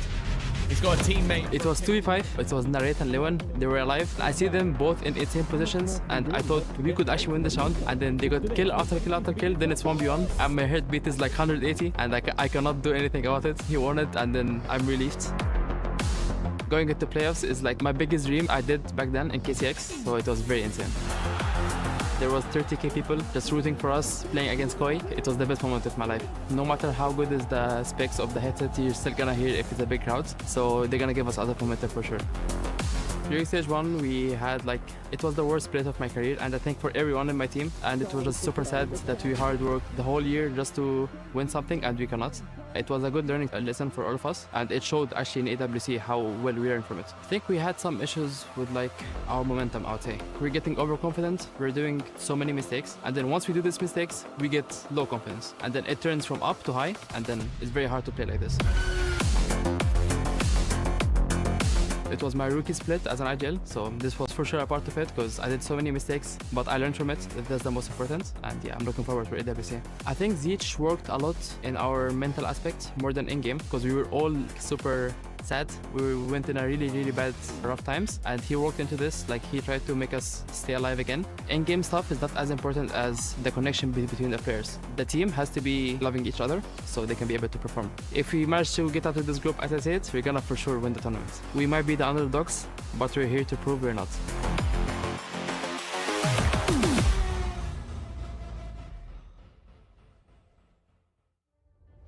9th, 10th during kickoff, 11th, 12th during split 1. I think we got a very honest response there by Aves in his rookie season as the IGL here in KC.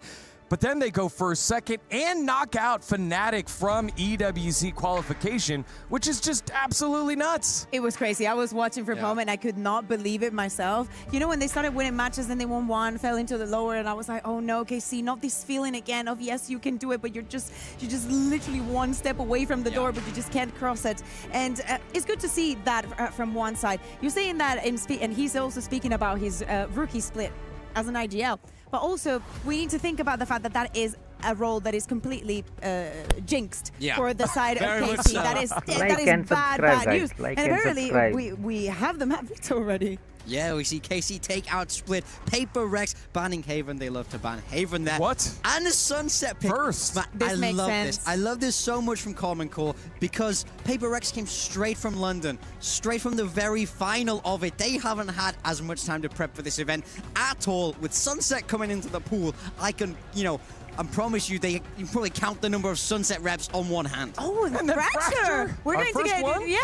Is our definitely on this. This is our first Fracture. Yeah, PRX with Pearl out of the pool. Yeah, Haven is the next best option, especially if you're going up against a team that has succeeded a lot on a Haven. And I love that you're saying that about of course, PRX has not had time to prepare the Sunset. They did have a good Sunset though with the Vi on the Sage. Please, I'm playing for that one. Please, the Vi on the Sage. That will make me so happy.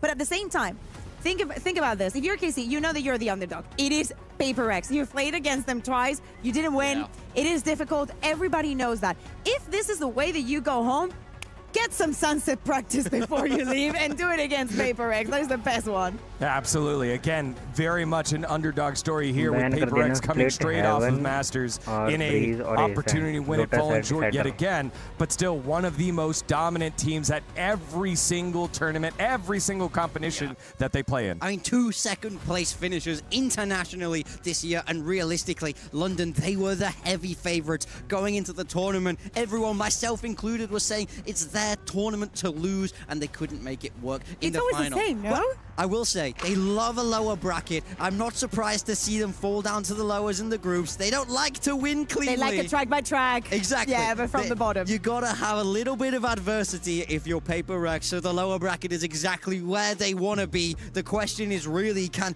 KC fight this David and Goliath story? PRX are huge names, but KC, they have that hometown advantage here. Yeah, and Aves said it earlier when he played for KCX over at the venue against MCOY. Yeah. It was crazy. It was absolutely crazy, 30,000 people there, but there is none of that here. Right now, it's just pure Valorant. The crowd, the commodity, the shouting, and all of that support has to come by earning it here, and you have to earn it against probably the toughest team in the tournament. In EWC, everything is earned. That is our motto here. And of course, the crowd is also a big part of that. For this Sunset, what do we expect in the compositions? Is there any angle that you would like to see KC going towards? Like, do we want to see that double duelist? Oh, we're just...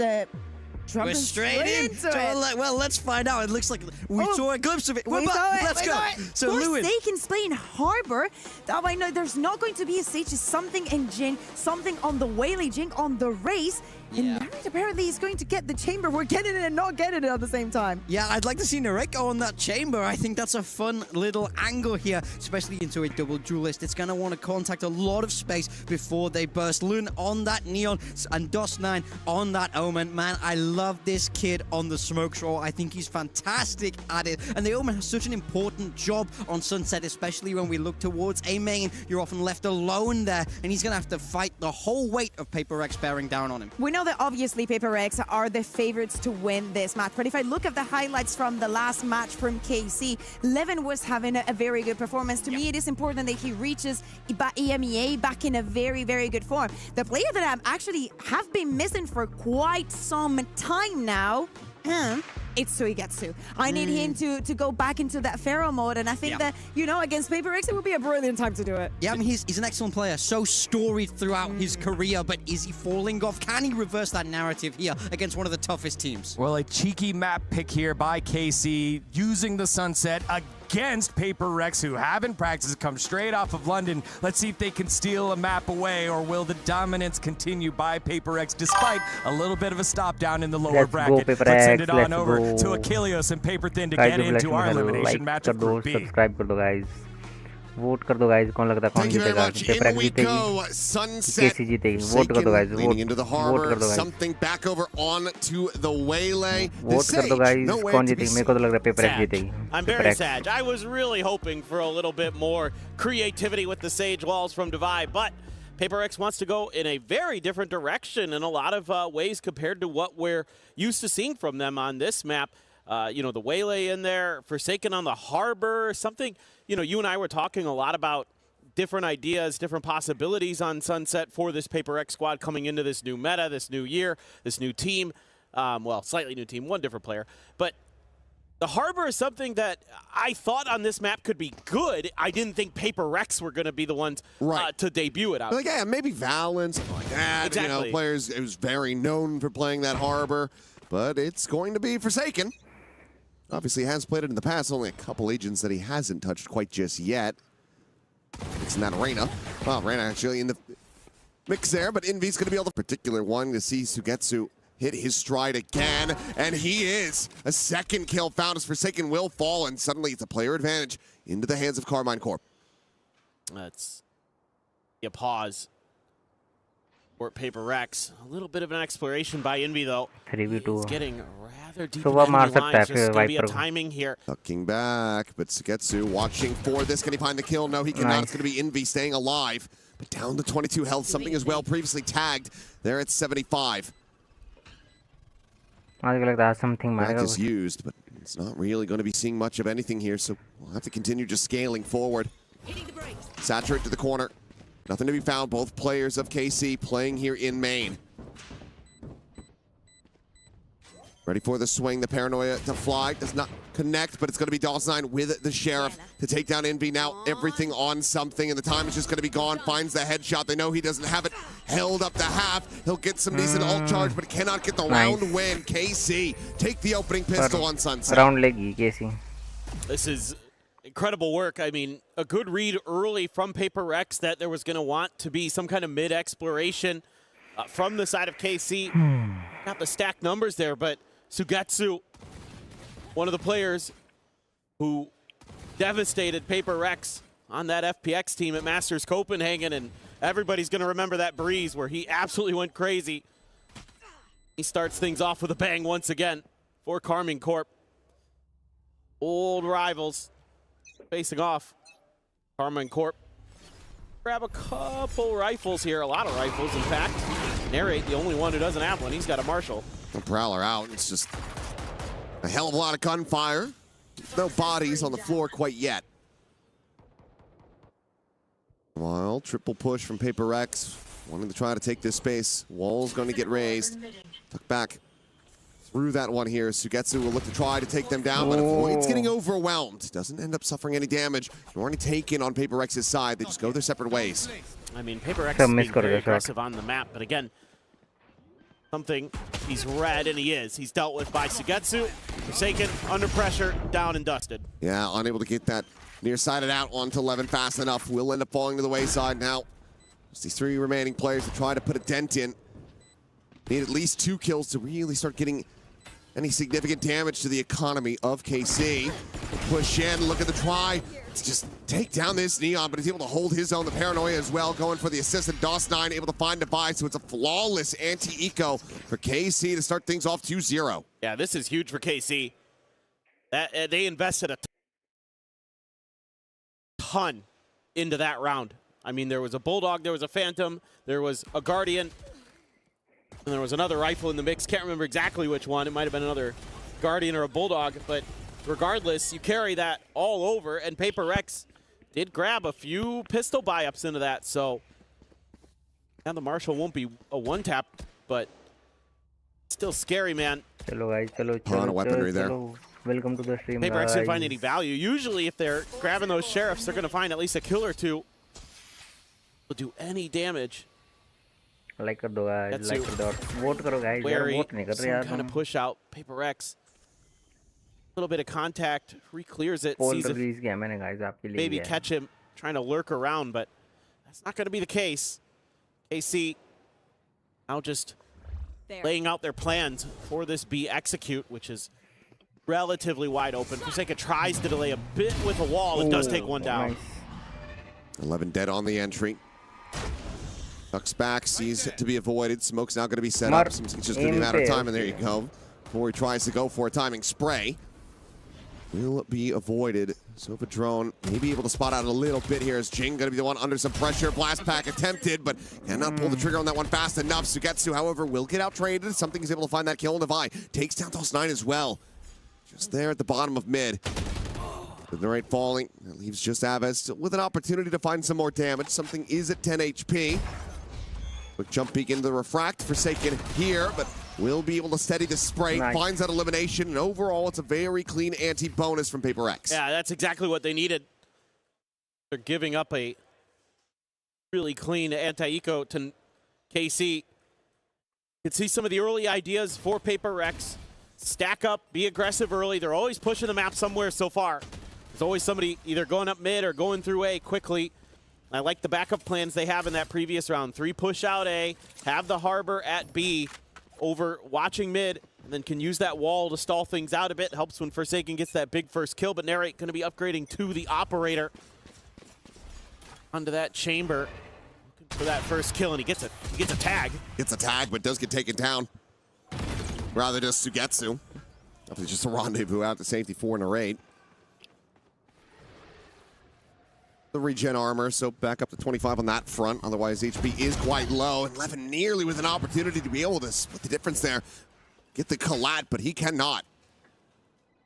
Neri does a good job there, making sure that Jing can't scale forward off of A. So PRX only going to be able to push forward through B, but the trip is there from Neri. Keep something in check, but that does create an extra angle here, even if they're able to get through market. Seems like they might. Depends on what Devi wants to do. Heard that Prowler. Now the top of the door.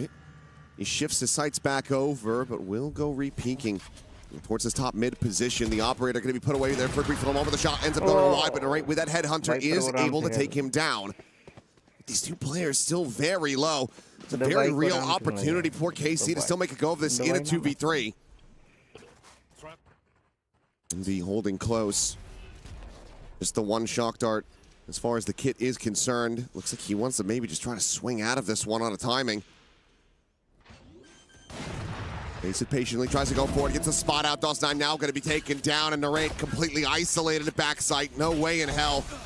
Trying to get his way out of here. Short dart. Maybe can get some more damage in, get towards an ultimate, and he shall as Envy will fall. Something, however, is out for blood once that convergent path's online a little bit faster, and he'll get the extra charge towards it. So now tied up 2-2. Yeah, it's really good map awareness from PRX in this round. It could have gone very differently if they don't read that, you know, with that push up through mid, top, which direction it ends up going, because after they kill Devi, it's pretty wide open back there, but they send the 2 towards A. They read that nicely. I think because, you know, they feel like, okay, we've got something on the other side. Let's stick with our 2 setup, rely on him. He's still got full health. You know, Envy and Forsaken already a little bit beat up. Guess correctly, and that's going to be the operator into something's paws. Here's some noise. Push out. All right, immediately going to be dispatched. Paranoia now going to be sent. Double dash over to the side, and Forsaken scaling forward at alley is able to intercept Sugetsu, so now the Viper gone. This is why they slam the door in the faces of KC. DOS9, however, little headshot, cheeky little scale forward, but something just leaps around the back, quickly gets the scope through. As the spike stranded over towards the defender's side. Levin not too far away from being able to recover that. Forsaken eyes on the angle, but not on his rear. Aves, if he swings out, would have a very easy kill, but instead we'll send the Prowler. That's the alert here that PRX needed. Gotta go. That's kind of unfortunate for Aves. Be kicking himself in the VOD review on that one. No way to know. They're in the moment. Spike is going to be recovered. Aves pushing his way forward onto the side. Headshot to the back of the skull onto something, but now Devi as well, striking. Arriving on the scene, the Haunt going to be sent out. Aves, quick on the draw, is able to find the one. Love it on that snake bite, and that's all to draw the attention away while Jing swoops in from the flank. Two players surviving, the op going to be carried over. PRX now find themselves in the lead. So much of these rounds coming down to just who's going to kind of outguess who on where they've maneuvered to on the map. It's getting very chaotic. Everybody's just trying to kind of find that extra space, find that extra angle. I mean, first it's DOS9, he gets shut down, then it's Aves, who eventually finds one. A re-wrap from elbow, and it's a little bit all over the place right now, it feels like. A ton of ults as PRX. Same for KC. Showstopper going to be sent off the rip, looking for that stun. The lob in, but now the rendezvous will take him out to safety, even though it's a short hop. The Hunter's Fury, however, looking to hound him down, has him low. It's going to be Forsaken having the kill. That's 2 invested off the rip. PRX get themselves into a decent enough position, but it's just the one player committing the ult in to try to have that operator online. Everybody else still going to be having armor as well as Vandals, so a 4v5 still possible for KC, but something scattered out by that Prowler. Quick little exit. Double dashes out towards safety. While Jing pushing forward, and he's not going to press the issue. Rare signs of restraint, but then we'll just get taken down through the wall. DOS9 able to find him there. Aves not quite going to be able to get the catch on Devi through that market door as it does get slammed shut. Yeah, that's why they're going to slide something up to top mid to watch that. Case got a pretty good read now how this round is going to look. A lot of their bases covered. Forsaken. A little bit of a delayed reaction there. Unable to find that kill, but Envy very much slotted forward just outside of main. He's able to find a kill. Now they hear the sprint coming their way. The Neon, the slide in, breaks the aim of something. Weapon's going to be grabbed as well. 11 wants to try to utilize this as well. I've got an overdrive behind it, so I might as well go for it. They go pushing into his angle, which given they are sprinting, he's going to be able to have the read here. Slow things down. 11 should absolutely be favored. Just holding on this corner. No way to try to break that aim. It will be Devi taken down. Envy now to try to clutch it, but as he swoops in, 11 with the recovered op will have his number 3K to tie things up. Well, this is just a great late round call from KC. They realize that the B site is a little bit overstacked and that Neon gives something fit. It's a good early set piece from PRX, using that showstopper to reveal the position of the chamber. They know where that rendezvous is going to be set up, so then they follow up immediately with that Hunter's Fury. But KC better just when it mattered most at the end of the round. What looked like a good start for PRX and maybe themselves pretty far ahead. Oh my God. Straight into this, and Envy lucky. Able to skirt back away from that one. Had he committed in with a drone, almost certainly would have died, but he also did have something there for the covering fire, so manages to find the punish. Get the early start here for PRX in the round, and Devi will expound upon that as Levin gets taken down outside of market. AC still quickly trying to scale forward into the B site. They can still situated, just jiggling back, watching that main angle. Yeah, KC knows that if they just play really patiently, you might catch somebody from PRX making a mistake. Forsaken, though, does get the reconfirm. They're still in market. Now the door to be shut. The swing to come through, and something to have the shot off is going to be taken down. DOS9 is the one that was previously spotted, so something knows there's a second player, but still just can't quite get on the angle, but Devi absolutely does. Spike now down on the floor. Narrate would be able to buy another operator into the next round, but in all likelihood we'll have to just try to save this one so he can pass another weapon over to his teammates. Yep. This should just be round over. But some good little adjustments here from PRX. An extra layer to help out Envy over there on A. That first kill, that could have been a real problem. But again, we're starting to get a feel for the tempo and the pace of PRX. I like that they match the pause. You know, they don't try to get over aggressive. They're not trying to push a bunch of space. You know, when KC has kind of claimed just a little bit of real estate of their own. Nice. They just hold the line and a little bit of jump peeking. You know, something takes a little bit of a better angle, I think, from top mid there to make sure that if it is, well, it could be a Neon or whatever, but he's going to be able to get that kill a little bit easier from that position. Back in to the lead by 1. Obviously, the key weaponry that you really want to be having going to be carried over. That operator still in the hands here of Narrate, but as mentioned, has to go for a drop. Pass a weapon over to one of his teammates. Levin does have that overdrive to back up the Stinger as well, so could be seeing a bit of a pacier hit here for KC. For now, won't reveal onto 1, but look at the triple scale forward coming in. Look at the Dritz try to set up with that convergent path. Jing now bounding forward. 11 completely slowed up inside of the snake bite, and PRX have an absolutely gorgeous spot-on read.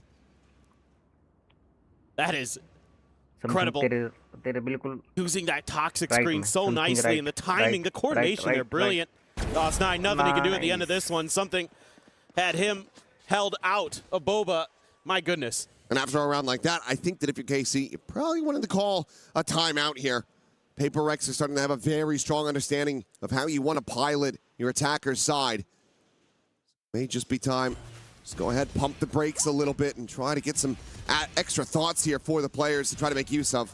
It's really nice for PRX to get Jing going here. He really struggled in their first match against NRG. You know, something that we haven't seen too much from him since stage 1, since London. I mean, he was incredible. You talk about how good his Raze is, best Raze in the world. They lost both Raze maps, you know, against NRG, and that's tough when you put so many of your chips into that basket. You know, like, he's so good at times. So if they get him fired up as well, something already very much clicking on the Waylay. Get that other duelist rolling. This should be pretty easy sledding for PRX. Yeah, and while it's not something that we see too often from something, obviously he's got plenty of experience playing the Waylay as well at this point. Yeah. Was his main duelist selection when Corrode was in the map pool. Let's see plenty of that.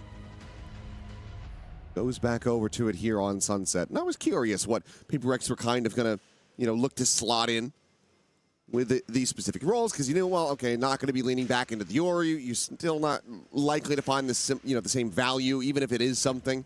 Map is just a little bit bigger compared to something like Ascent where he does play it. Meanwhile, though, that trade out will just quickly make an exit. Jing as well, trying to once again scale aggressively down into mid. Does have to back away, but all of this has established a very deep pit, completely containing B-Main. PRX is expecting this to be an attempt to clear Device pit, so they've reinforced it with an extra player. They might have to give that a reconsideration. A leg shot, though, out on Avaz, not able to find that elimination. Puts him down to 5 HP, and that's going to have all of KC now starting to get clustered up on the A side of the map. It is going to dodge that drone, but should be an awareness in the back of Envy's mind that that's possible. They're going to hold the elbow Still watching for it. Yeah. 5v5, reading the angles correctly and will be able to find that headshot, clearing him out. Forsaken now trying to assess which direction the flood's going to be coming through, but he sends out that Reckoning, trying to slow up this approach. Dust9 going to be contained, just tucked away here in the back. Forsaken, however, fiercely just goes pushing forward, because of course he does. He's able to find the enemy Omen after all. Welcome to my world. There's something finishing the job that he had started, is able to find that elimination, but Levin gets rid of Forsaken at the same time. Their own pit now placed, fanning out towards the back of site as well as absorbing some of Alley. KC get this into a 3v3 and now decently favored to close out the round. And you don't have a ton. You have a couple mollies. Oh my God. Oh. Do they realize? Paint shell going to be sent, but no swing wide enough to actually get the spot out there. Just a bound around the corner out towards safety. Divine out, arriving. The rendezvous placed, the leg spotted to rate. Showing a bit too much. 11 re-arrives over on the street side, cleans up Jing, gets it back into a 2v2, and the time is starting to bleed away. Divine's able to find Sugetsu. They have to stay on this defuse. The slide in, the turnaround, and Levin gets the clutch, gets the 4K, and gets a 4th round win for KC. Love this little bit of delayed aggression from KC here. Narrate able to get a big win against Envy at top mid. That starts making it really difficult for PRX to have info on what's going on around the map. So then, Forsaken and something left to their own devices to try to lock this out. The pit almost doesn't work for KC, but Levin has another brilliant round. Just like we saw earlier, 10 kills for the Neon. Looking for the stun on the array, but it's going to be something taken down. Sounded on the angle. It's a big early punish. Is Envy as well. Now will fall. Forsaken having to backpedal away. Eats a little bit of damage to jump forward, though, right through the poison orb. And Narrate will be able to find him with a headhunter. And the wheels are starting to come off. PRX, they were cruising. They were looking steady these last 2 rounds. Now, they look shaken. Operator not to be recovered. Jing just to play back, maybe try to find some kind of exits, but KC can just fan out over towards that defender side and keep all 5 players alive. At this time, I wonder if maybe that push from something was ahead of the dart, or the dart landed just a little late. Feels like a little bit of a timing thing there. Gave KC an opportunity to get that win and get out before the rest of PRX could do anything about it. Regardless, good awareness from Narrate. To be leading the charge with that operator like that, not an easy task. I'll find you. He's able to shut down something who's been having a really solid map so far. Devi? I think it's time for a timeout on the PRX camp. He's done it again. Yeah, that's... just misjudging where they had planted the spike, where it was going to be safe, but obviously there was no one near him. Anti भाई anti करेंगे यार PRX comeback क्या tension है defence कर रही है अभी attack भी करेंगे Okay, no timeout. Why not? We'll just leave it, but this is going to be pushing them lower and lower as far as the cash is concerned. Bank can be broken after this round if they're not able to find the win. And I like KC's adjustment here in the macro, saying we've had a couple rounds that A has been successful for us. Let's try something a little bit different. PRX initially just trying to make sure that 3 in a row won't be what they get just from that A side initially. Oh, something gets identified crossing there by Narrate onto the Devi. He sees a lot. That it does. Relay bolt could be sent out. Space now getting taken. Paranoid does not connect on to Devi, but he's going to go swinging out, takes the fight, and does manage to win it for 1. He's now up and over into market, but Jing is also going to be struck down, so player advantage and something spammed to 5 HP.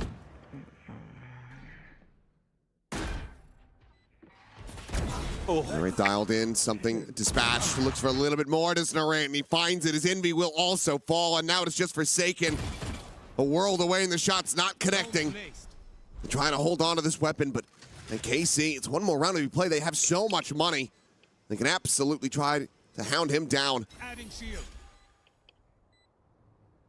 Forsaken planting himself here in mid, finds the first, looks for the second, won't be able to get it done. Aves will find the elimination, putting him 1 away from a Nightfall as KC now get up to 6. And again, it's using some of that conditioning from the last couple of rounds. This is a great read by Aves to say we've gone A twice, it's been successful. They're probably going to overstack that side. Let's go the other way. Devi, only good for 1. The trade's nice, and then Narrate really sharp again with the operator. So just able to get into those post plants comfortably, hold those angles. PRX never getting much done. Sugetsu's lurk as well, really impactful there. Able to just go ahead and force back Narrate far enough to get the showstopper online. Taken and use that one way to get himself positioned. That showstopper going to be in the back of KC's minds. That's why they have retreated. Now, and look at this stack. Massive push out in the mid yet again from PRX. This is kind of where they've been finding the most success. Will that continue or not? Sugetsu doing damn well to be able to come away with 1. Critically for PRX, though. It is Envy that is dead. Not showstopper, but okay. Narrate a little bit whippy at the start. He's able to slow it down, finds that kill. The showstopper comes away with absolutely nothing. Jing planting his feet, however, still going to be able to find DOS 9. Devi got Aves moments before. A 2v2 the spike, still there in main. Narrate swooping forward, grabbing it, rendezvousing back.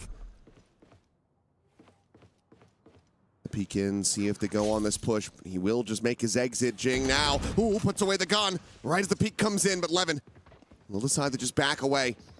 Jing quickly swooping forward, trying to find that elimination, but the damage is just not going to be coming through. Now right now with a swap of the guns, has the tour de force behind this Vandal.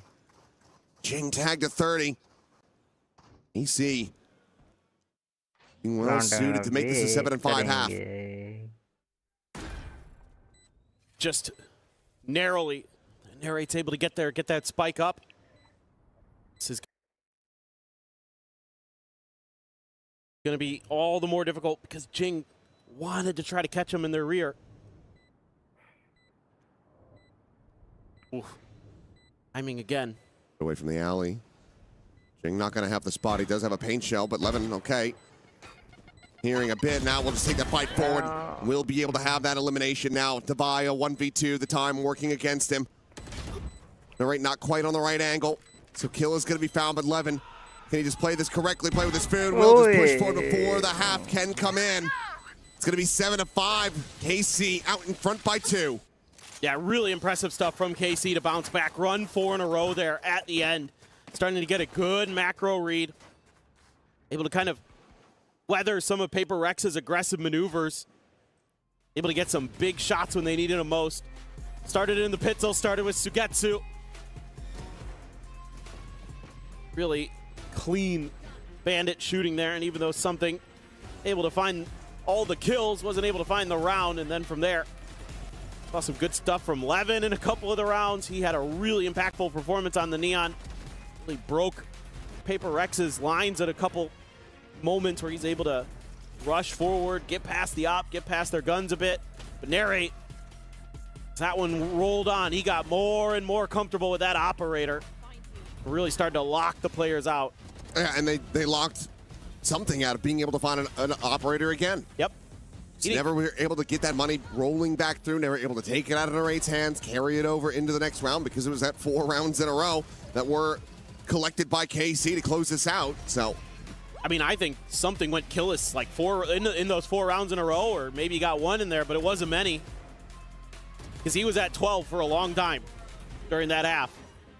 He'd gotten up to like 12 and 6, and then I don't think he found another one after that. Yeah, was doing a lot of the early lifting, but then all of PRX started dropping the spaghetti. Well, a lot to be a little bit concerned about if you want PRX to come away with this win on Sunset. 5 from the defender's side, not going to be too terrible. Obviously, as they are going to be running that double duelist, now shifting over to the attack. But if this doesn't have fangs and KC win another pistol, they're looking pretty well suited to collect a win on this opening map. Yeah, I mean, I think you would feel like there's a shout here for PRX for sure. But again, how much practice have they had on this map with this new comp? You know, how well drilled is this going to be? Sometimes that can kind of work for you because you're kind of figuring it out on the fly, which means your opponent is going to have a tough time maybe reading exactly what you're trying to accomplish with some of your macro and those kind of things. But usually it's going to be the more prepared team, the team that has the better protocols that comes through. PRX gonna scoop up. Okay, 2 sheriffs. Ghost for something. Dakin just gonna stick with the classic and armor. Jing with the frenzy. Anybody else on KC? Bandit for Sugetsu again. Sheriff for 11. They're starting to get clustered in mid again. End up being a very big fight here. Couple shots to go out. PRX starting to lean in towards this A side of the map, but so too is KC. 4 players nearby enough. As 11 gonna go repositioning, wrapping around over into Alley. Oh, push what a through that shot. wall though, and yep, Divide. Whenever he's got a sheriff, you always have to be concerned, but something now gonna get caught. Yeah, 11 bringing this back to parity. Swing at the corner. Aves to stay tucked in, finds the first, looks for a little bit more. Jing will be able to shut him down with that frenzy, but Levin still able to find Forsaken as well, so it's a 2v2 with Jing at 15 health. Points the first shot, 4 more in that headhunter though for Narrate. Viper backstep Absolutely still be deadly. They want to try to re-clear this and maybe even pivot. 30 seconds though. Have to start sprinting pretty damn soon, but maybe just a forward check and then a tuck back over to A. I mean, I think they'd like to try to isolate Narrate, take him down. Doesn't give him the chance. Suspecting that they have moved all the way over towards B, but now he's going to know the time's just running too low. Do they read that Sugetsu could be an alley? Jing going to be going for the plant that is safe from this position. No sightlines given over by Devi either. As Devi looking for the shots, and he cannot line them up. Jing dead off screen. It's another pistol for KC, who are now up by 3. Yeah, again, it's just so slow here off the rip from PRX that KC has tons of time to get their pieces into place. Even though, you know, PRX's individual skill is able to fight back enough to get them into that 2v2, Jing was so weak already. Time was working against them, and that allowed Sugetsu to reposition. Not sure what happened there. Something just stuck out there, maybe some util from KC. The C's or something got players from PRX caught up. Now, only a couple bandits and a sheriff this time. Oh my god. 11. He's a few players, goes for some sprays, but it's only going to be Jing who takes any damage. So for PRX there, not too shabby. Oh, something drifting back. Uses that refract just to get a little bit of info about what's going on in the B site. Now I think I try and challenge maybe a different part of the map. Prowler here doesn't confirm. They want to go for a bit of a market split, but Dawson aren't able to offer up quite a bit of damage, but still suffers a hell of a lot in kind. 4 HP remaining on this Omen. They're going for the full push up now through up into this smoke, and Aves with that stinger ready to greet them. Paranoia as well. Gonna be sent through, but Divide able to find the one. Something gets the right click in. DOS9 gonna be taken down. Levin eliminated, and PRX. Oh, it just feels like you can never really count them out. The Sugetsu will get one, but nothing more. It's a Thrifty. Go ahead and reply right back after dropping the pistol. This is so crafty from PRX, and again, the combos on the fly when they're gonna throw something one direction, another's gonna push out at the same time, and that's so hard to react to as KC. Aves there, just stuck in a bad position, and everybody's swinging together outside of the harbor smoke. Just a great moment there for PRX, and KC has to be kicking themselves. Had a great opportunity to maybe put this map to a really difficult place, but Aves just says, okay, fine. Are we just pendulum swinging this? Here we go. Thrifty into Thrifty. Aves can find another! Then yes, it absolutely can happen. Something now going to be isolated. The swing coming through. He cannot line it up. And my God, what a reply! KC looking to get themselves up to 9. 2 players down to 30 health. The weapons not been recollected here. DOS9 is going to be eating that stun. Knows exactly where Forsaken is. Shock Dart, they are heavily convinced about this, and yeah, they've got him down low. Shock Dart, he walks right into it! He predicted he was going to leave. Meanwhile, Forsaken able to find the first, the spam through, Aves dead, and oh my God, they're rescuing this round. Just narrate. 1v2, a Bulldog in hand. 5 bullets and a Headhunter. But this is one of the most PRX rounds. The last 2, I think, is a very good TLDR for this team. Comeback किया गया guys. कर देगा comeback PRX ने. That is an interesting smoke to set up there, Forsaken. I'll just have to make him walk through, walk out of it. The shots ringing out, and Forsaken just dialed in on the angle, gets himself the 3K to save this round. PRX now 1 away from tying it up. It is so amazing to me sometimes when players just read a situation so well. They throw the harbor blind in there. DOS9 doesn't move a muscle, doesn't make any noise. Like, nah, he's there. Yeah, enemy's like, nah, I know you're there. And then not only does he get that, he predicts that he's going to leave when he does. I mean, crazy good stuff. Forsaken as well, brilliantly played there individually. That 3K, absolutely a difference maker. That's going to keep things very much alive here for PRX. Something going to have that operator as well. So let's see if he can match a little bit of what Narrate was showing us with the chamber. Over on the other side, doesn't have the funds to get into it yet himself. 1 away from a showstopper is Jing. It's Divide taking this contact fight outside of market in mid, and he will get overwhelmed. Sugetsu the one to collect it. It's Forsaken now going to be spotted, just trying to set up this wall as they go for a faster hit onto the A site. Gonna get slowed down. Trademark on the one side. Boombot still having to clear through alley. Jing's gonna go up and over. Ends up getting slowed, but nothing to be spotted. Haunt reveal, so they know exactly where the rocket would be coming from. He's just gonna lob it over towards Street, where no one will receive it, but DOS9 still gonna get caught. Now still isolated here. Behind the box on site, the scale forward from Levin, but Envy has him outdone. He's looking for the next. Forsaken gonna be swinging in, draws the attention, and Envy collects it. A 3rd kill for him. As Jing is able to find Narrate, and now it's just Sugetsu. Having to backpedal, having to run away to save this weapon. The op will be carried over, and PRX will tie it up 8-8. Envy. That's definitely a Envy round. No doubt about it. Getting that first kill up onto the player on the box at back sight. That was really instrumental.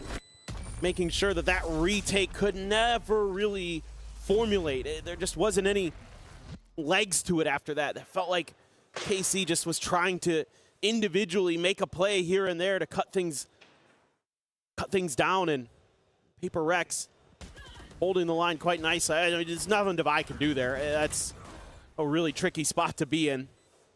Maybe if he had kind of held that angle just a half second longer initially when he was looking through the market door, he might have gotten one, but tough spot to be in. good read by KC initially there to get that man advantage. But further as that one went on, PRX individually took the round over. Boombot to make sure that Jing can get more, and oh boy. Sugatsu, yeah, it's just a death squad on the other side. Ooh. Clean fadeaway shot there from Levin. He wants to go in for a little bit more. 2 bullets remaining here in the cylinder, and he can't quite line it up. Jing finds DOS9 behind him, then cleans up the neon. This thrifty attempt not getting nearly as close here for KC, at least not at the moment, as Jing, he might have just activated. Was down at the bottom of the standings and now is slingshotting his way up towards the top. Nothing more for Narrate to do. Come back to her, guys. Well, you especially don't want to give Jing another ult charge. He's nearly to another showstopper. It's 3 away. And that's why he's the one sprinting on the prowl, looking for this chamber. Taken not too far off as well. In the end, it doesn't seem likely that they will be able to find him, but PRX will find themselves back into a 1-round lead. Could get to him potentially. A chance. Light gone, so 5 seconds remaining. Have to just rush at him. They're going to try to do so, but won't be able to find him in the end. So Narrate will be able to carry that Phantom over into the next. One away from a tour de force for himself, but PRX very much finding their footing so far on this attacker side. I have to imagine this is a good opportunity for a timeout because both teams are going to be having some big ults coming into this next round. Reckoning Hunter's Fury for PRX. You have the Nightfall plus Levin's Overdrive.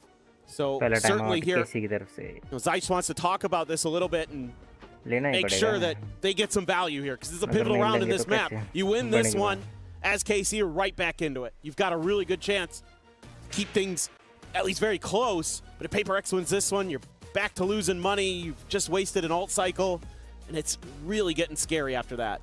I mean, I'm just moderately shocked that we haven't seen a timeout call from Alex after some of the just, you know, wild things that PRX have done that costed them rounds, particularly in that first half.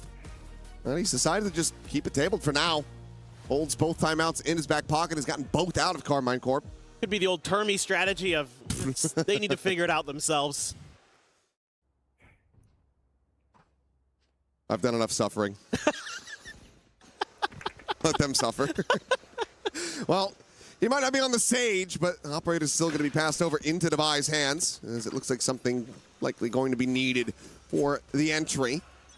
Yeah, I like this. Devi usually really sturdy on this map with the operator. So it's going to be a very quick hit, the Reckoning out. Aves just there behind this wall, still able to survive for now, but Levin's going to be punished as Jing is able to find that kill. Hunter's Fury going to be sent through as well as Inby will take down Aves. All right, with a quick peek in towards Talios, is able to find just the 1 kill, but has to try to escape, but he cannot. Devi with the up, able to strike. And now the players from KC split worlds apart. Getsu just watching here in market. Devi not quite ready on this approach, will get timing. Taking down the drone to be sent through, trying to find this enemy. Viper tries a swing out. Find a timing of his own, but Forsaken it will deny. The 2 kills going to be found. The operator can be recovered. PRX now starting to steady this lead. Okay, the timeout doesn't really come to fruition here for KC. Just don't quite have the right answers to that initial ult dump over at A into the pivot from PRX when they realize that it's a little bit too congested over on that side of the map, and they make a nice move. And Devi, again, Johnny on the spot with that operator.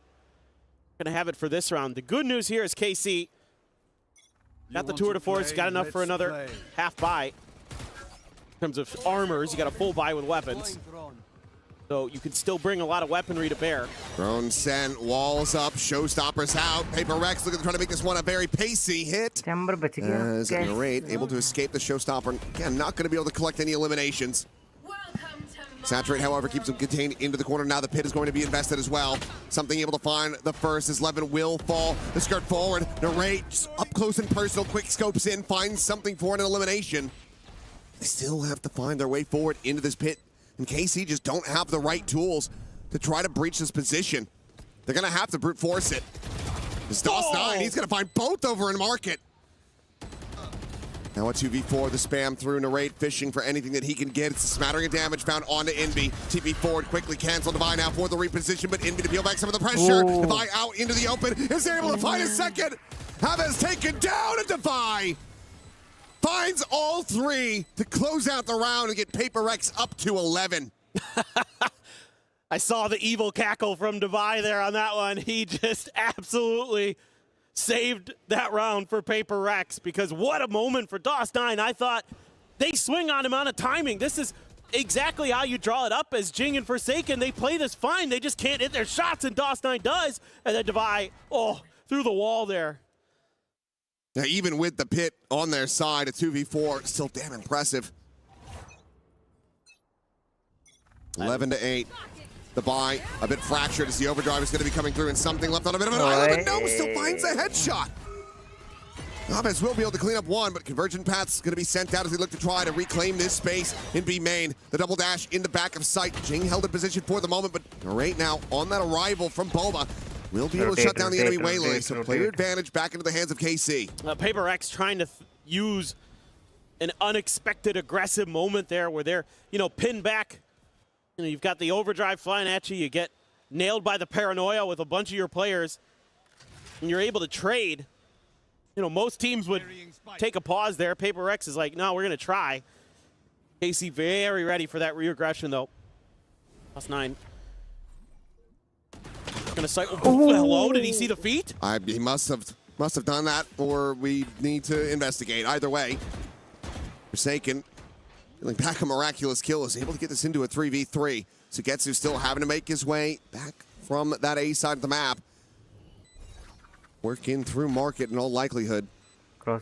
He will be watching the rear for now. No shocks, no Hunter's Fury. So it's very much relying on the dynamic duo Forsaken and Jing to try to hold this line. Drop down from Narrate, swing at the corner of the gun barrel, nearly spotted, but just has the read, but Forsaken on the counter swing is able to find 2 kills. Market. On 4, potential 4th. It's going to be a necessary one if he wants to clutch this and take them up to map point. He's considering the reckoning. And will just be sending that to the fuse. Just going to be held. He's got the poison arm. And Forsaken, he cannot get there. He just sticks it all the way to completion as KC get the clutch. They get a 9th round win. Oh my God. It is just barely there. But Sugetsu knows that he really has no other choice but trying to stick it adjacent, just some little hesitation. If anyone should know about sticking the fuses on Sunset, it's Forsaken. That's true. It's a great read right there. I don't know if they could see the foot, but I thought right there Forsaken had locked it down, and Envy trying to cover the exit, but Sugetsu gets a big one, and we go again. Signs of life. Levin again trying to find that aggression here. And this time we'll be able to skirt away unscathed. Sugetsu now thinking that enough time has passed. Invests the pit, but it's only on the alley side. Still plenty of sight opened up, but obviously Trademark in position to alert. We've got 3 players out in mid to quickly try to recollapse and reflood. Yeah, so it's going to be a lot of pressure onto Forsaken potentially here. Do anything too crazy. That harbor wall kind of gives away that he was lingering in the back, but moving forward to group up. I think the timing on this hit. Oh, and he's just watching. He's waiting for that raise to come bounding up over the top, but instead it's going to be something. Just pushing forward, able to find that kill, but traded back. Forsaken now will fall. Then getting slotted in. Devi trying to play him in, bait them forward. Meanwhile, something clearing the haunt, but as he turns to the side, he ends up getting taken down. Devi, at the same time, able to find DOS9. Still a 3v3, but never mind. It is a 1v3 as Levin quickly cleans up 2 kills. Jing now isolated, cannot find the spray. Narrate will take him down. The defuse to come through, and KC not done with this map yet. Yeah, it's just that little bit of extra timing there from KC where they're just fast enough to the punch. I mean, Forsaken gets into a position where he's trying to hold that flank angle, but there are 3 players there. The crosshair is just a little bit off. That cost him his life, then something dealt with by the recon, and even though there's some punch back from PRX, it's Levin again. who strikes when they need him. He's up to 18 on the map. Narrate was 17. Those two leading the charge, and there we go. Finally, Alex has said, okay, all right. Maybe now I'll get in here and talk to them a bit. And still a good amount of money to work with. KC not quite going to be able to break the bank and get an easy round out of PRX. And again, I mean, we did just see the, the thrifty after the pistol loss. None of them are really that easy. Yeah. Well, and I like some of the stuff that we've been seeing from KC eventually post their last time out, where they're really contesting that B main orb to make sure that Jing can't be funneling these showstoppers every other round. Like, they have to be a little bit more aggressive. They have to keep that PRX ult economy cycle off their game. So we've seen them take a couple rounds in a row where they've sent that Neon forward to claim that space and at least challenge PRX for it, make them reconsider it. And they've been so quick to get back into position. So much of what KC's able to do here on Sunset flows through Levin. This is timeout going to be enough. The conversions so far haven't been fantastic, but Riot just going to be making a quick exit. Does find some damage on the Jing. Like the response. A little bit of aggression now from PRX to take some space of their own. Forsaken is making noise. Levin hearing all of this, just begging for him to come peeking. Forsaken was just trying to bait from top mid, but not going to give him that chance. Meanwhile, wall falling. Levin still able to find that kill. Something taken down. Meanwhile, Envy going to be overwhelmed. DOS9 cleans it up. Now it's a 3v5. Forsaken still convinced that Levin has not left his position, and he would be right for that. Reads back one to try to give them a chance. Left scratching their heads, wondering where the hell is going to be the best place to try to take this spike. Oh, God. It's Forsaken.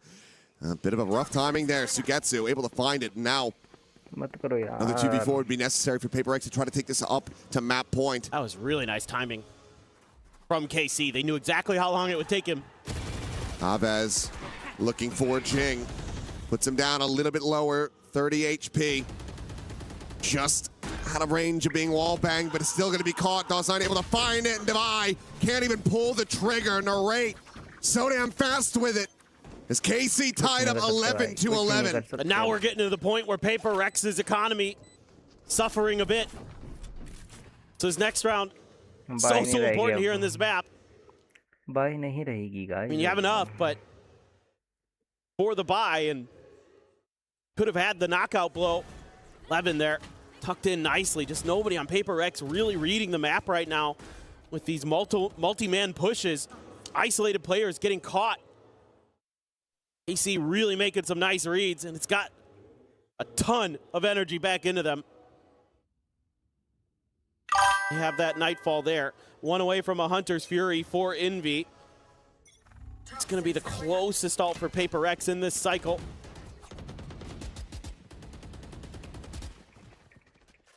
Getsu just going to go backing away. Still this three-player lean. Forsaken with the spike. Solo at the moment, looking for this peek, and Narrate gets a little antsy, sends out those shots, makes his exit with the rendezvous. Going to be put into a tough position. See if they can get this execute to go, clear the drone. You know Narrate's back there.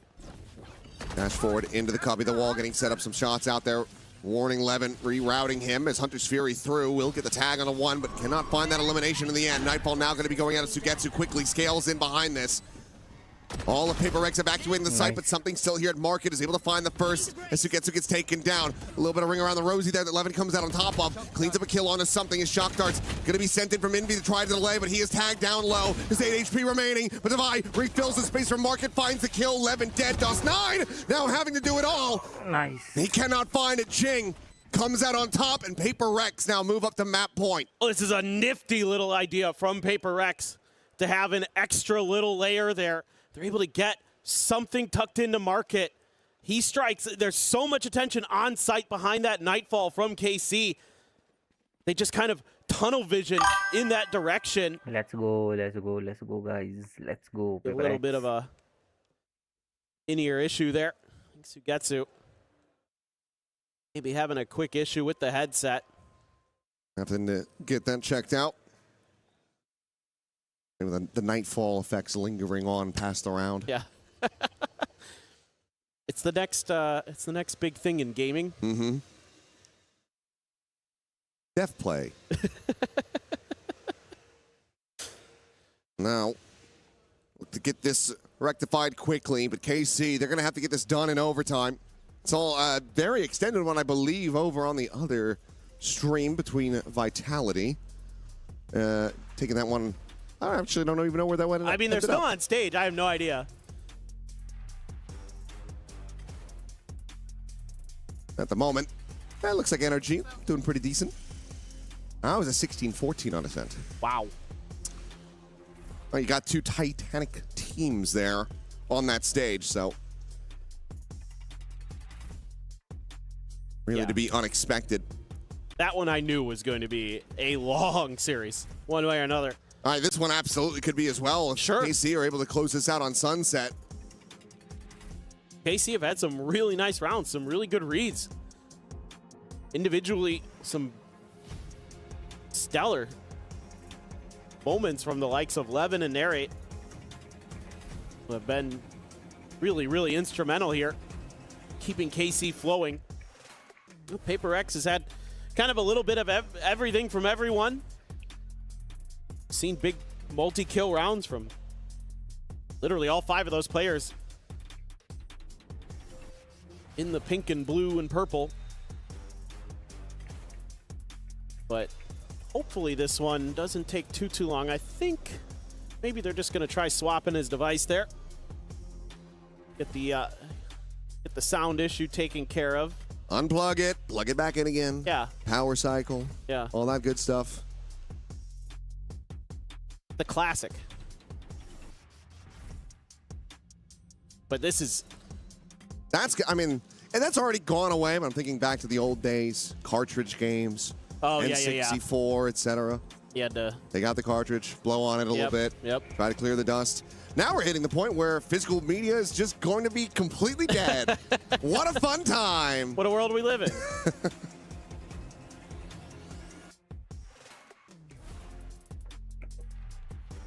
I do you still miss have an the archive? cartridges. Do I still have a what? Like an archive of all your old games? You have those still back in the States? Mm-hmm. Yeah. They're at my friend's house, but yeah, I have them. Still have a bunch of PS1 games. Those like... Got my Genesis. I have an original Nintendo, yeah. It's either 2600 or 5200. Oh, really? Okay. Still have one of those. A couple different games. That is even older than I had. It's my Nintendo's. father's. Oh, yeah, okay. I'm not that old. Well, when I was a kid, I had to have 2 Nintendos because when I was like 7, I took the first one apart because I wanted to see how it worked. And then I thought I could put it back together because I'm 7 and stupid. Yep. And nothing's really changed over the I'm still 7 years old. 34 years. Stupid. Still stupid. Maybe a little bit wiser. But it looks like we are ready to go back into the action here. So enough of us yapping about yesteryear. Back in a flash. See if KC can try to take this into overtime. Prowler to be cleared, the spam to connect, something. Work down to 76 health. Jin gets a showstopper. Forsaken one away from a reckoning. Couldn't quite claim that orb himself. On the other side. So they want to give him the spike plant or what? Throw up the wall. Drone gonna lead the way. Not much resistance. Showstopper sent.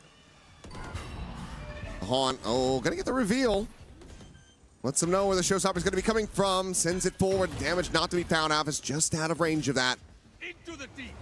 But they're going to try to fight this one forward. It looks like Reckoning going to be sent. And Dawstein, he's just trying to TP past it. Not anticipating this forward layer from PRX. He offers himself up on a platter as Jing is able to find himself a third. Now the fourth.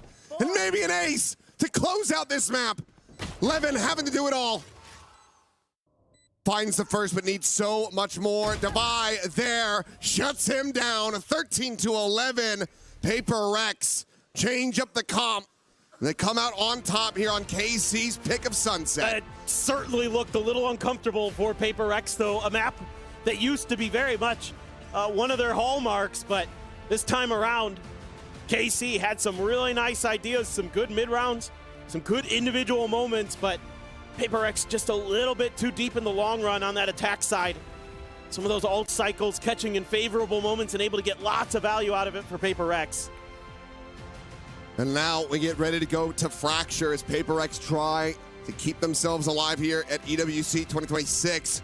Karmine Corp, the ones on the chopping block, need to be able to turn this around, get that reverse sweep if they want to be performing in front of the French crowd. But for now, we'll go ahead, give the players a break, and pass things back over to the analyst desk to break down all of the wild action from Sunset.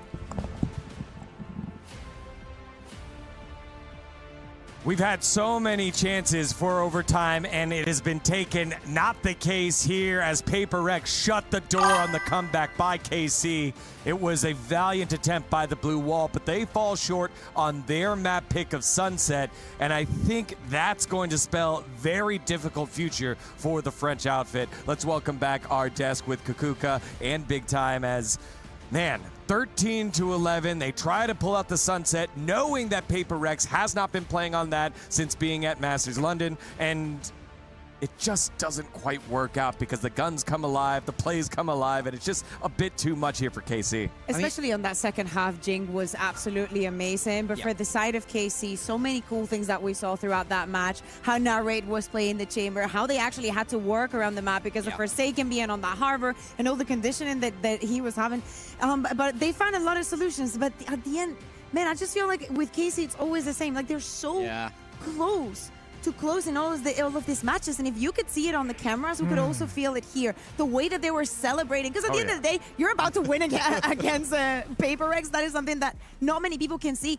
But when we looked at PRX, man, they were stressed. They were really, really stressed. There was no celebration after winning rounds. Yeah, very much. I think for me, I was impressed by KC, and I was definitely a little bit disappointed with PRX in this first half for sure. Yes, it was 7-5, but it felt like they were only really winning on their set pieces. That was where they were at their best down middle. Those aggressive W gaming plays are what they were known for, but I thought they were struggling in a macro aspect. Then we move across onto that second half. The attacker side is where they really begin to show their true form and light it up. KC fall away a little bit there. They put in a good shift. 13-11 is very, very respectable against one of the top teams in the world, but they don't manage to convert, and that's your own map pick, so things are only going to get harder from here if you're KC. But one thing that has happened a lot here at EWC, you lose your map pick, you win on the other team's map pick. We've seen that happen a lot in the first 2 days. Way more than it should. Yeah, again.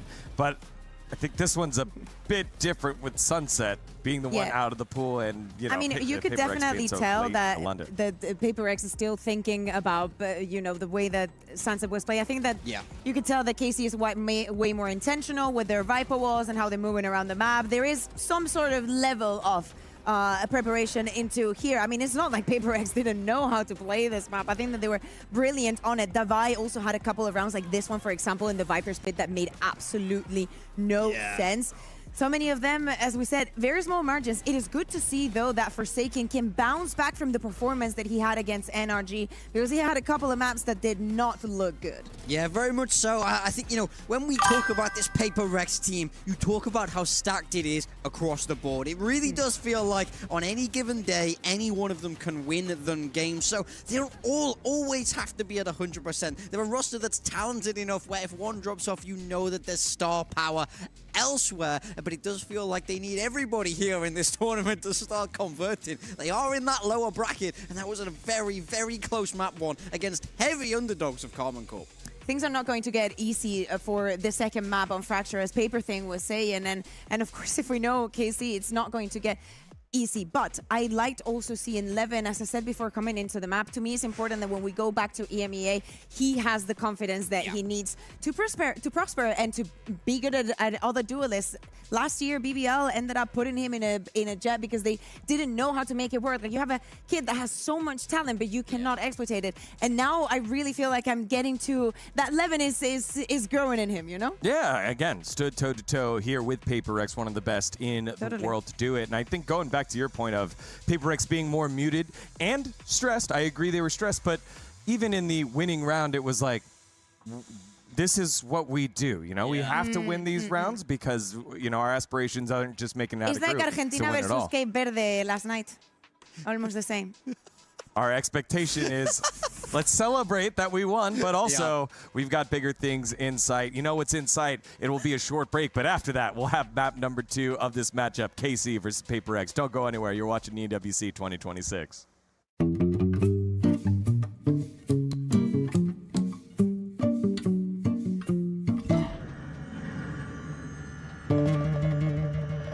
Door goes down, door goes up.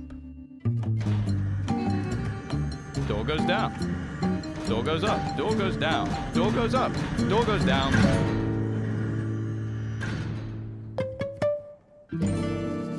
Oh, shit.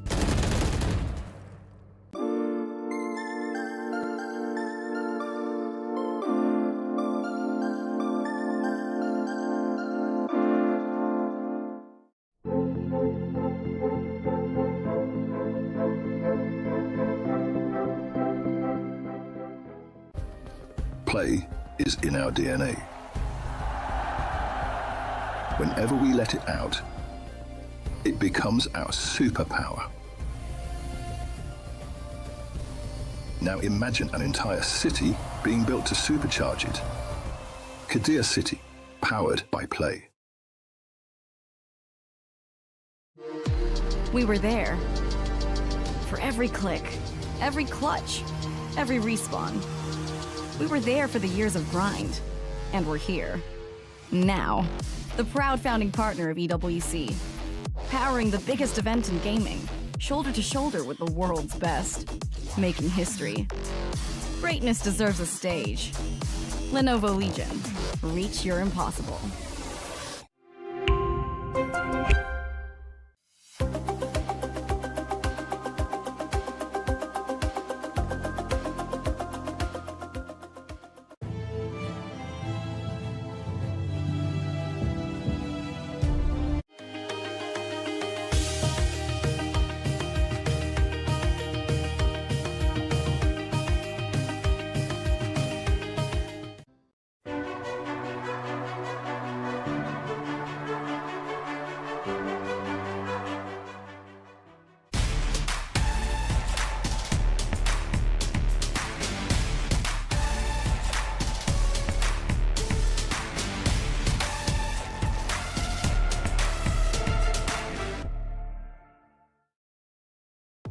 Hello, everyone. Welcome back to EWC 2026 Valorant. It is 1-0 PRX over KC, but KC made him work for it. Welcoming back our desk, it's Kuka and Big Time, never playing Big Time, as we need to see something special, some extravagance here by the French outfit if they're going to step up against the best of the Pacific. I'm very true. We're moving across the Fracture, which is PRX's best map by far. Cast your mind back to the Masters London final. That's the one where they absolutely dominated Lev despite losing. And then when we saw them play earlier on this week against NRG, that was of course the map that they won. They play their own individual style, this Sky Breach comp, which on paper you go, that shouldn't be PRX, that should never suit them, but they make it work so brilliantly, I will say. I think KC have their work cut out for them here. Okay, what is one comp that you've seen PRX play that one you can see any other team play, and two that you've been like, oh, but they don't make it work. They don't make it work. They can't make it work. Like, they could lock anything and it would be fine. Nobody plays Yoru. Something locks Yoru. They're great in a sense, you know? I feel like that is always the story with PRX. And they deserve it, honestly. They've earned it throughout the years, the reputation that they have. For the side of KC, Fracture is not a good map. You know, this is not a good map. And that's going to be tough, just given all the different entryways, all the different calls that can happen here with a team like PRX, so creative in their setup. And when I'm thinking about the tournament as a whole, I feel like these two teams are linked because KC was the one that knocked out one of the other tournament favorites, made it to the finals last year in Fnatic. In fact, Fnatic knocked both of these teams out last year. And now, PRX are going to knock out the team that knocked out Fnatic before even getting here at EWC 2026 if they get that victory as they are so favored to do given the recent history. But the thing is, I will say, look at even to our first game this morning. You know, we see BBL lose map 1 and we go, well, they, you know, Split should really go not their way, but they turn it around with a fantastic performance. Dominate. That's the thing about Valorant, is who shows up in the server. We can waffle on all we want about how this looks like on paper. KC know that they're big underdogs in this series. They know that they're big underdogs on that server, but it's all about the fight in the dog, not the dog in the fight. You know what? Let's do that. Let's do that. Let's forget about what we thought on paper, right? What have we just seen today that would give us hope? You know, like for the side of PRX, I think it's easy because it's PRX. But as I said, it's good to see that Forsaken is back on board, that everybody found their moments. But if I am just looking at the KC that I saw today, I saw a Narrate and 11 that are playing without fear. I saw an Avis that is finally also combining his brain with his gunfight. And I am seeing a team that is having fun and that is winning and losing together. So that is the one, that is the KC that I want to see, no matter what happens in the second map. Because, like, let's be realistic. Yeah, I mean, it's all about how you manage pressure. Sometimes being the underdogs can work in your favor. If you already know you're gonna lose, it means you can play with freedom. We see these upsets happen time and time again. It's on PRX to lose. Don't get me wrong, PRX have choked in the past.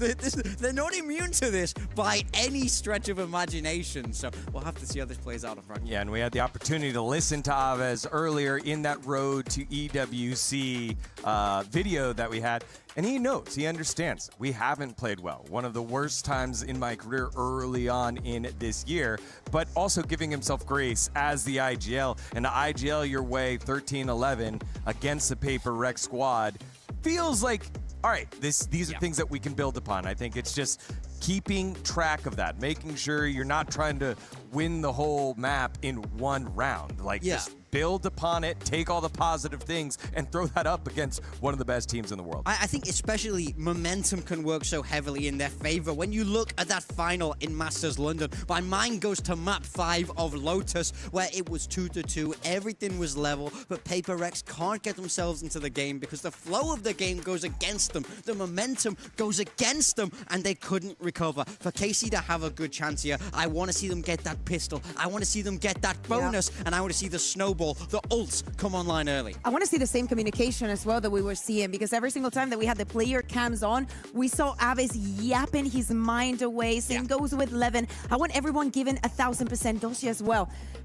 Against Fnatic, the last time that they played the Fracture, he had a terrible time, but today things really feel different for this KC, and we've been waiting so long to see this kind of things. And I will say, if there's one guy on this team who knows how to beat PRX, it's Dosha. DOS9. When he was on Boom, they managed to take them down. He's been there, done that before, so he just has to use that knowledge, use what he's learned today. And that was the player that I wanted to shout out here. 13-21, -8 was the one that was caboosing even more than IGL Aves. He needs to step up if they're going to have the opportunity to start the upset, right? They are down one map, and it's their last map before they get sent home, despite being in Paris. Yeah, I mean, I think that's the big thing. It will be so sad to not see this team on stage in front of the French fans because they're so passionate. And it will be such a huge buff for them. We saw Avis say in his video that if they make it out of this group, they're going to win the whole thing because they know everyone in that crowd would be rooting for them to do it. But they have to make it out. They have to get through such a tough opponent in PRX on their preferred map. It's true. David and Goliath times for the French organization. He also told me in that interview that he considered PRX to definitely be the most difficult opponent to beat in the entire group, and it's all or nothing for both of these teams here fighting for survival. I'm gonna say, if it looks like we have a little bit of a delay every single time that I see the recline on the chair. That does not lie. That does not lie. But yeah, of course, the pressure on the teams, like, look at PRX, they're always, like, usually so animated, so happy. It really feels like, as I was saying, like, feeling the pressure almost losing against a team that you should have the number off. I know that it was Sunset and whatnot, but the synergy the PRX have between each other, it's not like Sunset came out yesterday. It's not Summit, you know? Like, you have no idea what to do, what comp we're going to play, how we're going to structure it. Nah. It's a map they're famously very good on. So the fact it was close does bode well for KC, but I think you made an excellent point where you have to judge the vibes of these PRX players. They are the ultimate vibe team. They want to be in a high mood because without it, the team really just started to fall apart. Yeah, I just got told that We will be heading into Agent Select very soon, dealing with that audio issue that we heard earlier. They remade lobby, so the guys filing back on in for this elimination match here in Group B. The winner of this will play the loser of our series over there with NRG versus Vitality, which has been a fantastic series to say the least. Yeah, we'll definitely have to go and watch that one later. But of course, as you're saying, in that game, the victory will get you out of the groups, but if you lose, you're not going home just yet. So don't get me wrong, same fate as KC for the next team. If if PaperX is able to win this second map, as they will survive at least and fight for that last spot. I mean, I think that's the scariest thing about this group. Let's say you're KC, you do the impossible, you pull this game back, you sweep PaperX, you're on Cloud9, and then you have to go against next. Luckily, you're not on Cloud9. Well, sorry. That was very free. That was very free. Then you have to go you wouldn't be against. here because it's not in America, right? That's true. That's true. I wouldn't be anywhere. Well, you'd be in America. I'd be in Americas, yeah. You'd be in Americas. I'm happy in EMEA. I like my EMEA. EMEA. Are they going to be sending? Anyway, are they going to be going home? That's my question. Attaboy, big time. No, but I think the real thing is, even if KC managed to win this game, they're going to have to play one of Vitality. Yeah, but the or momentum NRG. that it has to give you to finally win against PaperX. We always say that the first time that you play against PaperX, very difficult. Once after is not as shocking. This is like the third time that they play against each other. Last time was last year in EWC as well, but 2025. And we're about to jump into Agent Select, if I am not mistaken, here for Fracture. We do not expect to see changes, I'd say, coming in from the side of PaperX at least. Yeah, I mean, this is the bread and butter for PaperX. They love this composition. I remember when I first saw this and I shook my head, I rolled my eyes, and I said, how dare they be playing Double Initiator? How dare they be playing Breach? But they've made it look better than any team I've ever seen. On the side of KC, Narrate has locked in that Phoenix. Levin has locked in that Raze. We're still waiting to see the final selections, but it's looking like this is going to be fairly standard for the meta across what we've seen before on Fracture. Yeah, the only difference with what they had been playing before is Levin not being on that Neon and going on to that Raze. A little bit more mobility with the day that Narrate is having. I expect great things from this too, especially if we combine it with an Avis that is definitely shooting. This comp for PaperX, hated it today, and it's PaperX. But they win! They win with it! Yeah, but they win because they're PaperX, not because this is optimal. I think Envy might possibly be the best breach in the world. Yeah. And? It's like being the strongest Keep toddler. going. That's what they say. All right, well, Two we'll things see. can be right at the same time. We'll see if Big Time's very strong prediction here comes through. Will Envy be the best breach in the world after this map gonna here pie, on Fracture? We'll find out here. RRQ has already been eliminated from the tournament. PaperX, as they always do, are the flag bearers for Pacific. They are one round away from doing it yet again and moving on to the next round. Karmine Corp trying to play in front of their fans, but to do so, they got to get through one of the best teams in the world. It's map number 2. Let's send it back on over to Paper Thin and Achilles. Thank you very much. Here we go. Fracture, much to Kakuka's chagrin, has been a fantastic map for PaperX. Comp aside, still looking incredible. I'm being attacked by a Spanish woman. I mean, it's okay to be wrong. They're just wrong. Either way, we'll get ready to go into this as the barriers are going to drop. Couple sheriffs in hand. Devi, of course, down with that here for himself. KC first on this defense. This is such a tough hill to climb here for KC, but if they can, man, the confidence should be sky high because this is a map that PaperX has only lost once this year, and that was in an overtime to Nongshim in week 1 of stage 1 in Pacific. And they have been undefeated, particularly since switching to this comp. Pretty strong. Narrate, gonna get fault line, has to get the heck out of there. Backpedal away, but it's gonna be Levin taken down as Forsaken finds the opening kill. Stimby can try to storm them forward. Narrate now fallen as well as Devi on that approach from main is able to find the elimination. DOS9 tucked away, smoked off. It's one tap with that bandit. The jump over the side though, and Forsaken finds him with the classic. Something will get Aves, and suddenly Sugetsu arriving on the scene finds that all of his teammates have been taken down, but he's able to find one. Needs 3 more just like it. Smoke in his face, dissipated. 2 players, the front side of Gen. Envy just tucked away on site, and this should be unassailable for the Cypher. You would think. Well, they give him some 1v1s. It does manage to take down Jing, but Envy will just counter swing, finds that kill, and PRX will take the opening pistol. Yeah, just a nice little catch. That breach, finding value. Who would have thought? Does a nice job finding that early stun to set those two players scrambling from KC. The two duelists trying to line up and match the initial hit out of Arcade. That allows them to get that spam through for PRX. And then Forsaken, of course, DOS9 is right there, and he just throws a flash and jumps through with the right clicks. He's going to keep a Sheriff into this one. Something's going to have a Vandal. Envy Jing, Bulldogs. Devi with the Marshal. A quick clear, and Something already has a kill. And that push out of Dish going to be punished. Now gets enough worth around the corner to be able to take him down. Kill found, Levin out. To try his luck, but it's just going to be a shot to the mid-drift. Devi with a second, and now all of PRX ready to just go ahead and pile into what they assume is an empty A site, and they would be correct. Yeah, and it gives them the ability to grab another orb here. Doing what you can. Aves avoids danger for now. Right now coming through, and this means that DOS9 in particular, in a bit of a stranded position, doesn't have a sky smoke to try to drop down, keep himself safe on the cross out. Does want for Aves to try to come away with his kill, and now, well, he's going to try his luck at it, but Devi will find the third. Forsaken will run down the enemy fade, and that's going to be a flawless anti-eco for PRX to start things off 2-0. Okay, smooth sailing for PRX so far. Devi, sharp with a Marshal, good with a Sniper. No, he can scoop those up, no problem. Scope's easy, so not much left to say now. Don't want to give over this bonus as KC. It's a very strong bonus. It is. Bacon had enough to buy up for another rifle because he only bought a Sheriff in the previous. Nobody died. Certainly scary. I want to try to keep some of these orbs that you think maybe PRX is really going to be prioritizing early to try to get Jing those showstoppers right here. A bit risky. So, I'm going to use the paint shells to clear out the trip.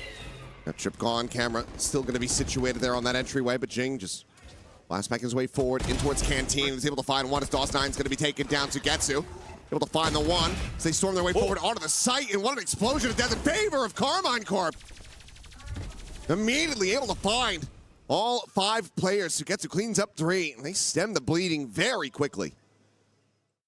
That's a really nice hold from Sugetsu. A little bit of help from some friends.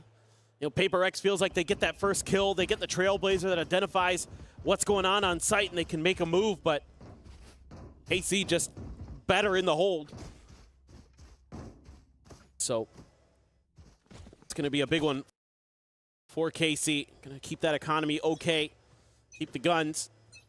PRX into a position where there's a little bit more pressure on them economically.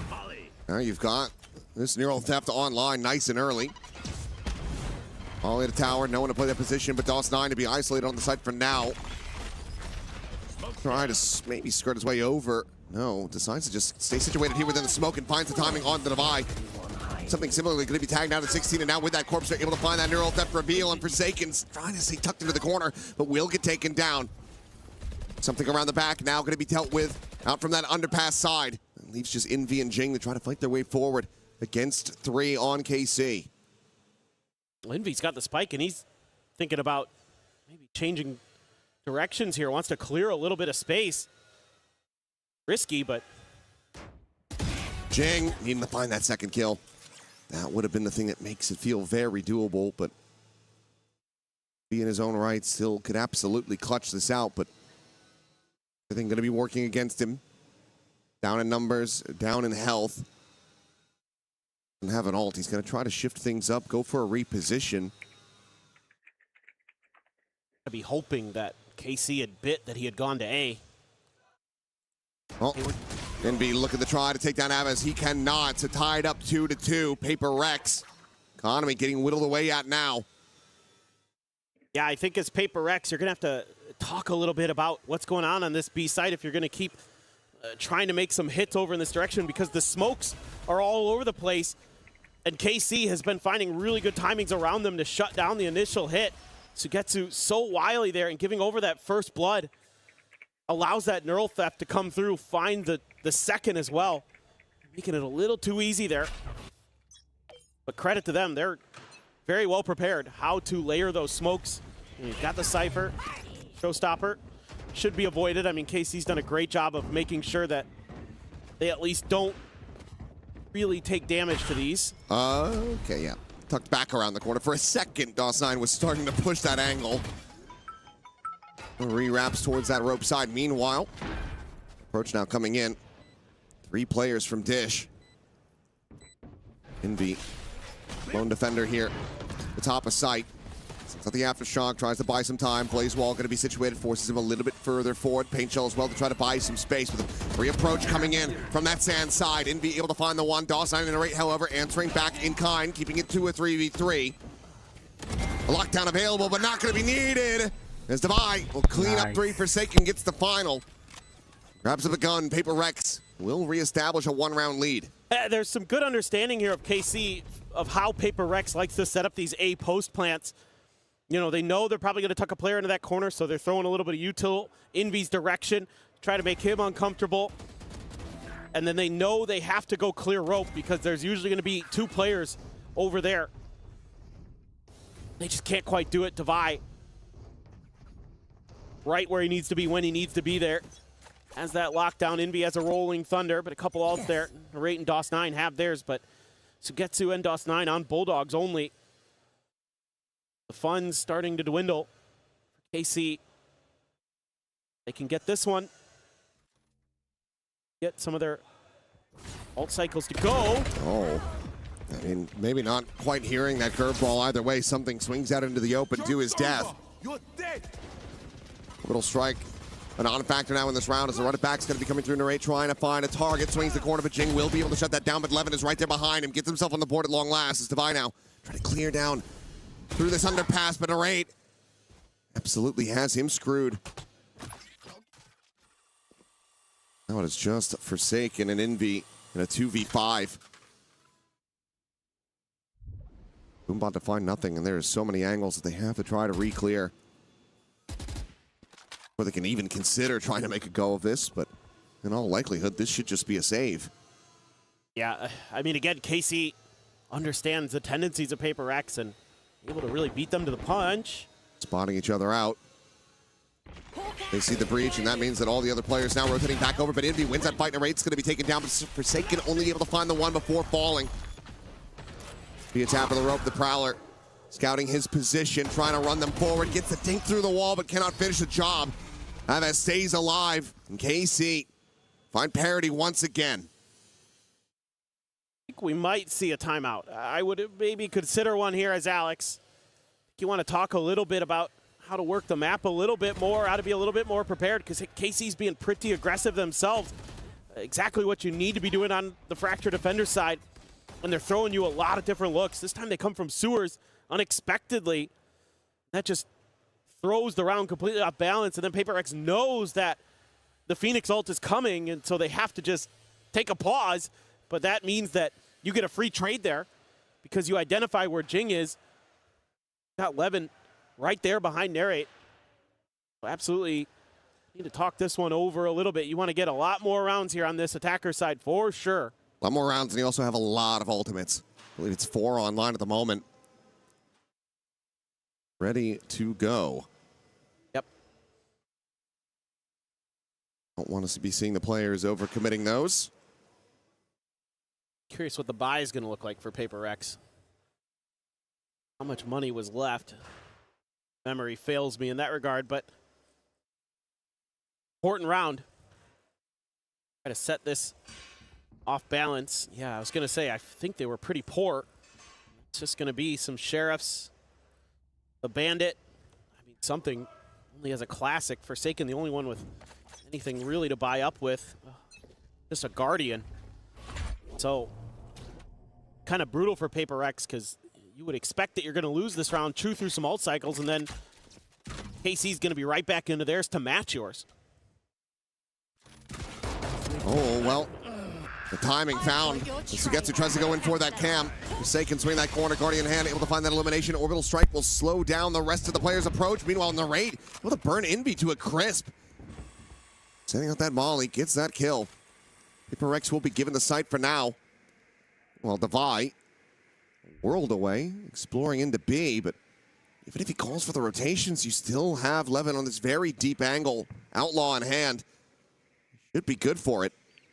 So something on this swing. Headshot will be confirmed, and that's the spike now dropped. This is a very strange position for PRX to be in. Would think that this is going to be tough. Be very, very difficult. Jing's got to clear this angle.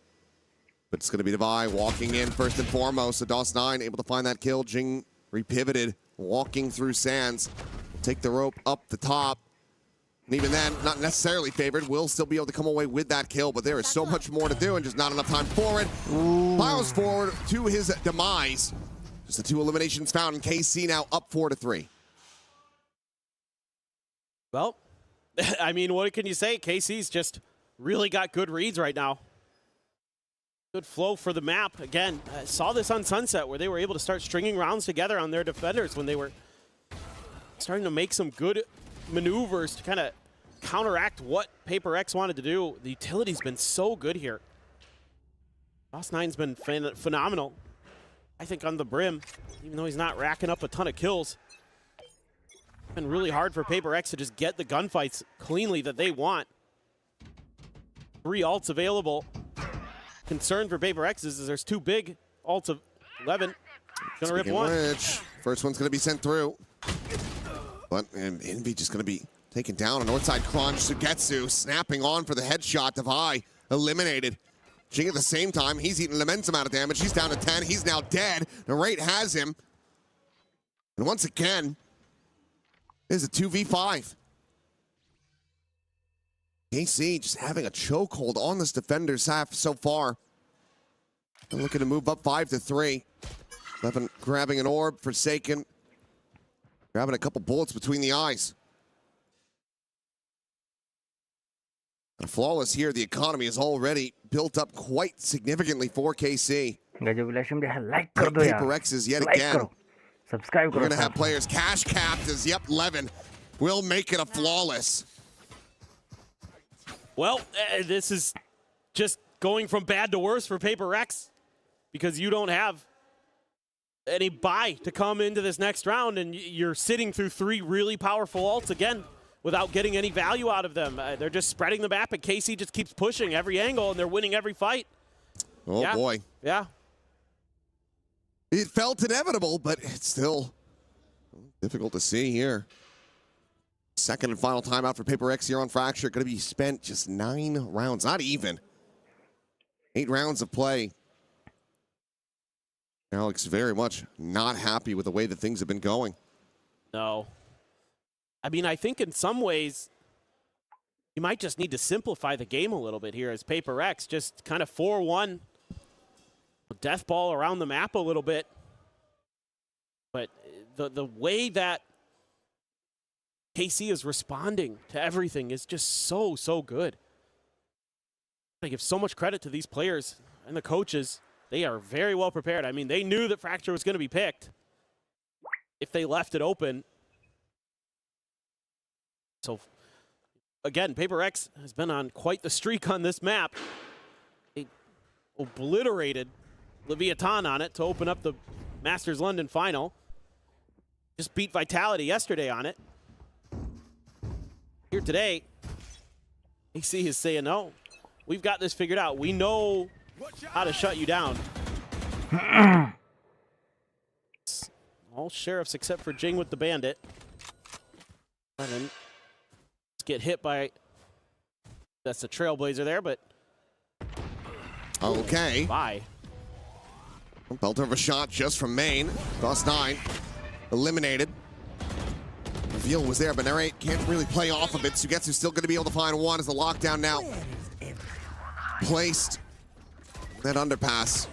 Getsu, I was going to say, has to respect this one, but won't be allowed to escape. Jing will just come away with that elimination, and now suddenly, it's looking like a damn good thrifty here for Paper X as they start getting these weapons into their hands. 2v4, a swing in, something with the recovered Phantom, able to find Alves, and that leaves just Levin.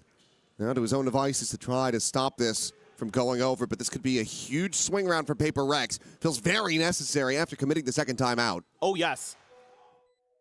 Already giving up 5 on the defender side.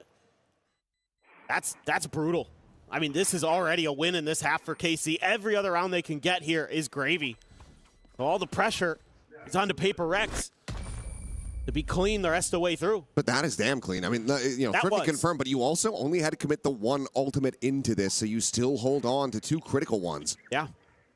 But that's about as good as it could be for Paper Rex to try to get themselves back into this attacker side. But KC, like you said, still not quite sweating. They're still in a very comfortable position. Oh.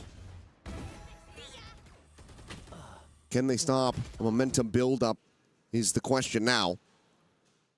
And this time, you know, Paper Rex goes for that crunch on both sides of the map. And time maybe looking for the A hit. Gonna maybe challenge Alves here. Try to get this orb into the hands of Jing, gives him a showstopper. Yeah, he's been on guard duty. He has the Nightfall as well. I don't imagine he's going to want to rip it just to slow him down here. Now he knows where they're at. Now he can use it to counteract them because, look, you've got Narrate, you've got Sugetsu here, you've got the Cypher util.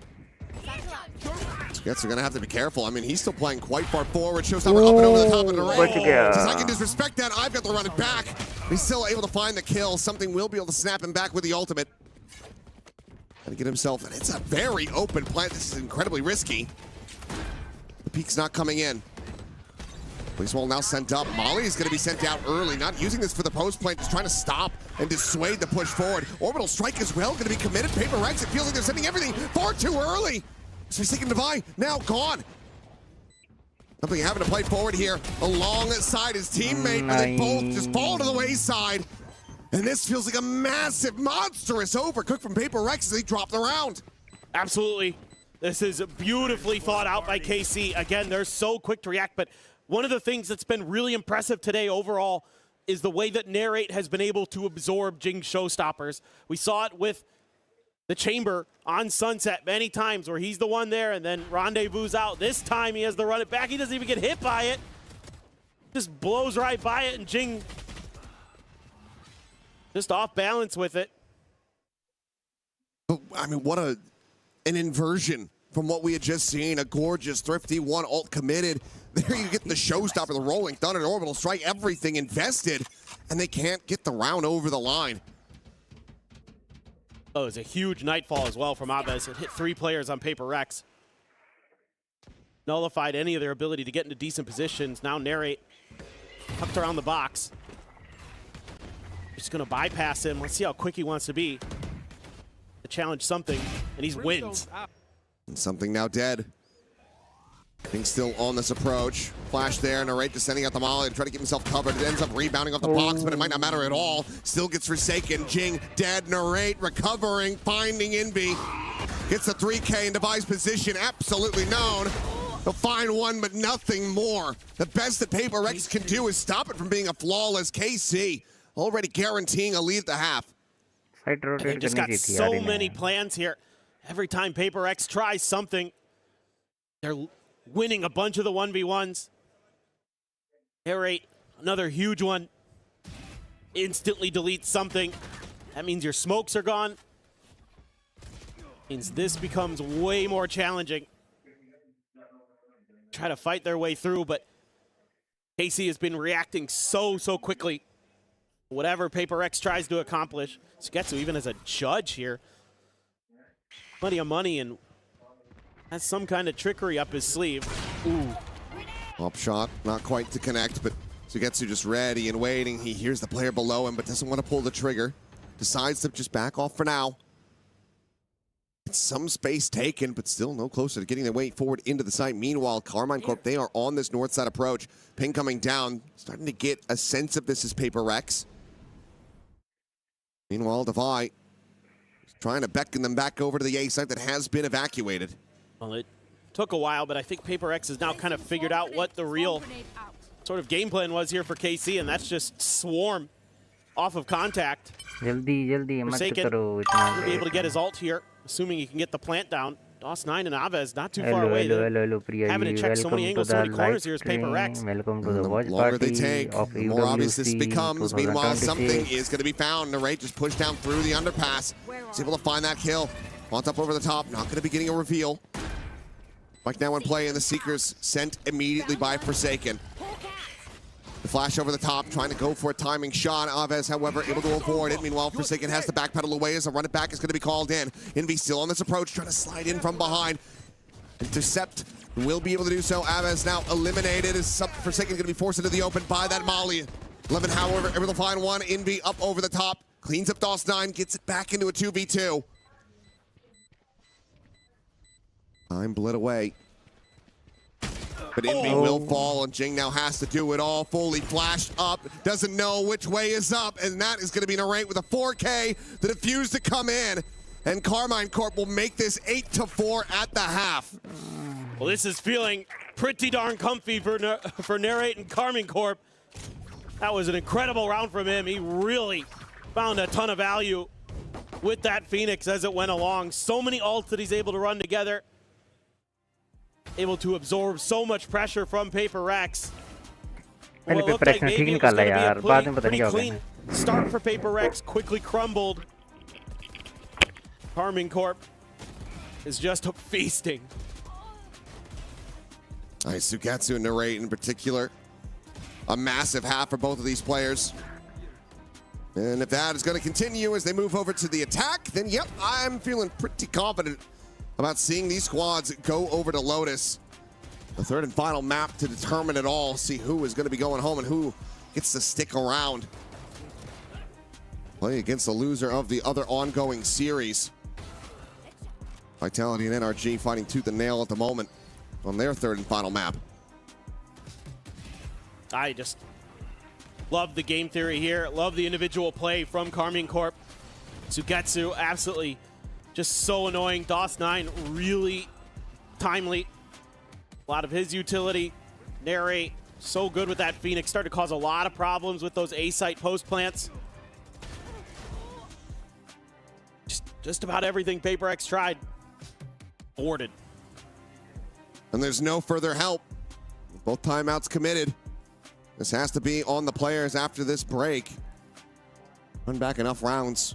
Force a timeout out of KC. That's the only way that Alex is going to be able to communicate after this one. Yeah, for sure. I mean, PRX, you got to have maybe the best defender side on Fracture you've had ever to roll this back. I mean, certainly they can be good on that side of the map. They do generally play it pretty well. They do generally play it more like an attacker side. So it can be a little tricky to go up against them, but just felt a little bit shaken there. Everything looked a little bit crisp, clean for Karmine Corp. Every department.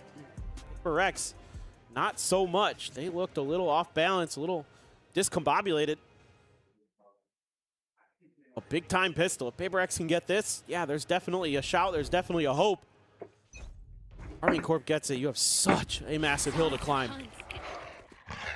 So they're going to stack 4 up towards the north side of the map. They're looking to use a little bit of contact for a breach stun, but everybody on Karmine Corp is just on the south side, so. Basically full gambling on this A side of the map. Forsaken just going to be shifting over. Envy, the next closest player. Could be a pivot off the clear this trip. Let's see. It's kind of going to come down to timing. A little bit of spam and plenty of damage is going to be found. Meanwhile, Envy from up and over the top, Sugetsu. Able to spot him. Well, get some damage across, but cannot find that kill. Swing in though, DOS9 taking down the first. Jing eliminated. Devi stancing around these shots. The stun to be avoided, but Devi turns his sights over to main, and Aves is going to be taken down. 2 players. 30 health between them. DOS9, the only one at full HP. The turret to be placed forward into the smoke to try to scout him out. Envy walks right up into him. Doesn't manage to get the spot, but now it is all down to 11. 4 HP will find a parting gift kill on a Forsaken, but cannot stop PRX from retaking the site. They will find the pistol they so desperately need. shorten that gap down to 3 rounds. Yeah, I like the idea here from PRX. You know, gamble stack one side of the map and just match in the other direction. And they're able to be a little bit patient behind that trip. Envy wins a huge fight there against Getsu, keeps the flanks clear. That allows them to keep their eyes forward. A little bit of trickery attempted by DOS9. Dealt with, cleaned up. PRX fans, the edge of their seats, but feeling a little bit better after that. But look at this buy. This has bonus conversion written all over it for PRX if they can get this round to go. Well, that's exactly what they want. Something, however, needing the backpedal, not overstep. Does have some healing to come through. Well, Blaze Wall's going to be sent over into main. Levin getting tagged off screen as well, as Avaz, if he swings his corner, might just be dead, but oh, yeah, shot into the thigh. Will fall down to 35 HP. And something hoping that he comes his way to collect that elimination. Would love to try to get that orbital strike online quickly. Gets tucked here. Jing. Oh, well, there's the cam. Sugetsu revealing his position. Not ready for that second player to be there. Defy will find that kill. Looks for another swing in. DOS9 catching him off guard. And now they overwhelm Jing. A Guardian now going to be on the floor. And snatched up, the site to be taken. And suddenly this is a decent position for Karmine to try to win out, but do have 2 players very low on health. Plant in the aftershock to try to push right into the open. Something's able to collect that one with the Sheriff shot, and that's the Guardian now stranded. Nor to be pushed, forsaken to find it. Just has a reaction time. And the cleanup will be there. 3 players to survive. The key weaponry to be recollected. PRX will make this an 8-6 scoreline. That's gigantic that PRX is able to recover this, because there was a moment here, KC being really patient, really tricky. If Sugetsu doesn't reveal his presence there, I think he's got at least 1 more kill. He pops that camera and goes for the play. Still, I like the idea from KC, bouncing across the map a little bit. You know, PRX wants to keep pushing because they think that maybe A had been left open. You just find the Cypher there. Usually that player, again, often going to be on their own, so you're trying to capitalize on that advantage, trying to get into quicker rotates, but turned out KC was already rotating off the back of him, being so close to the front of A for so long, and here you go, a couple Guardians, a couple Rifles, Marshall for something. Slowed down by KC. Ball line out. A couple players going to be contained into the corner of the flash. Connecting on a Forsaken. Sends that guiding light up and over the top. Steadies the aim. Nearly finds himself at second. Aves does manage to survive. 40 health, but now Envy joining in the fight. Looks for a little bit more, but eventually gets punished. And the right finds Jing. Just the 2 players left standing. Something with the Marshal, the Prowler, not to scout him. Has that Sheriff still in hand, though. Finds the first. Finds the second. Now it's just Narrate. Kind of sprays through the box. The plant to come in, has a run it back available. Does he send it for the 1v1? The curveball out, gets a spot, and gets an immense amount of damage. Devi tagged at 21. It should have this done and dusted.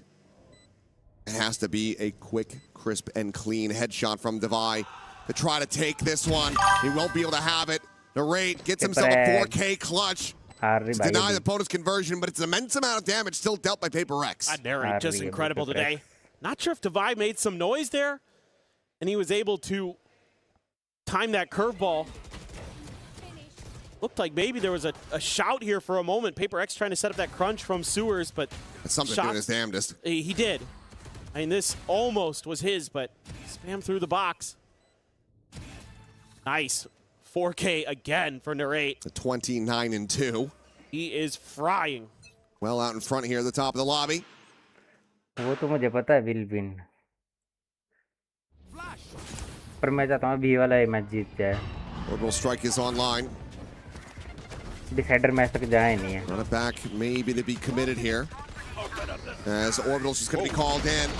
Anticipating that this player went up over the top at 11 pound, just enough space to tuck away, avoid taking damage. So in the end, that pull of the trigger does not get rewarded with much of anything. Jing now, however, on the push forward is able to find 2. Envy with 2 of his own. Fly kills are there. Aves himself afloat in this round. Devi jumping across. spotting him out. The 1-2 swing coming in. And something to collect it, not allowing for Chavez to isolate. PRX steadying the ship and keeping things close. It's just a very PRX round here. Just throw everything into the blender. Hope it comes out okay, and it does. Let's rely on those players. Jing, it's up close and personal. Been favoring the Phantom today. मैं तो आ गया हूँ आप आ He's the जाओ perfect gun in that scenario. Sugetsu is gonna go Outlaw. Yeah. 2 players, 1 shot to it. अभी तो मरे नहीं यार वो जरा बंदे को करो Outlaw मैं for पूछो Forsaken जरा too, though. बंदा आ रहा है That's the player you would normally expect to have the Outlaw in PRX. या तो आऊँगा तो लेट जैसा आऊँगा थोड़ा He's 1 tap to it, and he's like, whoops, I need help. Yeah, has to backpedal away now. Here's the boombot as well on that dish side. थोड़ा सा late आऊँगा अगर आऊँगा Taken trying to get into a position to punish Sugetsu. Has to be concerned about some of that Cypher utility potentially being there. Trying to push him back with its presence from Jing, and it has worked a treat. Get him completely isolated. Meanwhile, turret there to take contact from tower. Levi just slotting back in here at Canteen. PRX trying to sell a fake. PRX isn't buying it. Well, especially not after that jiggle peek. On down over the top. The reveal is there, and Levi has to backpedal away. He thought he was going to be safe from that position, but he still finds a good amount of damage. Chavez tagged down to 2. Meanwhile, Forsaken re-swinging. Has that Outlaw still and has them dead to rights. Jing will deny any potential for an ace here in this round. That leaves just Narrate with a Sheriff in hand. PRX looking to make this a flawless, as they will get within a 1 round of tying things up.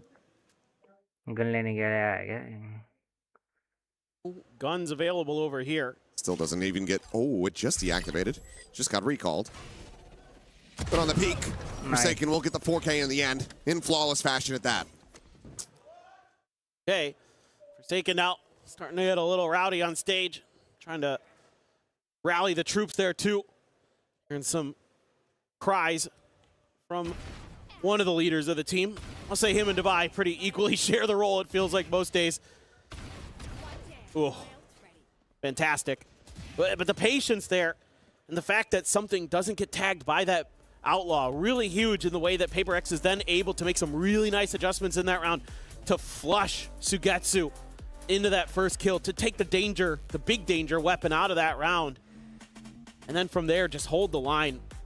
So that's going to give you a little bit of breathing room. You're going to have some ults for PRX. And that's why KC wants to take a timeout.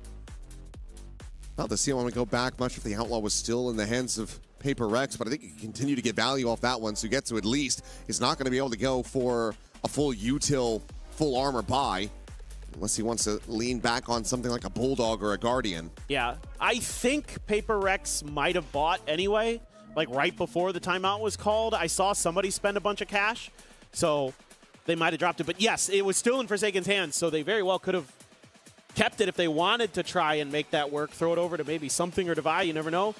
Forsaken has the Seekers off of that round, so he's feeling pretty good. I think they were 1 away from Envy's ult. Yes. And meanwhile, KC has everything. You basically have everything since Sugetsu's 1 away from the neural theft. Oh my god. Jing is just going for this crunch play. Camera to spot him out. Dawson going to be contained into the corner, but that is a casual fadeaway shot as the Brim is immediately dispatched. Orbital strike now no longer a concern. Goodbye. Trying to delay. Showstopper out, the Prowler to scout, and that's going to be him dead to rights. The Showstopper connects at his feet. Swing in, though. It's just a shutdown on the ultimate for now, as Sugetsu will get spotted here in the corner. The Nightfall going to be sent through, but Jing has already cleared the angle. He's able to find that kill. Levin trading it back, keeps it in a 3v3. His paint shell will force Envy away. Site now opened up, but Levin trying to take the fight forward into the spawn. Cannot find the contact he was looking for. Has to back away. 1 smoke remaining here for something. देख लिया. Jiggling on this angle. Molly given a consideration for now as the guiding light sent forward, looking to try to find this kill here is Forsaken, but Narrate swings out a little bit wider, and he's not ready for it. Now suddenly, KC in with the advantage. Quick clear on that haunt. Levin still on dish, the time bleeding away. swing out, KC. It's going to be Aves cleaning up the final 2 kills as they will hit double digits. PRX now trailing by 2 again. Yeah, and again, it's a huge round for Narrate. He has been so instrumental, and he keeps that extra angle on lockdown. Wins the 1v1 against Forsaken there. You know, a hot start. Divide trying to cheat, trying to see if he can get away with being undetected right around that corner, see if he can get an early punish on the execute. But the Prowler connects, and he's just dead to rights. So good diligence being shown by Karmine Corp. You did get a couple outs out of Karmine Corp. Oh boy. Well, that's a hell of a lot of unhealable damage suffered by Forsaken. Quickly has to give it the space. The turret cleared the nano. He's buying some time. His paint shell just get chucked in. Triple approach on the north side. The Rolling Thunder is going to be called in, though, and it's going to connect on absolutely no one. Divide now trying to hold the line here on the site. Array going to be forced out of position, drops down to his death. Divide just trying to take the fight before the orbital will connect. Ends up falling to the wayside. Now the neural theft is going to be called in, but Dal9's going to be taken down as Envy is able to find that kill. Brings it now into a 3v2. Spike in hand for Levin, the plant to go in. Look, Envy going to be taking the rope across towards that south side, joined in by Jing, but this is going to be critical time. Bought in the post plant for KC. They're going to see it too. Cam was still there. At least saw the one, not sure if he saw the second, so even if he wins the fight versus Envy, he might not be ready for Jing. We're bounding forward, but Jing will just go ahead, clean him up very quickly. And now it is just Levin. The spot out and something with a readjust finds the kill. A 9th round here for PRX once again. Just trailing by 1 behind KC. This is just wild scenes in this round. I mean, it's one of those rounds where every moment it just can change at the drop of a pin. And, you know, you feel like that Rolling Thunder misses. It gives away the script on PRX trying to make this long flank. But they only send Narrate over to deal with it. He faces a firing squad. Even though the curveball might connect onto 1 or 2, it can't connect onto all 3. A danger man out of the round. Rest of PRX able to do what they need to. Jing's gonna have the showstopper. Divide 1 away from a lockdown. Now you're out of the ult cycle for KC. You got 1 out of it. PRX, Forsaken looking to challenge the angle just a little bit, but doesn't feel comfortable, and I can't blame him, even though it is a weaker buy. Getsu again has that outlaw. Jing, the only one tap to it. Something knows Narrate is there. Ask for Forsaken to maybe come help. Oh, what a shot. What a shot. What a face forward from Levin. Something absolutely destroyed. Triple push now coming through, trying to capitalize and collapse in onto the enemy. Brimstone, Dal9 just lingering here within the smoke, and Jing eliminated, denied any value from that showstopper, and it's just this one sky smoke keeping them contained. He will be able to find him in the end. Gets us back into a 3v3. The spike being ushered across, but Forsaken finds a backstep on a Sugetsu, so now player advantage going to be established. However, at the ready. Pushes the door, finds Divide. 2v2, the heal's going to be coming through. His Envy will have to try to pace forward, but Levin shuts him down. A monstrous 4K. KC again, just do not allow for PRX to tie this up. No, they're just too sharp. This turn, it's Levin's time to shine. This shot initially, absolutely ridiculous to take something out of the equation. Then there's a hope here for PRX. They've got a numbers advantage, but the timing, Divide just not even really considering that he could have been there already. Gets caught looking the wrong way, and Levin's in a much more prime position to take that fight. Showstopper immediately going to be sent off the rip. Levin looking for a target around Sands. Jing, however, late lurking, but does get punished. Just doesn't pull the trigger fast enough, and Dal9 is able to find him. Minor damage going to be suffered. Starting to get chaotic now as players get lost within the smokes and the flashes. Paint shell to be lobbed in, trying to desperately clear out this lockdown, and there it is. It has been destroyed. The molly as well on top, just to ensure that it cannot survive. Pete going through, but Envy unable to find Dal9. Stays alive despite the cage being there, despite them having the advantages. Now we're cooking. And something now would have to get the ace clutch to stop them from advancing up to map point.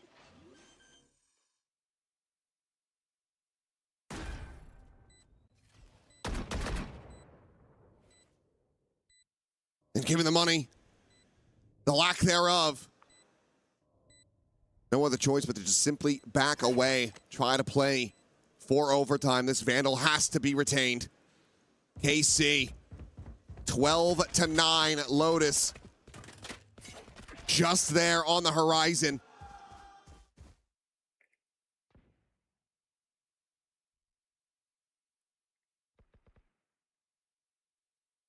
This is so incredible. What a couple rounds here from KC. They're right back in the driver's seat. So many moments where they have just been sharper. नहीं यार. And now 3 in a row required here just to take it to OT for PRX. जो नहीं होना चाहिए था वही हुआ. Should be rather difficult given the economic situation we just saw. A couple players on 0. So going forward, it is going to be very precarious with the bye. Loss streak bonus gives you a little bit of an extra boost, but it's not great. No, certainly not. Spectre, Guardian, Sheriff, Stinger, half armors. Very commonplace here. Forsaken, forced away. Lucky to stay alive for now, but for how long is the question? Flash forward into the raid's face. Buying some time as a run it back. Ready to expire. Tosses the molly forward here in the tower, and Levin taking a position, staring in towards Canteen. Drops down and finds Envy as well. And that should just be it. Paint shell chucked forward, just keeping them zoned away. Levin on the hunt. Here's Devi on the retreat. He tries to rewrap to join in. And while an ace might not be on the cards, map 3 absolutely is. Jing, not a way to do a damn thing. 13-9, KC in flawless fashion will close out Fracture and push us the distance. Finally, somebody has stopped PRX's reign of terror on Fracture this year. And it's Karmine Corp, the unexpected heroes, going to force that final map. And just from start to finish, had great reads. Really understood how to work the map, how to keep PRX pinned in. Won a bunch of crucial 1v1s. Narrate and Levin, the double duelists, beyond brilliant. That combination that they were able to string together there. I mean, Narrate's so solid in the middle of that. Levin at the end really shut that out. An incredible performance from them, but let's go ahead and send things back over to Degon, to Big Time, and to Kakuka, who's going to be feeling very smug. Thank you very much, guys. Yes, it is Karmine Corp doing what most people thought wasn't possible on PRX's signature map pick of Fracture. They come up 13-9 and now put PRX on the brink of elimination, almost pull them back down with Karmine Corp, and it's one map separating these two squads for the rest of their EWC lives. Let's welcome back the desk, Kakuka and Big Time. Go ahead, Kakuka. Okay. Ah, stop it. Stop it. The thing about this is, we're like, I'm not coming out of nowhere when I say PRX are an amazing Fracture team. Their record since swapping to this comp has been immaculate. They've dropped it once, maybe twice, I think, but that's it. They've been so flawless. So when I'm saying this is a big hill for Casey to climb, I mean it.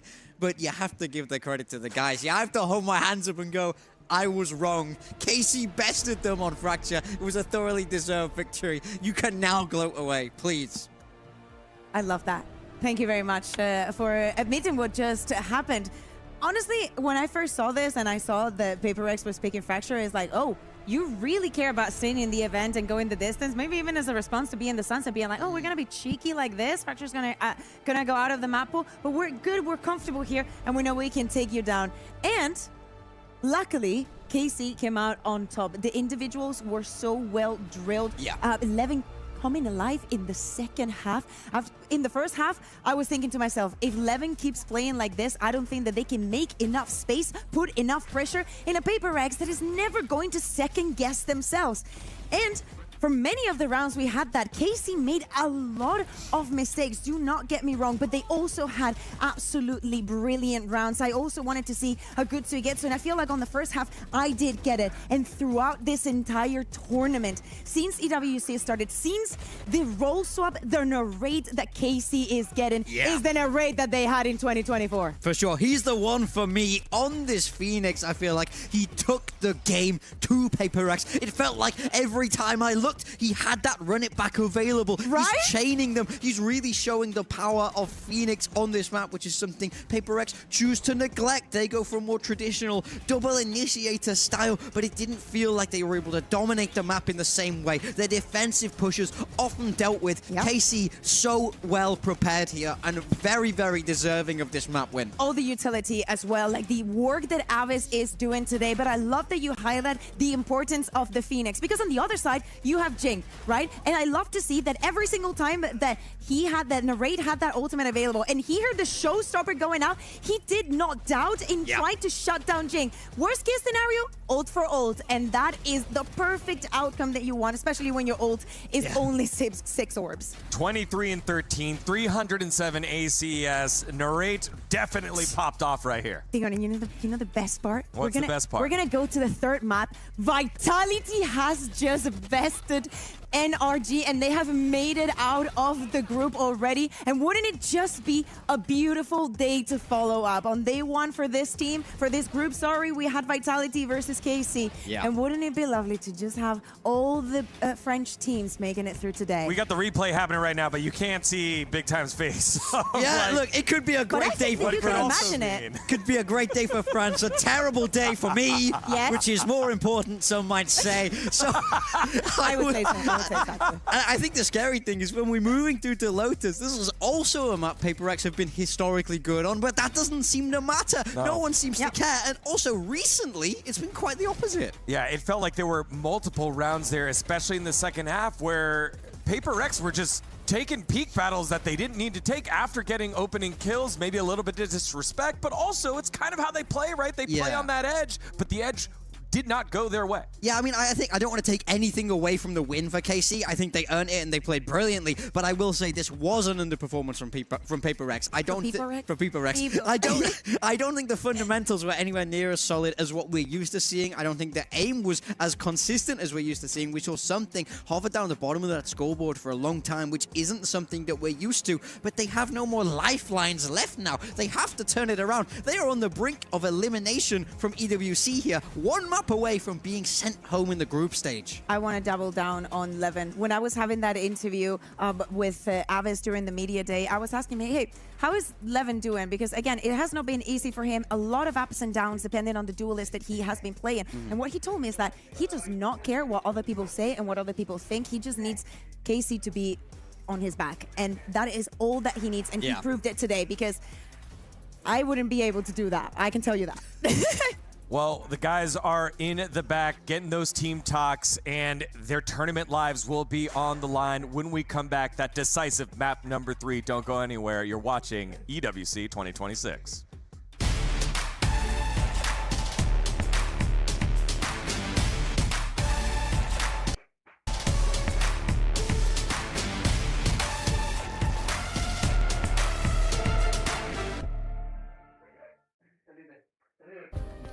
Play is in our DNA. Whenever we let it out, it becomes our superpower. Now imagine an entire city being built to supercharge it. Kadir City, powered by play.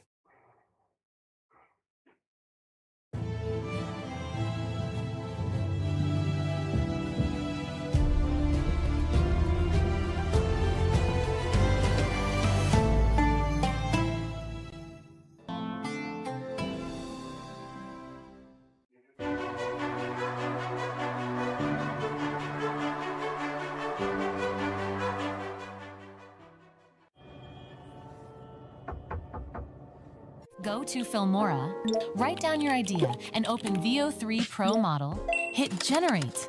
Now you have an amazing video. This is VO3. Try it now.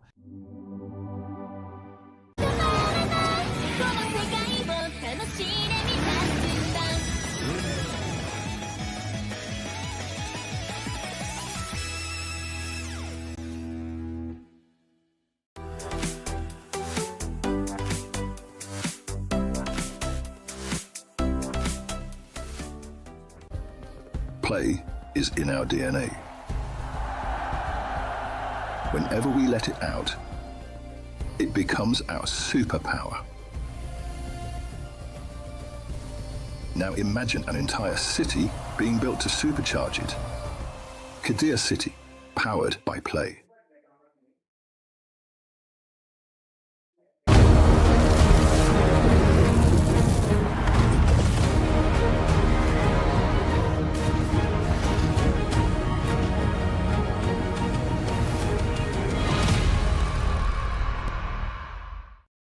A full 6-game day here for Valorant as we welcome you back to EWC 2026. This final series will go all 3 maps. PRX and KC fighting for their tournament lives and for their share of the $2 million prize pool. And surprisingly, one of these teams will be going home.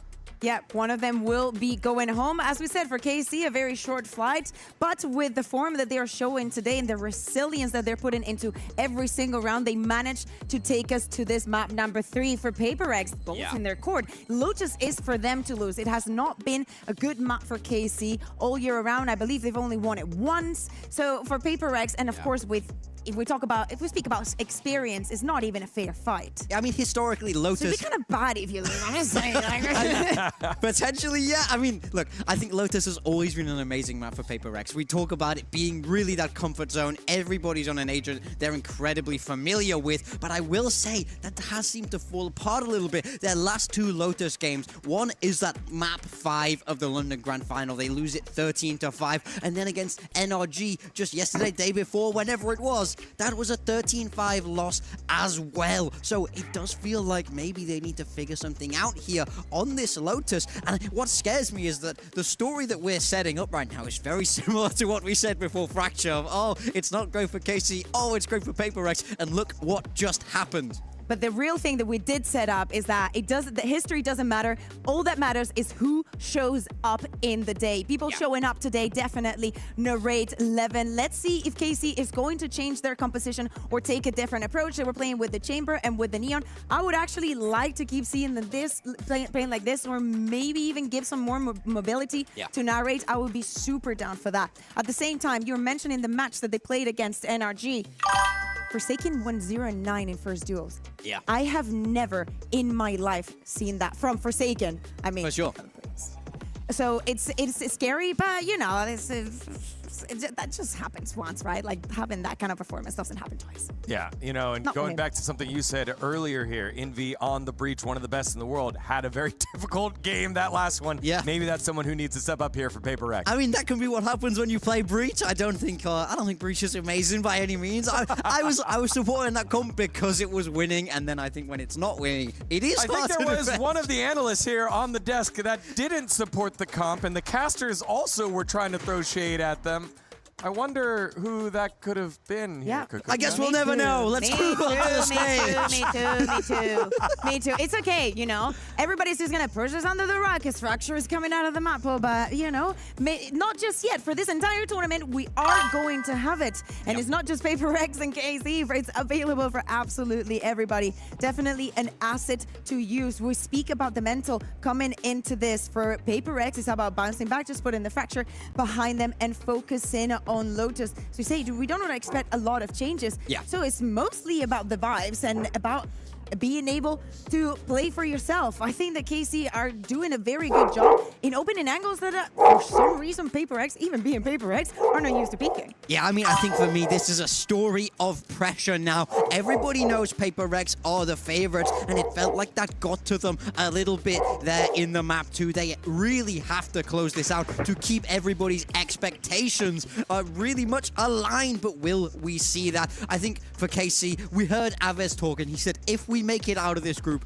we will win the whole tournament. They're one map away from eliminating arguably the favorites for the tournament, progressing through this bracket and giving them the best chance to ultimately lift this trophy. Yeah, as you can see on your screen, the chants have been done by KC, and PRX, no chance needed. They made it on out real quiet, real smooth, real focused. Yeah. However, it is 1-1, and it doesn't matter. You can't run from what fate is going to bring in this one as we get into Agent Select. Yeah, so taking a look for PRX, this is the comp that we've seen them use time and time again, but I will say there was a difference. When we saw them play against NRG, they had that fade instead of the sky. They've swapped back to that sky now, so clearly feeling like something didn't work previously in that NRG game. I mean, with all the walls, also knowing that KC is going to be playing most likely with that Viper on Suigetsu. If you add on to Levin, having the Sky actually gives you a lot of tools. The ultimate becomes more strong. The dog, of course, is incredibly strong. I think that every single piece is going to bring so much value. At this moment in time, I am looking at, I will say it, my favorite player in PRX, Something. I need him to get out that operator and start shutting them down. I need some form of control over Narrate and Levin. Yeah, I mean, I think with the way that Narrate has been playing, the operator duel here between him and Something could be absolutely tournament deciding. PRX lover, if you know how you feel at home, if you're a PRX lover, if you're a Karmine Corp lover, this is why we watch EWC. The tournament is so grueling and so crushing despite the favorites coming on into it. Karmine Corp has turned on up, and PRX, well, with their backs against the wall, one team can move on to play against NRG. If you win, if you lose, it's on the plane ticket home. Let's send it on over to the casters to the final round here. It is PRX and Karmine Corp. It's Achilleos and Paperthin. Once again, into the breach we go. Here, Lotus to decide it all. PRX to try to eliminate Karmine Corp, deny them the opportunity to play in front of a home crowd, keep themselves afloat here at EWC. Karmine Corp, the momentum very much on their side. A very narrow loss on their pick of Sunset into a very concise win on PRX's Fracture. As we see, they're going for a 4-player stack and crunch out towards Mountain. KC not really having any of this. Yeah, my eyes immediately go towards Narrate for this map. He's been so damn good today. On top of being impactful with the guns, been doing it with the brains. Absorbing Jing's showstoppers time and time again so they don't find value. That's going to be key here again on Lotus. Paranoia at the ready for Forsaken. Looking for contact, but it might come in a way they don't expect. Levin's gone all the way over to the door, and here they go. Looking to try to draw some of that attention back, peel some pressure for Suigetsu, and so far it is working a decent treat. Jump to the corner, though. But his life on the line is Forsaken. As Jing will be able to find that kill. Devi popping the flash, pushing forward, is able to find out Aves, but Narrate trades it back. Usually he gets one there, even. That was a very big kill, because it gives that extra man advantage. Levin continues to scale back towards Defender's spawn.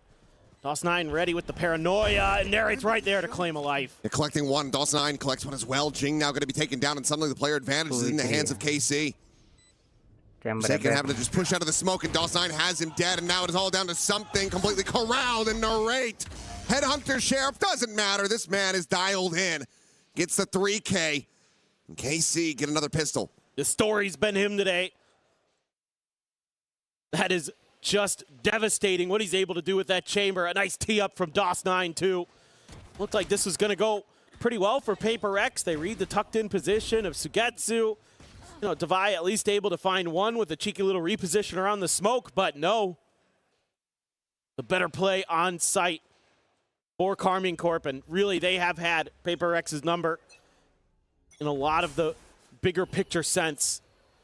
See what the buy-up looks like here for PRX. Just one bandit, and well, okay. They're fully ready for this. It's just a firing squad. The paint shell to no avail as DOS9 will collect 3 for himself. And now just something to try to see if he can stop it from being a flawless. And he cannot. All right, we'll shut him down. We very quickly go into the bonus. It's red alert now for PRX. That's a tough one. Try to overstack that angle, and just a nice little tight headshot line over the box for DOS9. He collects 5-0. The start for him, 4-0 for Narrate. Into the buy round even, again, because PRX likes to try to sneak in those extra pistols. It's only going to be a couple Guardians for Devi and Envy. Great. Still on that Marshall. Everybody else, Bulldogs and Vandals.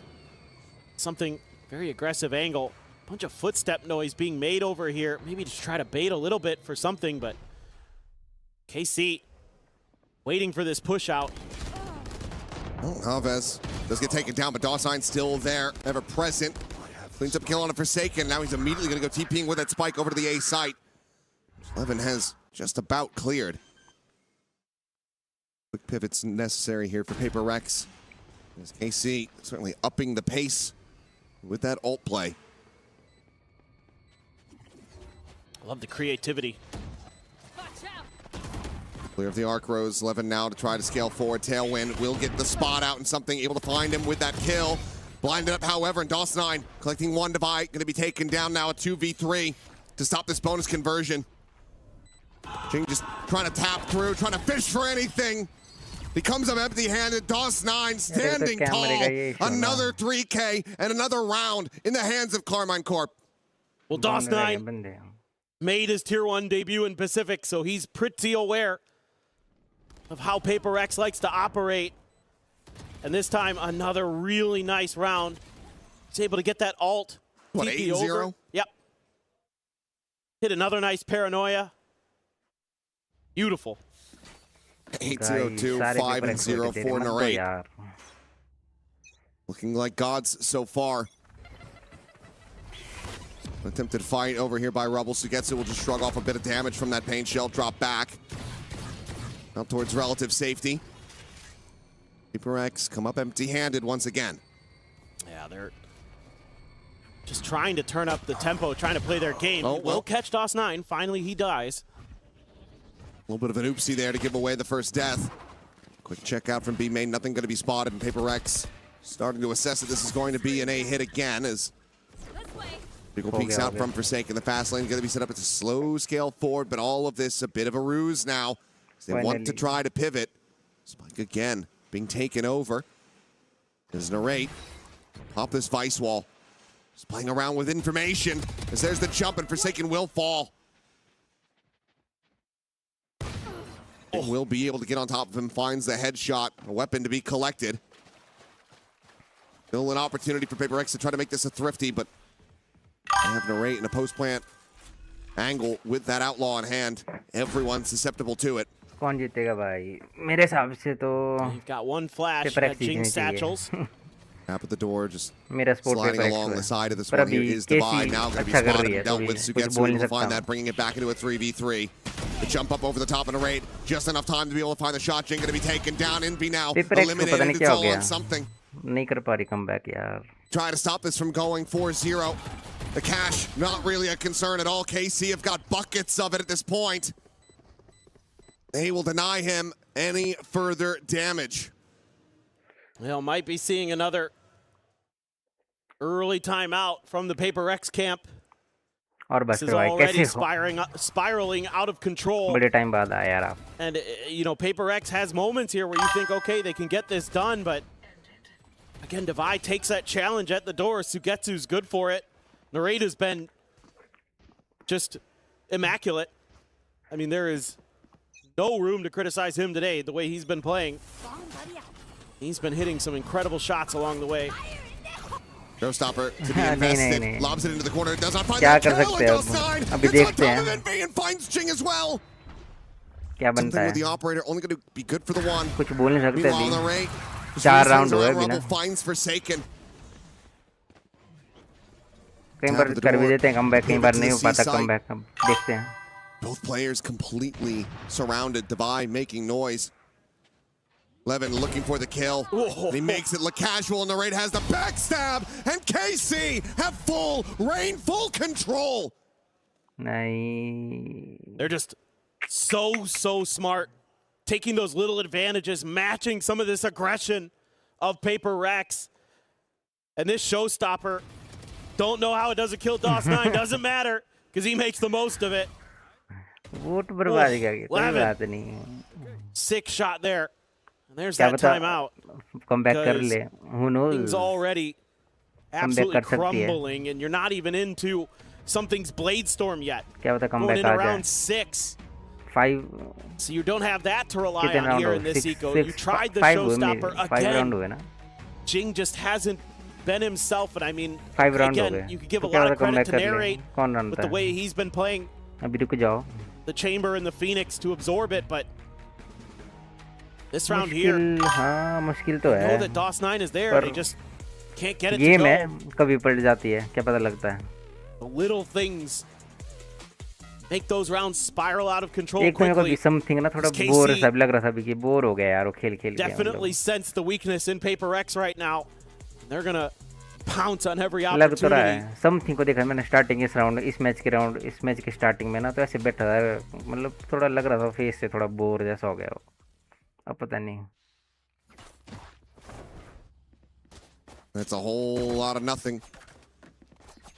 Something with a classic, just going to try to play to get this orb, so nade out, clear some space, stop Sugetsu from scaling. दिन का कौन जीता? Lower bracket में है अपनी, lower bracket में कौन सी?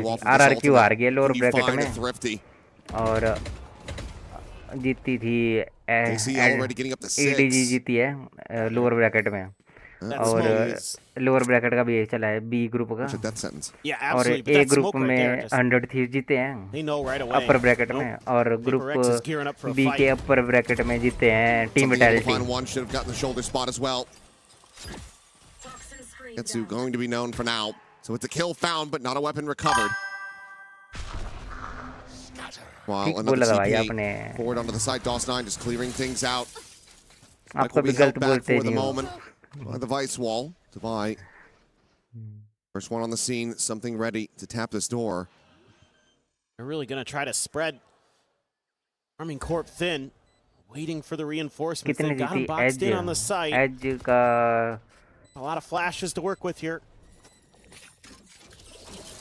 जीती है शायद 0-2 से. Position for now. 0-2 से जीती है शायद. Trying to work his way. जितना मुझे याद है, मैं भी देख लेता हूँ मैं भी. हाँ 0-2 से जीती है. Jing did manage to grab that panel, but he's going to be the first to fall as Narrate is able to find one. Envy. कोई नहीं भाई जरूर बनाएंगे moderator. Getting a piece of the action. The blades will connect. The timeout call works at Tree Operator as well. A nice little bonus gift here for PRX as they will be able to find the Thrifty and get themselves on the board in round 6. Yeah, I mean, I think just a little bit of, hey, let's make sure we're not giving up that A Rubble fight too easily early in the round. That's caused some problems where players have been able to gain space either towards Rubble or towards that A orb and cause a lot of players to go down early for PRX this time. They fight for it, and it has a double effect of getting the Blade Storm into something's hands.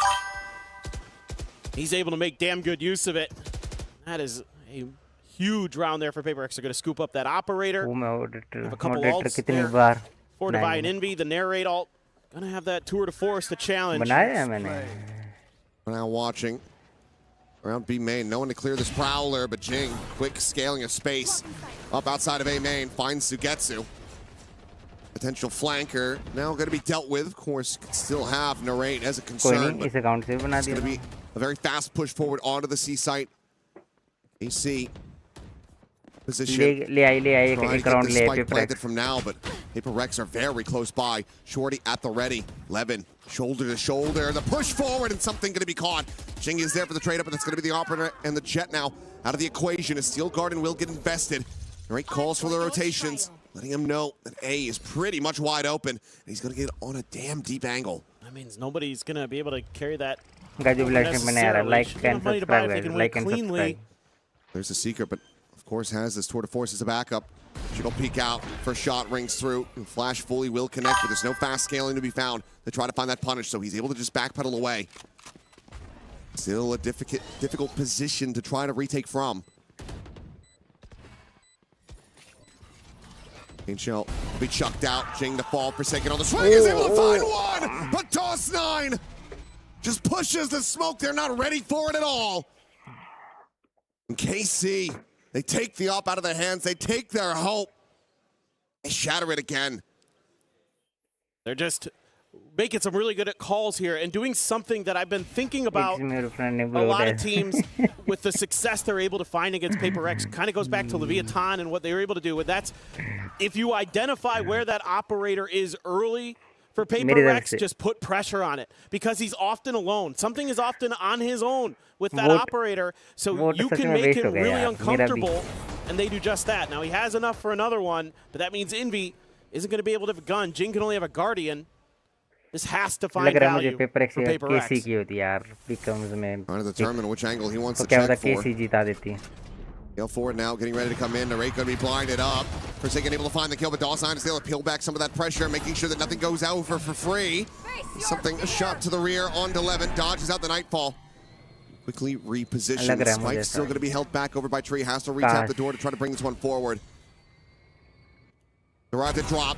Has the shot. Av is dead. Right now resting on the ground. Toss9 going to be taken down to Sugetsu in a 1v4. The pass has been so very good for rounds like this, but something not going to give him the opportunity. It's going to be a second round win in the hands of PRX. And like you said, they needed that one to get off the ground, and it has. Yeah, and I think I saw a sigh of relief there from Forsaken after that one was done. Sure. It was still, it doesn't feel comfortable with the way Karmine Corp is playing right now. Nice little setup there to deal with Narrate, get his operator out of the round. I mean, Toss9 as well has picked up the pace here on Lotus, so Karmine Corp has had a couple different players step up to the plate today. Saw 11 on Fracture, we've seen Narrate the whole day, now it's Toss9's turn. 3-4 है, 3v4 See what they can do. Still 3 players. I mean, there's no outlaw on the other side, but 3 players with half armor. Envy doing his damnedest to keep something alive. Manages to find Toss9. Will be able to survive with 24 health. Looking for the shot on that jump peak. Levin able to avoid it, and something cannot escape this time around. Sugetsu able to find that kill. Now the pit immediately going to be invested. The plant just below the crossfire, and it's going to be Aves catching a stray as Forsaken's able to find the first. आज game नहीं खेल रहा, नहीं आज नहीं खेल रहा. If he's out over towards Rubble, identifies Narrate. They know that it's just going to be the 2 players here within this pit now. अभी गया नहीं हूँ मैं. Trailblazer looking for the scout. Will be behind Levin, but Levin shuts down Jing. Suddenly now a 3v3. Forsaken trying to reload, but he's swinging out before it's completed. The push forward into the pit, and Levin has Envy dead as well.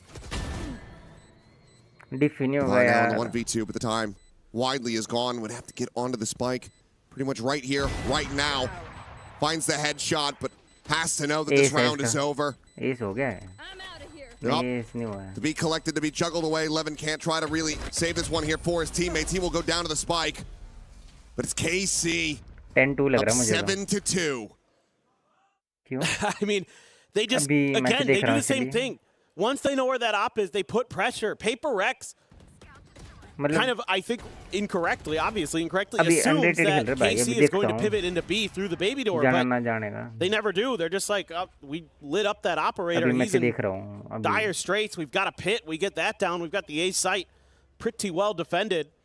And then Levin goes to town. Beautiful, beautiful stuff from him. And PRX players just making some individual mistakes along the way. Some up and over here, Jing. Sugetsu's going to be widely boxed into this corner. There are more players coming in to try to peel back this pressure. He turns a flash and he's able to find them both. नहीं यार. That's a backbreaker. Memories. Tournaments long since passed of Copenhagen. That final resonating through the minds of PRX's Sugetsu. Absolutely destroys them. Toss9 finds Forsaken. And Envy. Oh, he can hear him, but he can't do anything to stop him. Sugetsu gets the third. कल की परसों कब आया मतलब वापस अगर आया अभी तो मैसेज कर अभी. For Karmine Corp, and if you're Alex, do you call it? You send the other time out. You might just have to. This is a flawless round win. And we've talked about it a bit this year where, believe it or not, PRX usually is really sturdy on their defender side of Lotus. It is often where they are a little more efficient in their round conversion rate, but it's been, you know, this streak they've had on Lotus where they just can't seem to get these wins. They seem to be completely befuddled, and so they tried to make a little bit of a change to go to the fade. That didn't really work at all, so back to the sky. And now it just seems like nothing is there for PRX. A lot of the decisions they make are just being outplayed by KC. Outread. I mean, even if that flash connects onto Sugetsu and maybe you get him there, Nerite's right around that corner. He's probably taken at least one with him, so it's at best a trade. I mean, PRX wants to try to play their game, wants to be aggressive, wants to turn up that tempo. KC is so aware, so ready, and all the players are so locked in. I mean, everything seems to just fall underneath their scopes, underneath their crosshairs. Because they are so tuned into this game. Glass cannon operator. To try to keep this one in play for something. Being showstopper again. This time they're trying to be a little bit cheeky with it. Looking to play off a little bit of contact over at B. Gonna put the Vice Wall way far forward here at C. That looks like just try to force them over into the showstopper maybe. But they've been given so much space over at A. You know, is Jing then going to have that plan to pivot over? Is he going to be able to get value? Sugetsu just playing that quietly. Probably look for that grab and narrate. Still swings that angle. Losing his life, so critical early kill here for PRX. Flash getting pinned against the wall. Sugetsu will be able to find the one, but then gets traded out. As Showstopper looking for him, and yep, Levin taking enough damage. Showstopper will be able to collect the kill. 9-3 आ रहा है 9-3 आ रहा score half time से पहले 9-3 round हो जाएंगे 9 KC के bypasses the thorns and might have a backstab angle to take down something if he continues on this path, and for the moment looks like he's not going to. With smoke out towards upper. I don't think he did. I think both players narrowly missing each other by pixels. I'll find you. Hey, they're just willing to explore the map. Spike planted. Can shell out. As backpedaling. Forsaken considering that TP forward. Holds it for now. The jump in. Aves able to find two. Forsaken still contained, still low on HP. The rewrap though from something, able to find the one, looking for that second. Jumps up the right click, takes him to 50. Dialed in with the op, and something will keep them afloat. It's the 3K, gets the round win. I mean, you could just see the confidence from KC. They know they could just hold that angle. And PRX is trying to use some of those jump peaks to see if they can get him to pull the trigger maybe a little bit early, but the discipline is there for KC. Aves almost gets it done. Then Forsaken able to buy enough time for something to get into place. Has to use the Blade Storm even there, though. Last round of the half. Gonna have Avez's Nightfall. DOS9's ult has been so impactful in a lot of these rounds to find the open space, usher the spike to open space. Got absolutely nothing ult-wise if you're PRX. Yep. You'll have, unless Divide goes crazy or Envy does. Losing your opportunity on this door, and what a spray! Levin just able to find him. It feels like luck is just not on PRX's side. One hell of a kill he found, the operator and the hero of the previous round now out of the picture. PRX, with that death, start collecting their forces on the A side of the map. But KC go for the pivot. Times you just gotta check everything, check every angle. You know, again, the homework being done. Maybe assuming that a player had been tucked in there. Forsaken's here. Trying to puff out his chest a bit. It's a Nightfall going to be leading him right to him, and the shots are not connecting. It's a bold attempt, but that falls completely flat. Patience now to come in. Thorn sent on the timing. And a lot of this pressure going to be shouldered by Envy. Alone on this site. Has the first player dead, but now B opened up. Fly quick on the scene. Sugetsu stays tucked away here at stairs. A kill going to be found, but Jing, he never looks back. He never checks that position. Devi is dead. Envy is gone. And the round, this half, is dominated by Karmine Corp. 9-3. They're just ahead of the curve in every respect. That is a absolute blowout. 3 players into double digits already for Karmine Corp. No doubt they're the better team right now in this server. बोला था 9-3 It's going to have to be, मानता ही नहीं again, मेरी बात. another incredible attacker side for PRX to swing this back, but I have a hard time imagining it with the way Karmine Corp is playing today. I mean, again, the ideas that they have, the plays that they have, the way that they're able to match the aggression. I mean, they know that PRX is going to over-rotate on stuff, be over-aggressive. They can use that to find space, find moments where they can counter-punch. अब And they land attack देखना पड़ेगा so paper x कैसा often. होता है. Really just a couple big rounds from something. Being a difference maker, he's the only one who's in double digits for PRX. And DOS9, absolutely instrumental to get this snowball rolling downhill for KC. Started off so hot, maintained some good pressure along the way. Levin had a big round. KC playing on home soil here in Paris. Want to stick around, want to get further. Want to have another opportunity, get into that playoffs and play in front of the home crowd. This needs to be a monstrous comeback here from PRX, and all, of course, has to start from the pistol.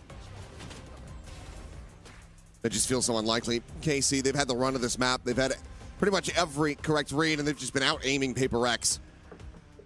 Yes, straight up. You're absolutely right. I mean, I've been thinking it the whole way. They're just sharper. The aim is just better. Narrate in particular, so clean. You know, Levin, he has these rounds where it just feels like he can't miss. He'll hit, and he'll win you one. He might go a little quiet for a few other rounds, but you'll take those every time because they're often impactful ones where it's because KC is already dominating so many of the other rounds that he hits those ones, and it's like, oh, now PRX's economy is back in the dumpster. Like, it's just so impressive. DOS9 trying to bait him in, being like, oh, it's just me by myself, playing outside of main. Nobody here but Nobody us abounds. PRX not quite going to be falling into the trap, but this could still be a very fast scale in from behind. 3 players effectively on a flank at the moment. Quickly going to be getting their way in behind PRX. PRX needing to up the pace here, but they have no idea what's waiting for them. They don't have any trips. They don't have anything. Exactly. They're really alert for this one. Any devised util. No wall as he goes just for that sheriff. They'll be giving over some space for now. Nave's going to be spotted. Paint shell going to be lobbed up, but something going to be caught. Trying to ride that rope, and Forsaken risking it all. Try to flush him out. Envy the one to push forward. The haunt going through. Drops back down. Jinx slotting just at the bottom of drop. As the spike will get planted. Player disadvantage for PRX. Absolutely need this round. Flash spotting nothing from behind. They have to know that these players are scaled forward, but Forsaken just jumped at the corner, is able to find Sugetsu, finishing him off. Now repaces forward, finding Aves with that recovered bandit, and PRX looking like there's still yet a bit of fight in them. Great's position completely, utterly known. At this point, wants to just try to get some damage and try to get some ult charge, and he will be able to find one. Looks for 2, gets it. Forsaken will be able to stop him in his tracks. 5 rounds, though, still the lead for Karmine Corp. Well, okay. This time around, PRX able to win some of those crucial micro battles. That one right there. Forsaken jumping ahead. Envy holding the line on the backside, gets 2 big kills. Still concerning. Narrate does not seem to miss today. Still gets a little bit of extra value there. Little edges that could cost PRX this map, even if they start stringing rounds together, even if they go on a tear of their own. Narrate was up on the box, but dropped down. Something was already checking it. He's got the rendezvous to take him to the opposite side. If a paint shell or something to that effect would come his way, he would be safe, but instead we'll just swing out and cannot evacuate fast enough. Something just a little bit too fast on the draw. Finds him with that Marshall. Gets a little bit of damage here, and now the follow-up shot will take down Aves. That one pops. Levin sliding down a drop, swings forward, and Forsaken a little asleep at the wheel, but eventually he's able to find that kill. There's DOS9 getting the headshot, getting the elimination. Devi will end up getting taken down the shorty. The barrel stuff there from Sugetsu. Finds another kill. He'll has to be pushed over to Forsaken, but this is already decent damage dealt, and now a Spectre recovered. Absolutely play this one out. yaar. The Marshall now gone. Spray and pray. So much damage found. I think one of those connecting onto Envy's head. He's down to 44. Paranoia gonna be lobbed in, and Sugetsu absolutely destroys them! Gets the defuse, gets the Vandal, gets KC! Up to double digits! That is absolutely unbelievable. He's done it again. He has done it again. Oh my. He is the demon that haunts PRX. The specter of the past is now the vision of the future. That may be a plane ride back to South Korea, back to Pacific for PRX. It is a 4v5 thrifty conversion, now forcing the buy out of PRX. This is the all-in. This decides the map right here, right now. In all likelihood, is Narrate. An outlaw in hand. All players, half armor or none. Oh. And he absolutely has destroyed something again.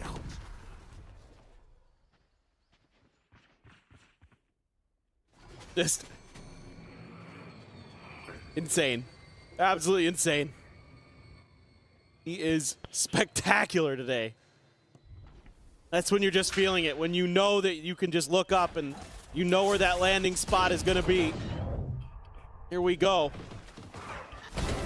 11 able to find one. Jing just strafing across with that judge, but Will falls on a raid, finds another. Devi, a kill back in reply, but it's a casual shot from DOS9 as Envy goes forward into the smoke to his death. Devi now, the last one standing. Caught by the seas. Decayed to 1. Little health he does have, will recover. 35 seconds, he's gonna try to go on a pivot. Does he have enough time here to go anywhere else? He's just a cursory check around the back, but yeah, he is running out of time, and this would be one hell of a way to lose the round. I mean, you gotta start sprinting. He's gotta be knife out. Yeah. Full send it from here. And even then, it's gonna be damn close. And I mean, Aves is matching him. Aves is gonna have a shot at this, I think. Jumps across the way, but yeah. He'll actually give him the alert, but he's trying to just stick this plant, and the time just is not there. No clutch to be found, no hope to be found. KC continuing to beat them back at every twist and turn. Dominance, pure dominance. I mean, Envy just running through there, not even looking at the bottom of the smoke. I mean, it's like every idea that PRX thinks they have about where KC is going to be, how they're going to be playing, they're wrong. Coming into this, stingers. I mean, PRX is just throwing everything. They're investing whatever they can. It's 2 glass cannons for Devi and something. Narrate has the outlaw. Nobody except for Jing has the armor to withstand it. The 2 of them have no armor at all. Yeah. Double Vandal, glass cannon. Bore kar diya wo. PRX wala. Low creep up. Pop flash on the corner, but the relay bolt and the Prowler will hold them back. Levin, he is out for blood. He wants that kill. He's not going to be able to find it, but Sugetsu and DOS9 absolutely do. Divine Forsaken going to be taken down. It's just Aves caught up. Player advantage still there. One of the Vandals left on the floor. Narrate. Whole position, the tailwind passed. God, that's well and good for something. He's able to avoid it, finds a kill, but the rest of the team still needing to try to get past as Narrate is able to find the no-scope. Jing dead. Sugetsu arriving. Envy not going to be fast enough as Narrate closes out another kill. Another shutdown on something, denying him heroics at every twist and turn. Karmine Corp are up to match point. Took the words out of my mouth. Every round they've got the read. You know, there's 4 players coming up the front of B at the beginning of this. They know exactly how PRX thinks. It's starting to feel a little bit like how I felt watching Leviathan play PRX, where they just knew what they wanted to do and how they wanted to do it. PRX here throws the flash out, cleared right away. Rate's not messing around with any of that. Trying to go back into B. Forsaken to the spawn. Now he's going to be surrounded. Meanwhile, something dead on the B side. Forsaken desperately trying to find that kill, but Aves is able to hold his own. Just some damage onto the fade. A kill onto Levin, but 2 players now lost. 3v4. Site primed for the plant, but PRX aren't leaning into B. They're trying to get grouped together. Back over here at A. Given some breathing room, it seems like KC actually assumed maybe B actually was the play. Being backpedaling, if he had held this angle with that judge, he might have been able to tear them asunder, but instead shifts his position, is going to try to play the top of rope. Exactly where he doesn't need to be. It's 1 kill away from having a showstopper. But from this position, I just don't know how he's going to be able to get it. KC playing this one patiently, the tap of the door, just keeping Devi's eyes trained in that position. The pit forward now to try to scale in. A flash out. The slot forward, swinging around, closer and closer. It's Devi, the spray and pray, will be able to find one. The paint shell going to be lobbed in, but DOS9 is able to take down Jing. Devi, able to find himself a third. Steel Garden immediately going to be invested. Spots him, kills him, a 4K clutch. PRX. Oh, they hold on by a thread. I need 7 in a row just to take this into overtime. Well, they get there, but will it matter? It would be an unreal comeback if they can do it. It looked like for a second there DOS9 had ended the round, but able to avoid that pit. That was really creative by Sugetsu there. And again, PRX just positional, I think, mistakes that could have cost them that round. Like you're talking about, Jing holds that. I'm going to hold my thought. Caterpillar jet smokes forward. Into the side goes Jing. No one to be spotted. He had Narrate still trying to hold the door. Has to make his exit with that rendezvous, and his Envy is able to greet DOS9. Finding that elimination. Devi swinging the corner. Ava's going to be taken down. It's a 2-player advantage now for PRX as they pivot back across towards A. Levin, however, here playing this quietly, looking to be their demise, to catch them off guard, but now his hand has been revealed. Avoids the flashes, but clean one-tap, shuts down Forsaken, but is not ready for Jing to counter, swinging to backside. The tour de force in hand, no reason for Narrate to not try to play this one out. Only widely available for the rest of the team as well. I'm trying to make a go of this. Don't peek though, the spot out, the paint shell now to be let loose. Forces Jing out into the open though. Not wanting to stick around to drop, so Narrate is able to find the first of 4 necessary kills. The follow-up shot ends up going wide. Tries to scale forward, and he just can't quite make it happen. Envy and Devi get their targets, and PRX get up to 6. Well, okay. But it's taking a lot of ultimates just to get to this point. Going to be able to get into the buy, but the ult economy look like. I mean, now they're getting a little bit sharp. You would imagine it's too little too late for PRX. You would imagine. It's best to not start believing quite just yet, but this will be enough to force a timeout out of KC. अगर KC timeout ले लिया, you've got the overdrive here. You're one away from a nightfall. So for this round, अगर ये वाला round आ रहा है KC, a couple players have enough to buy, so probably want to talk about a little bit. Most of the players do actually, how they want to run this. Maybe you save the overdrive for the next round if they do lose this one. DOS9 has his ult. You could talk about how you want to work that a little bit. It's going to be one away from Avez's Nightfall, so maybe how you want to contain one of those orbs. Make sure you get that into your hands. How you can just settle down, close this out comfortably, get yourself situated to play NRG next. Found out Vitality was able to take that series. It was going to be a difficult opponent no matter what. Certainly won't get easier from here, but looks like there is going to be a decently hefty investment from KC. They want to bring this to an end right here, right now. Operator, of course, in the hands of something. This Jing bounding forward to Mound. Flash is going to be going through, but DOS9, his presence now going to be red, but not before he's able to claim two. Judge from Levin.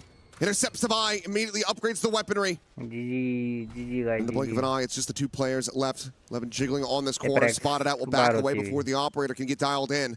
Oh, look at Narrate. Quickly scaling in behind them. And with Devi's death, that wall means absolutely nothing. No alert system. Envy has to be the one to have his head on a swivel watching from behind, but if he loses out on this one, that's going to be the spike on the floor.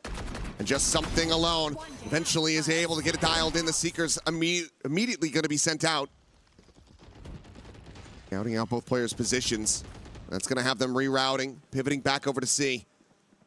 Something needs to hit this shot. Gonna pull off the angle as well, expecting this rewrap. Another behind. Oh, it somehow manages to connect that. What a hit! Levin dead. Havas now the one to try to play this one through. Tossed into the back, but Envy propped up on top of the box will be able to find the kill, and PRX continue to try to make a go of this. 5 more rounds. So the next one looking like an eco for Karmine Corp. Do have that overdrive there, though. It looked like this might have been the end of the round. I mean, DOS9 sitting in his own, sitting in the smoke there, just making life miserable. Some of the PRX players, but they're able to barely battle through. Envy, 3K. Little bit of fire still in the PRX camp. Shot early from something. DOS9 still scaling. He's just going. He is just fiercely walking at him. PRX at the moment. He's got no eyes on this whatsoever. The Bandit, he can get this 1 tap, and he will. Well, 2 tap. Still is able to find something at the end of it all. OT लगा देगा disadvantage. An operator just to be left stranded on the floor. Just that lack of respect that PRX plays to that. Oh my goodness, Narrate. This could just about be at the beginning of the end here. Forsaken will be able to find one. But the overdrive pop, Levin fishing for anything that he can get through that fast lane. Looks away around the corner. Jing, does he have any kind of read? That Sugetsu is laying here. Behind that box. Here's the Neon, take the rope. Just gonna stay statuesque in this position. Try to intercept these flanks, but no. He's starting to scale forward, and that's going to be his undoing. As Jing, no, turns back. Eats some damage, but still is able to find the kill. That might just be enough for PRX to still deny this thrifty. Deny the end of this series to Karmine Corp. And be going for the plant on the corner. This is not being watched for. He has the headshot in time. It's starting to bleed dry. The drop down heard, Forsaken, able to find that elimination, but has to get this spike planted. Paranoia gonna be sent through, DOS9. And now Levin on the approach here from the back, comes away with it, and Jing has to do it all, and he cannot! Levin dead from the paint shell, but still a player alive. The defuse will be there, and Karmine Corp will come out on top. 2-1 in the series. They send PRX home. The dream lives on here in Paris, France for Karmine Corp. What a stunning series.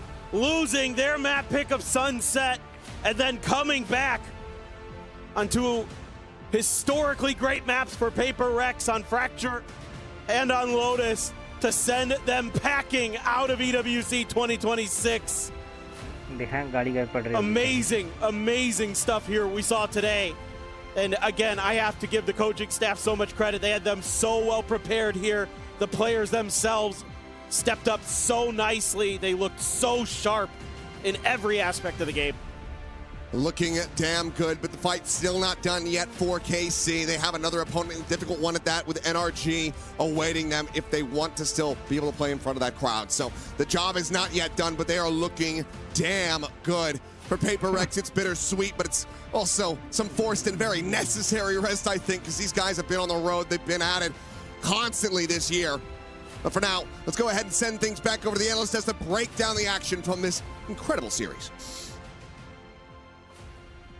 And the woes for Pacific continue. A second team knocked out from VCT Pacific. It's PRX going home after a huge upset by the hometown squad. It is Karmine Corp and the Blue Wall still alive here in Group B. A 2-1 victory and a crazy result here at EWC. I'm going to be honest, I did not expect to see this today from KC. At the end of the day, it has been such a long time since they were able to go to an international event that we were speaking about. All that matters is how much you want it in the day.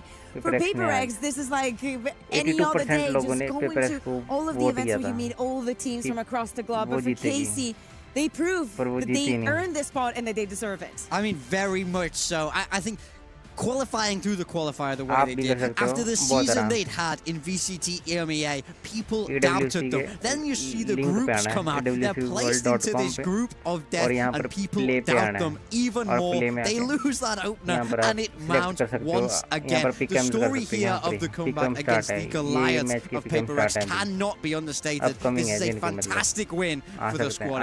Yeah, absolutely. I mean, just think about the last couple of squads they faced. Fnatic.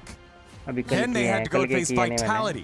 Then they faced PRX. And next they have to face NRG. Like, the amount of top-tier teams that the squad has had to face, and now 2 of those sculpts taken, it's really astounding here for the Blue Wall. In my head, I'm going to say that this is what Aves meant when he said that if we make it out of group, we have a very good chance of winning the event. Because getting out of the group was going to be so difficult itself that if they could mentally overcome that big step, nothing could stop them. We know that this is, you know, just a victory. They still have to win against NRG. But the vision that we've had of the players, Suigetsu just doing this after the match, being, I cannot believe that we finally show what we're made of. All right, well, from boom to blue, it's time to go down to the man on stage. It's Dose9 standing by with Jin. Bye-bye. What a game, Dose9. I want to talk about your individual performance, especially on that last map. First and foremost, what did you have in between maps, man? I ate some bread with chocolate. I don't know. We have like a lot of snacks. I just choose that one. Yeah. The pain au chocolat, the Paris buff coming through for you guys. This was incredible. You are going up against your own region, by the way. You sent them home. How does that feel?